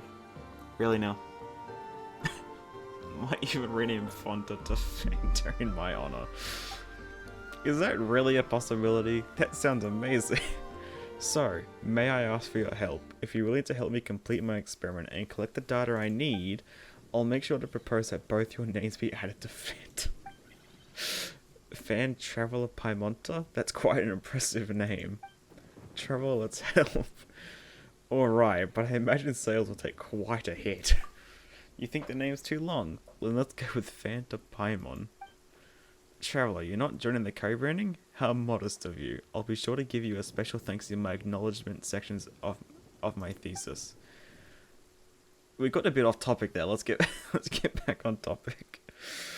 We managed to get the airspace data collector into the air earlier, but unfortunately it didn't quite get high enough. All you need to do now is lift it up a little more. And actually, well, I assume actually keep it up, right? To get it high, you need to stack more assembly modules. Simple and effective, huh? I'm counting on you. Sounds simple enough. We've got this. In that case, shall we start setting things up? When adjusting the assembly modules, just make sure the blue strong unipolar field is facing the collector. Okay, so assuming it's going to give me red ones now. Oh, right. I just noticed that there's a signal in one of the 3 channels, but it can be fixed by resetting the robot. Huh? Now, let me set up the experimental parameters. Okay. Fanngel finishes setting the parameters for the experiment. Okay. Which one has the error?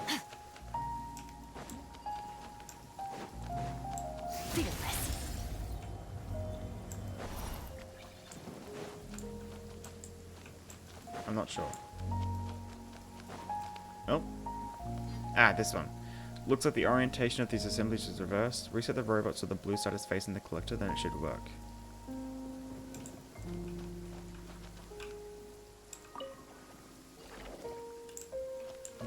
Okay.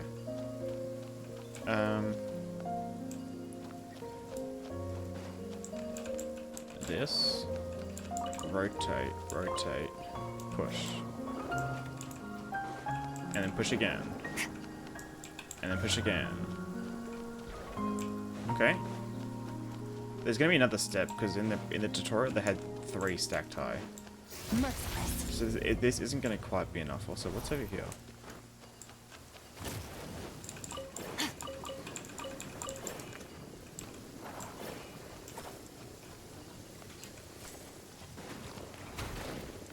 What? Oh, now I can strike that one, can't it? Come on, lightning. Do me a favor, please.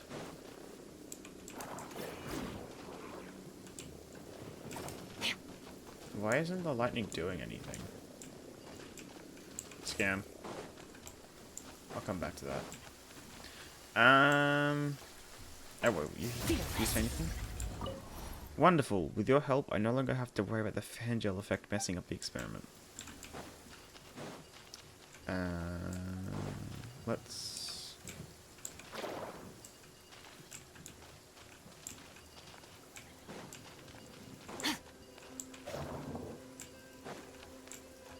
And then I bring this along to separate them.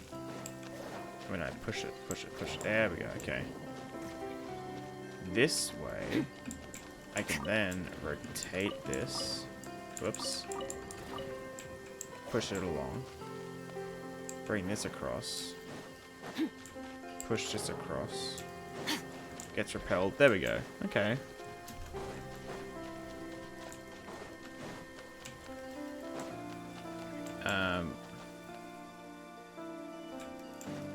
Push this across so it gets repelled. Rotate it. Push it ourselves.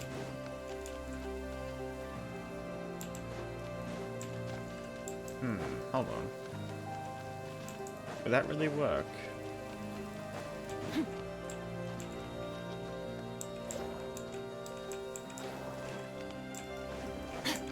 I can just pull it along, okay.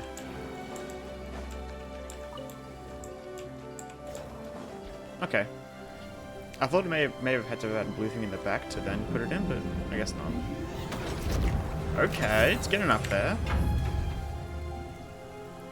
I hope this doesn't take the rain away. It probably will, but I do like the rain and the lightning here. I mean, no, actually, it probably doesn't, because like, some of the puzzles rely on it. We've got the data, so that means we're done here, right? I'm sorry, but we still need data from higher altitudes. That's how scientific research works. It's all about patience and precision. We can't rush it. Okay, but you didn't get struck by lightning when you went to set the parameters just now, did you? Maybe that curse of yours isn't as bad as you think. So for this next experiment... No, it has to be you two conducting the experiment. If I tried, something would definitely go wrong. Please, you have to believe me. Okay, I guess. Paimon suddenly feels like renaming Fonta might not be enough. No problem. As long as you're willing to keep helping with the experiment, then putting your likeness on the Fanngel label would be more than fair. So that means everyone who buys Fanta will get to see Paimon and the Traveler on the label? Yes, you'll be known around to that, but for 2 scientific pioneers like yourselves, that's still a pretty modest reward. So, what do you say? Shall we keep going? Will Fonta's development team really agree to that? I have known Heinrich for years. I'm sure he'll agree if I say the right words. If not, well, we can always add his name to the label too. After all, what we seek has never been glory, but scientific progress itself. In that case, let's get back to the experiment. Excellent. I knew you two people were people of extraordinary insight. Once you're ready, I'll go set up the parameters for the next experiment. We're ready. We'll need higher altitude data this time, so we need to stack 3 assembly models for each channel. However, you only need to manually adjust the models for 2 of the channels. Leave the rest to me. Oh? Fanngel finishes setting the parameters for the experiment. Is one done then? The experiment parameters are all set. I'm counting you to launch the collector. Okay, but before I forget, let me grab some of these things and this spin crystal. I can also get rid of this now.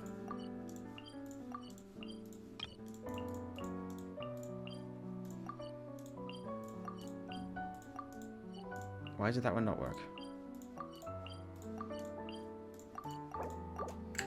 There we go.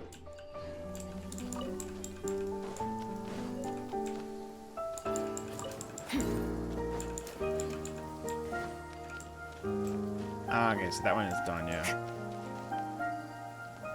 Okay, so this one very clearly just needs to go.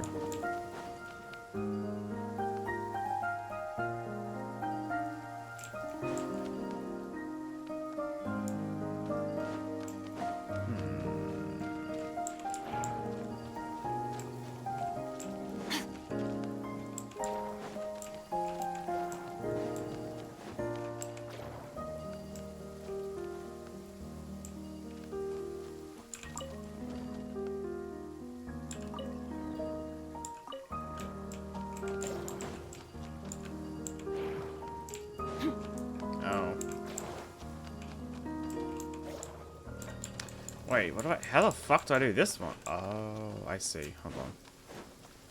I see.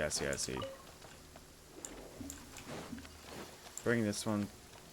hold on. This one's fine. That just goes through. This one I need to pull this way to... Oh. I guess push that way. To then repel that to here. Rotate. Rotate. Rotate. Push. Okay. I can never tell when you can push and when you can pull.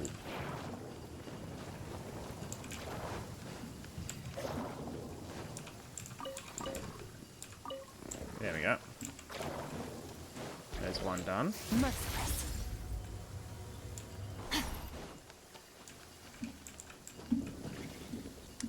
So the same color is repulsion.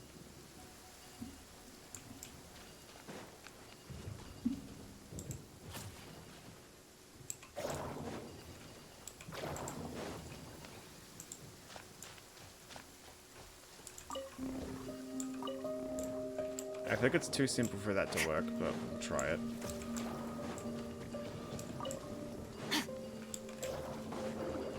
Wait, no, that was simple as shit. Okay, never mind. I guess the other one was the first, the troublesome one. Okay. That's simple enough. How high is it gonna get now? Damn! Is he gonna stay? Uh-oh. Uh-oh. Oh!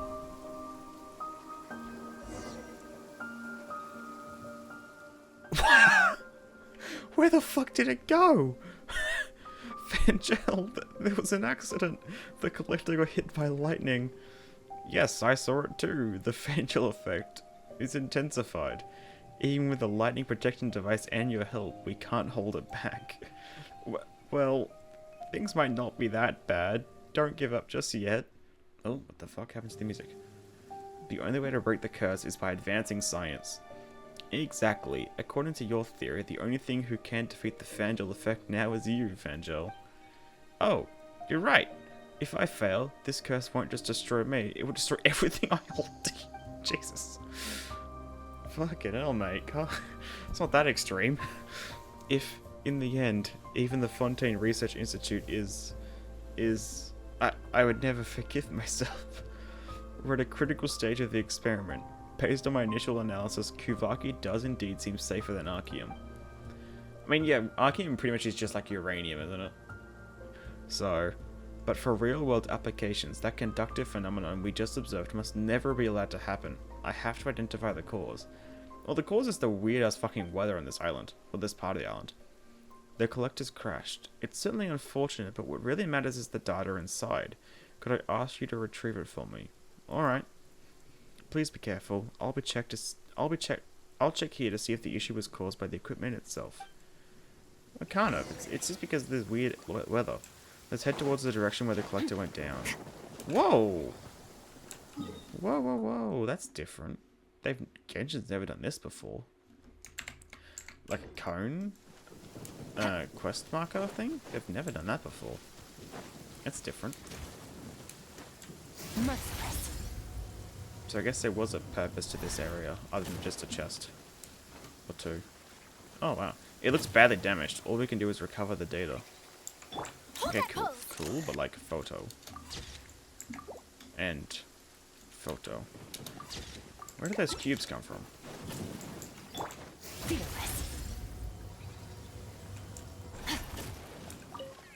Doesn't seem to be here. Let's keep looking. Ah, okay, they're the data things, are they? It's probably the one in the back. Look out, Moss isn't coming. Fucking hell. Say cheese! This one. Right, let's keep looking. Okay, and the one it obviously was always going to be. This should be it. Let's take it back and let Fanngel have a look, shall we? Oh, it's punch tape. Okay, Fontaine, you did use those a lot. This makes sense. Haven't seen one of these in a while. A punch tape recovered from the crash collector, recording important experimental data. Do I still have the other ones or not? No, I think we used them, don't we? I think we used them in the quest. Okay.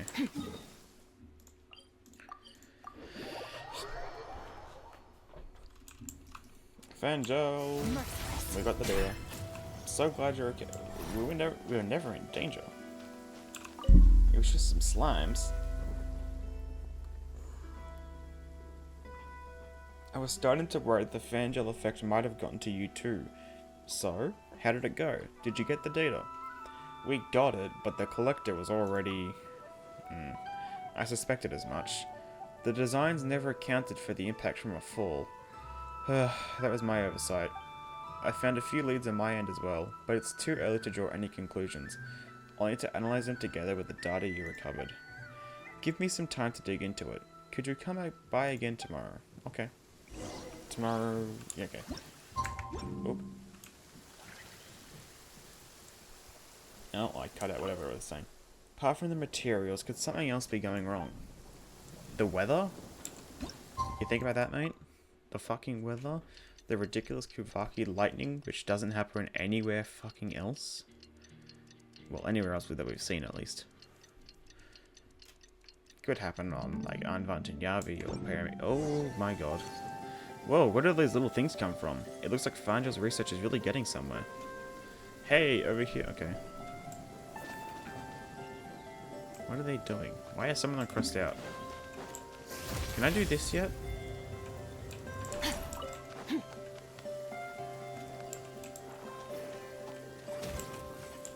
Even if you manage to attract lighting here, it still won't work. If it goes and remove the ceiling, I get that, but like, it's still not working.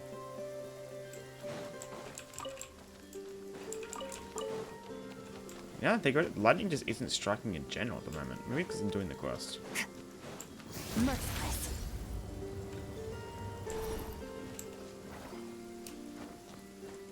Fanngel, how's it coming along?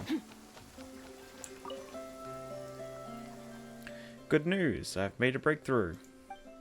I'm 99.5% sure that the Fanngel effect didn't affect either of you. I would have said the same thing.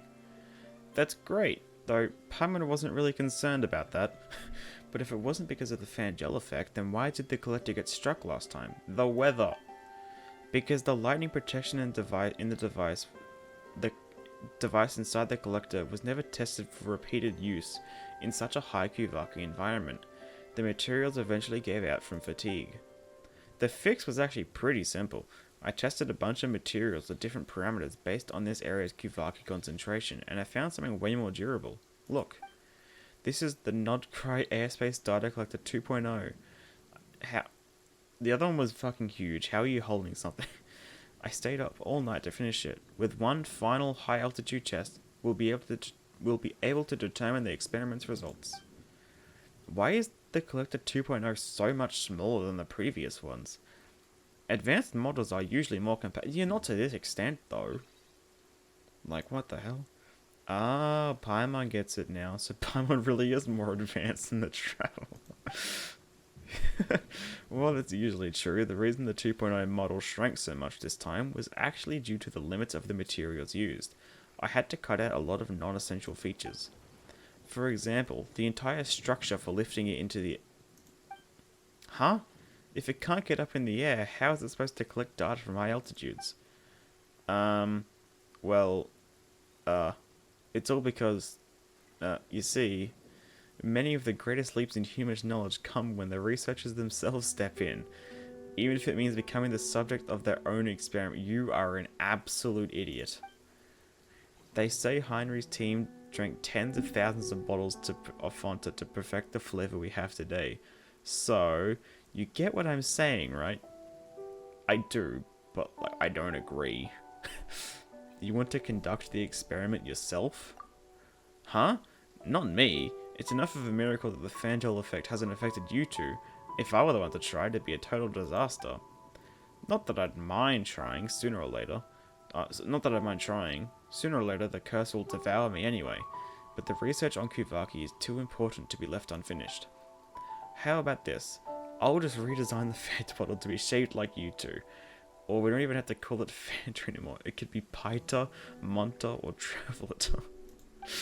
Please, for the sake of scientific progress, take the collector tube with you into the skies. Paimon, do it. Since it's for scientific progress, how about Paimon does it? Huh?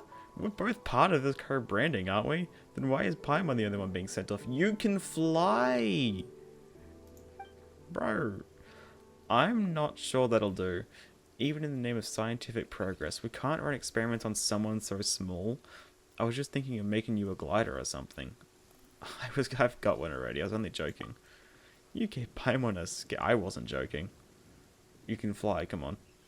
Don't joke around like that, but don't worry, the Paimon will be going with you, Traveler.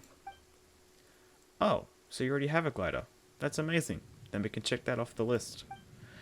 Alright, let me explain the latest changes. Just yesterday, it occurred to me, since the thunderstorms here are bursting with Kuvaki, instead of avoiding it, why not harness it? In other words, we can actively attract the lightning. This relay device was built for exactly that purpose. Attract the lightning? But that sounds dangerous. You'll be fine.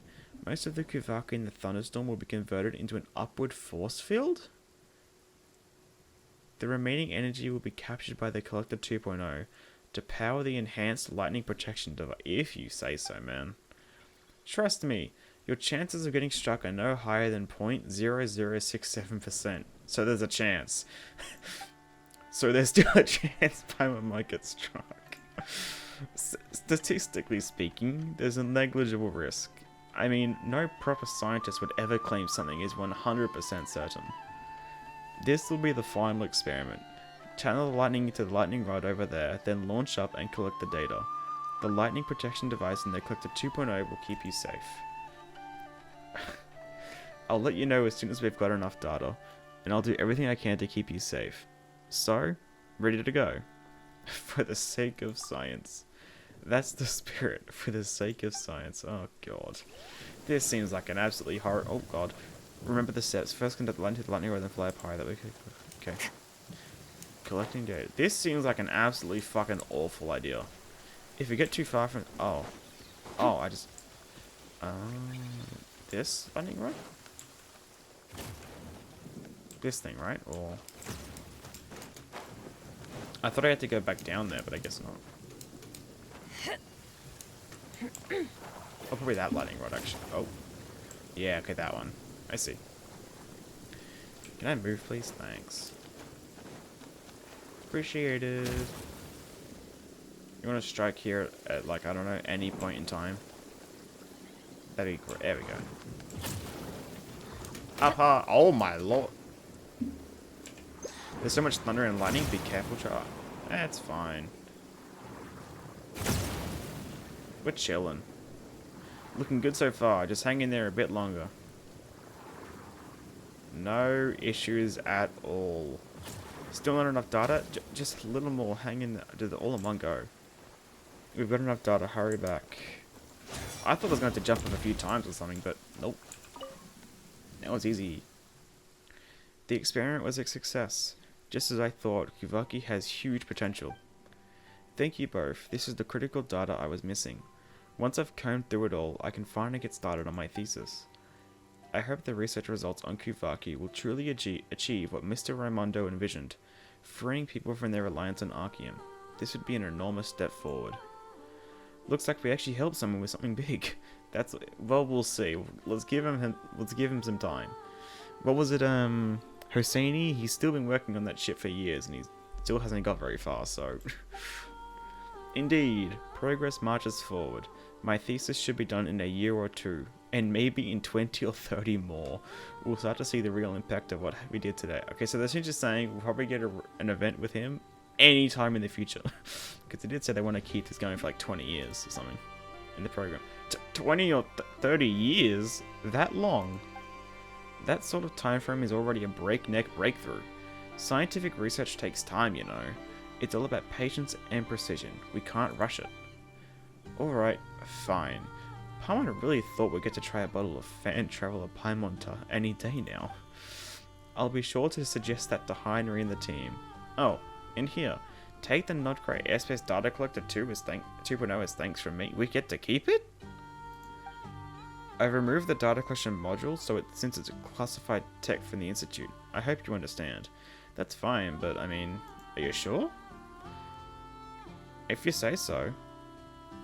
It no longer has any data collection functionality, but the lightning protection still works. Hopefully it'll come in handy on your adventures. Just a heads up, it only works in thunderstorms that carry Kuvaki. It won't be effective against regular lightning, so once you're outside Nod-Krai, it probably won't be of much use. It probably won't be of much use in Nod-Krai, because it's just an item. Wow, that means we don't have to worry about getting struck by lightning while we're out exploring. Science really can defeat a curse. Haha, well said. And finally, thank you both again for your contribution to science. Once I've sorted through the raw data, it's time for me to head back to the Institute and start writing my thesis. There we go. That is Lempo Isle completely done. A device developed by Fanngel for the collection of data from high-altitude experiments. Its data collection module has been removed, but it can still block damage from lightning strikes. Although it seems to only be effective against the special lightning strikes in Nod-Krai. Imagine if this actually reduces the damage you take. That'd be cool. I didn't actually take damage before this. I actually don't know how much damage it does. Data sorting is a meticulous task. I'll have to remain fully focused. About your thesis. Once my thesis is finished and published, I'll make sure to send you a copy. Well then, time for me to get back to my research. I hope we do actually get a rerun event, like an event at some point, or maybe wait in the line like a future region. He's there or something like that. About Kuvaki. Our understanding of Kuvaki is still quite limited. I'm considering spending more time in Nod-Krai to conduct further field research. About the collector's lightning protection. It's pretty effective, right? I take my research seriously after all. I don't know how effective it is. I haven't been struck by lightning before or after. So I don't know if it actually does anything or not, or if it's just a fucking scam.